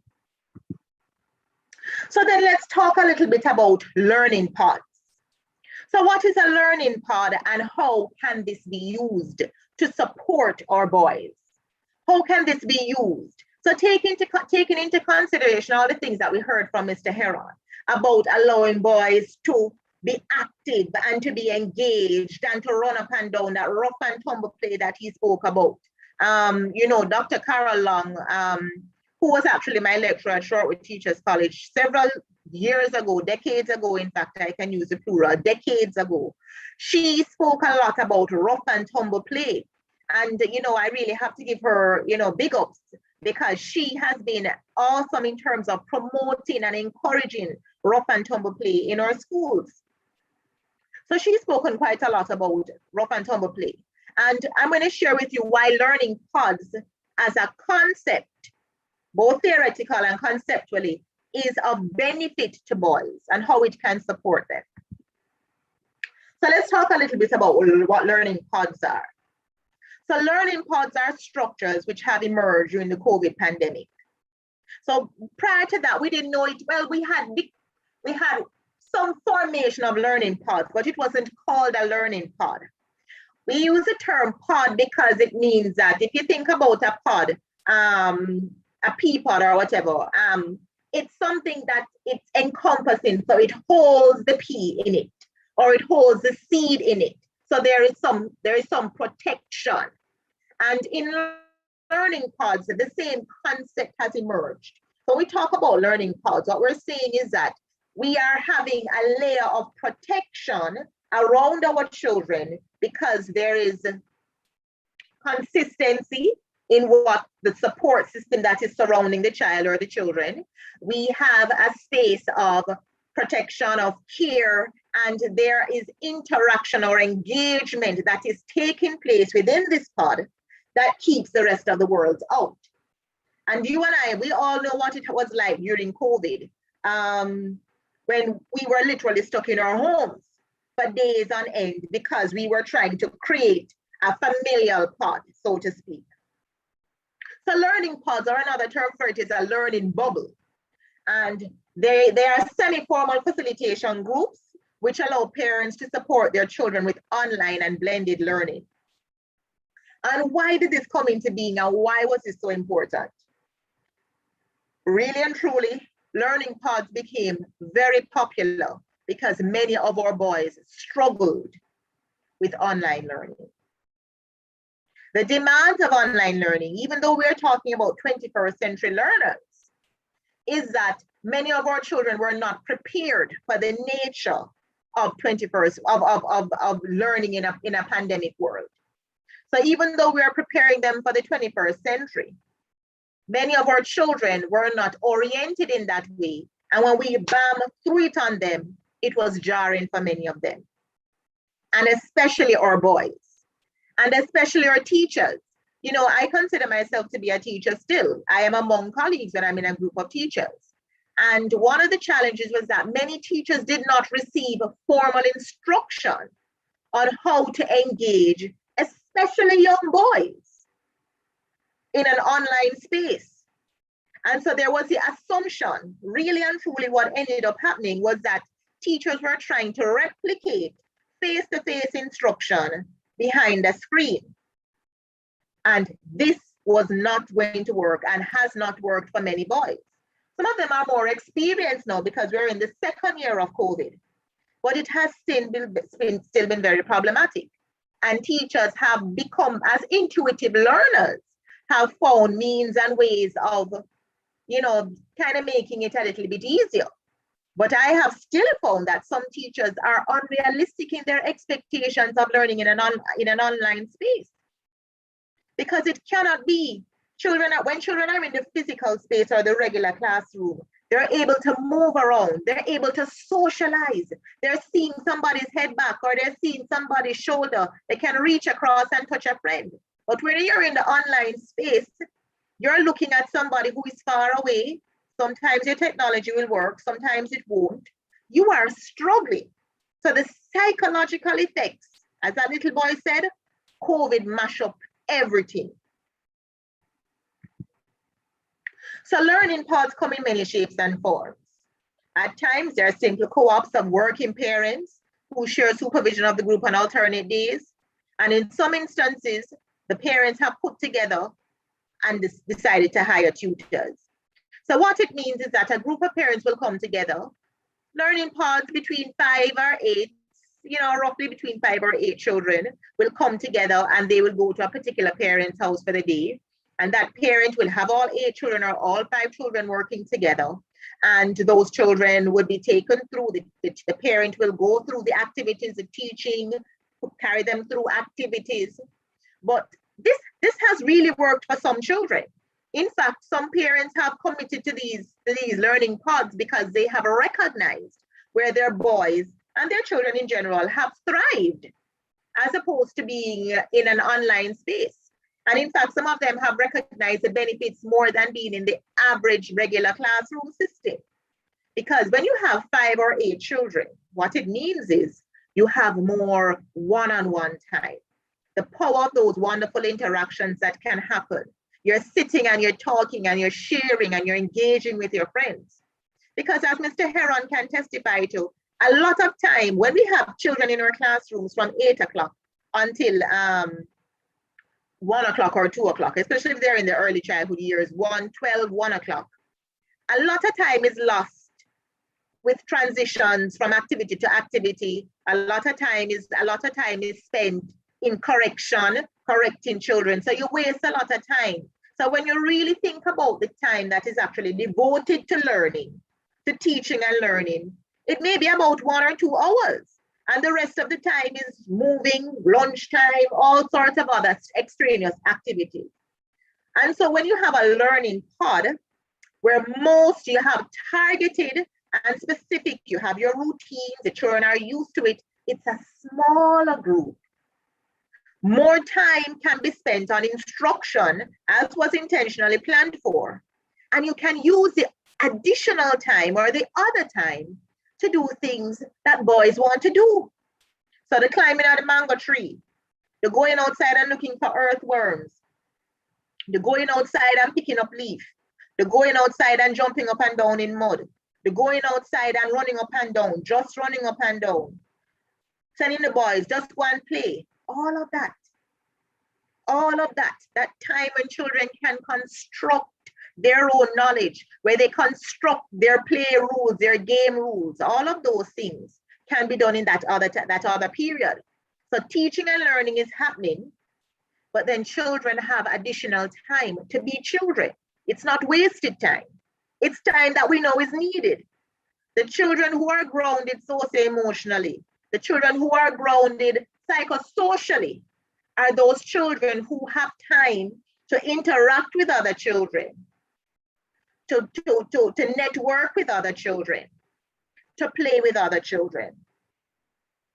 So they allow the grouping of learning pods, allow the grouping of children in small hubs that don't breach the public health protocols, as we know, especially now during this COVID period with social distancing.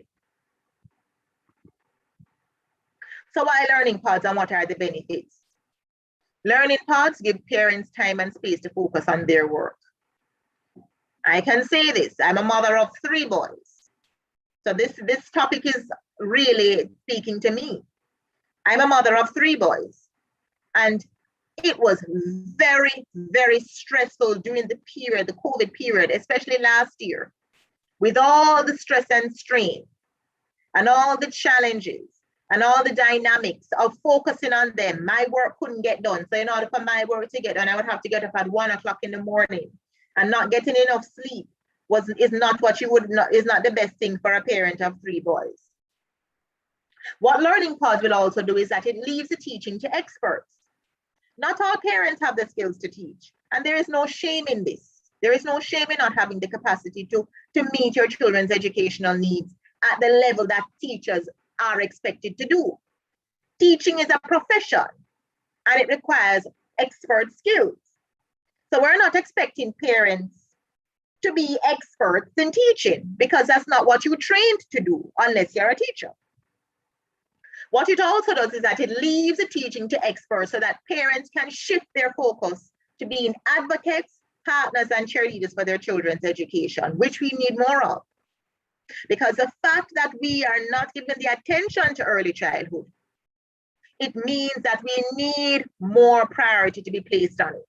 We need more advocates, such as the Jamaica Diaspora Task Force, such as Catholic College of Mandeville, such as the other teachers' colleges, such as the University of the West Indies. We need our partners to come together and shout and appeal for our early childhood system. We need it. We need our partners to appeal for our children. Why? What are the benefits of learning pods? There's predictability, structure, and routine. If you know young children thrive on structure and routine. Children know where they know what they're supposed to do, and if there's a routine that they must follow and they have mastered that routine, half your work has been done. Socialization and time with peers. Now, this is a big one. COVID mashed up everything. Why? Because children need to socialize. And when you take away, and that's what COVID did, it took away their opportunity to spend time with their friends.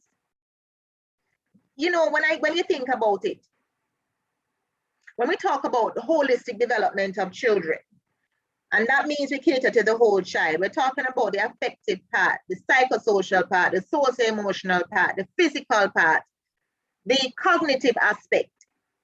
Cognition is one little bit of thing, one little bitty thing. That's one layer of several layers of the total child. But if we continue to privilege the learning of content without focusing on the other aspects of the child, we lose a child. Because if we focus on 5 out of 7, we've lost twice. We've lost 2 parts of the child. If we focus on 1 part and ignore the other 6, that child is at risk. And so what COVID has done is that it has made many of our children at risk. So by use of learning pods as a protective mechanism, it enables our boys to be able to engage and to learn and to thrive, not just survive. COVID was about survival, but now we have to think about thriving. What else can we do? And many parents recognized the importance of thriving. Small group learning, more individualized attention. We know that our boys don't learn the same as girls. I had a situation where I've been in spaces. My child was a consequence. I was faced that similar challenge where he was being compared to girls. And they were more, and it wasn't that he was struggling. It was that in comparison to the girls, because he was not at the developmental stage. If we know about child development, we recognize you cannot rush child development. You can stimulate the child, and when the child is ready, the child will move to that level. But if you cannot rush it, if the child is not there, he's not there. So with small group learning and more individualized attention, it allows our teachers, it allowed children, or allowed our boys to be more greatly supported. And then piggybacking on Mr. Heron's comment, when he talked about the curriculum and the creative curriculum. And even though he spoke, he spoke a lot about his older boys, I'll speak to you about the younger ones. Giving the boys an opportunity to run around, to jump up and down. You move the desks and the chairs and you allow them to just have fun. Years ago, I as a kindergarten teacher, I had a little boy in my class. And if I said to him, Ronald, come here. Ronald could not walk across the room. He had to do some karate moves. He had to do some rolling. He had to do some kicking, all sorts of things. That's just it. And can I tell you that Ronald was one of the brightest boys I've ever met. Engaging, intelligent. I knew I had to do a lot of my teaching outside because he needed space. The confines of the 4 walls was not what he wanted. Brilliant young boy. And it's just that I recognize the importance of transforming the curriculum. Learning pods are safer, less health risks, and more supportive because children have an opportunity to build on their strengths and improve on their growth areas. And these are some selected references. I am more than willing to share my presentation with those who requested. So, and I'll be more than willing to speak further on this topic. All right, I'm going to stop sharing now.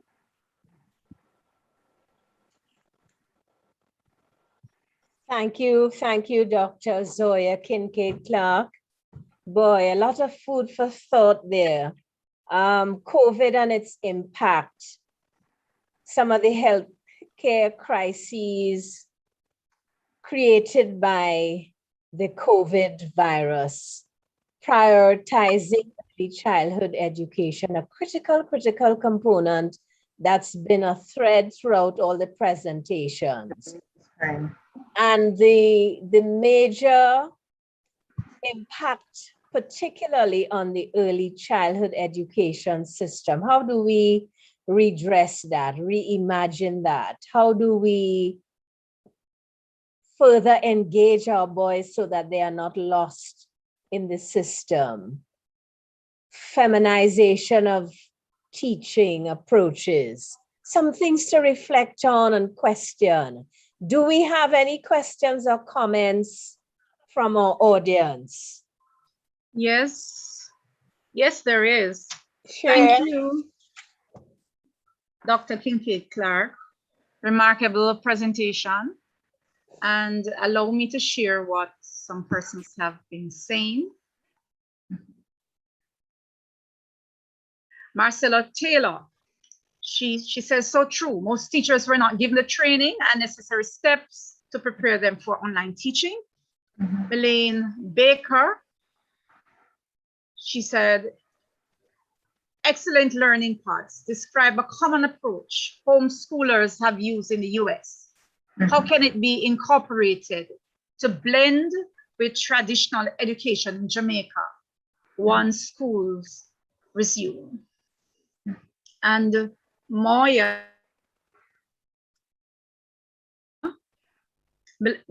Millington, excellent point.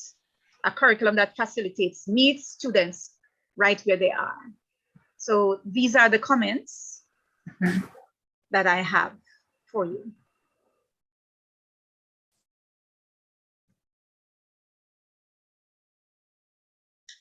Thank you, Mrs. White. And this brings us to the end of day one of our conference on the theme, Boys to Men, Early Childhood Education, No Small Matter, Helping Boys to Thrive.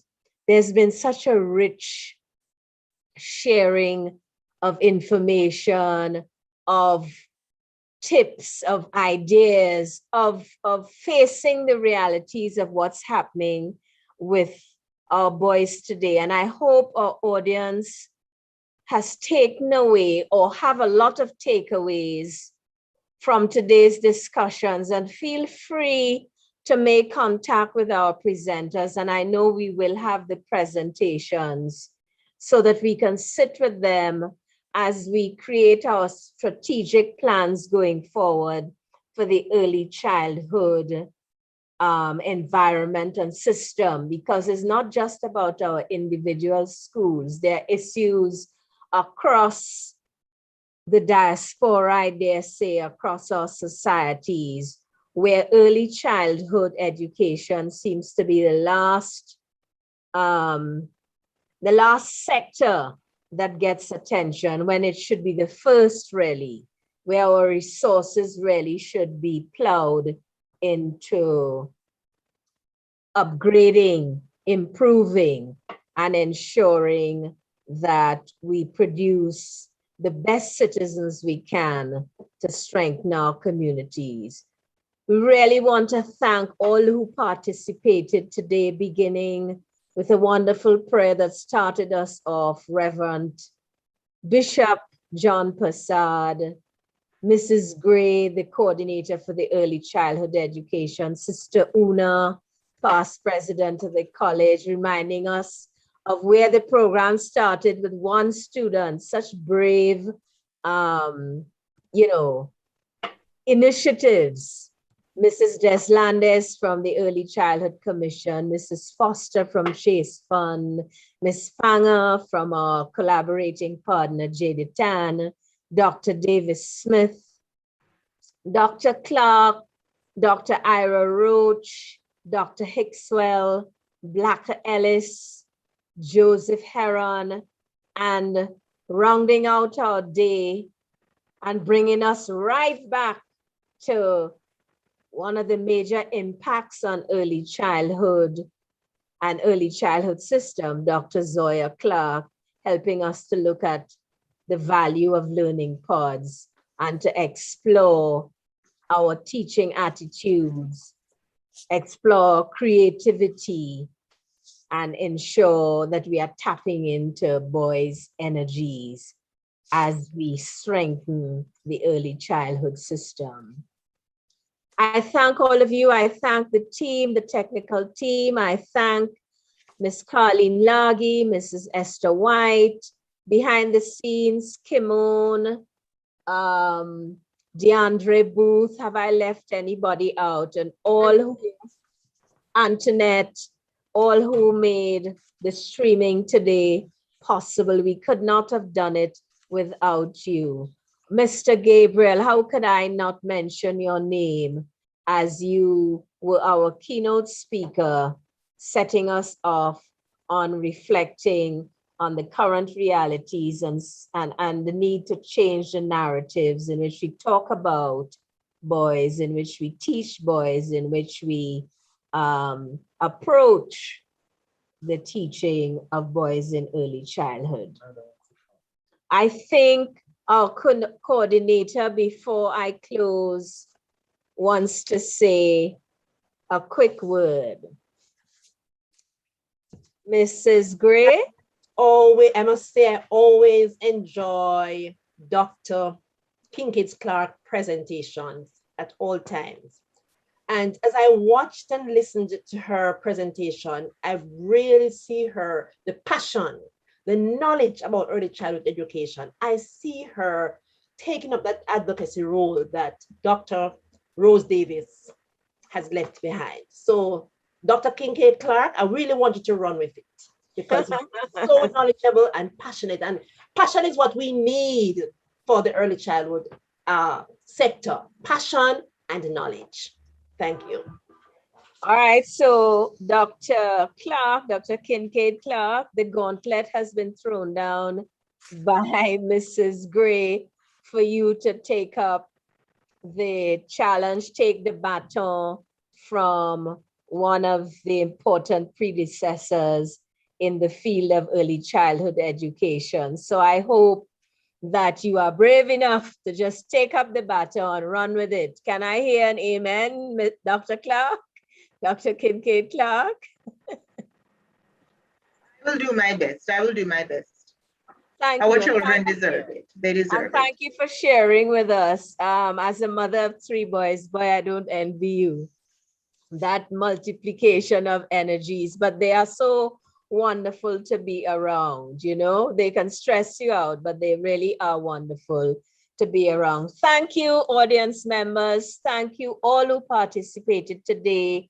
Let me just quickly remind you of the feast we have in store for you on day 2. You can look forward to a roundtable reasoning. So we're going to hear from the boys and young men themselves tomorrow, reasoning with Mr. Everton Tyndale. Then you hear from Deacon Ronald Thwaites, looking at establishing young boys' spirituality, a catalyst for holistic development for late starters. From Dr. Herbert Gale, practical solutions to the impact of trauma and poverty on boys' learning experiences. From Mr. Robert Dixon, strategies for creating opportunities for boys' success. And we close day 2 with a presentation from Mr. Jason Brown, safe electronics and technology for various stages of boys' development. So more food for thought tomorrow, more conversations. Please tune in at 8:15 so you don't miss out on anything. And thank you for your attention and for participating with us today. Walk good, and as Miss Lou say, may good duppy follow you. Take good care.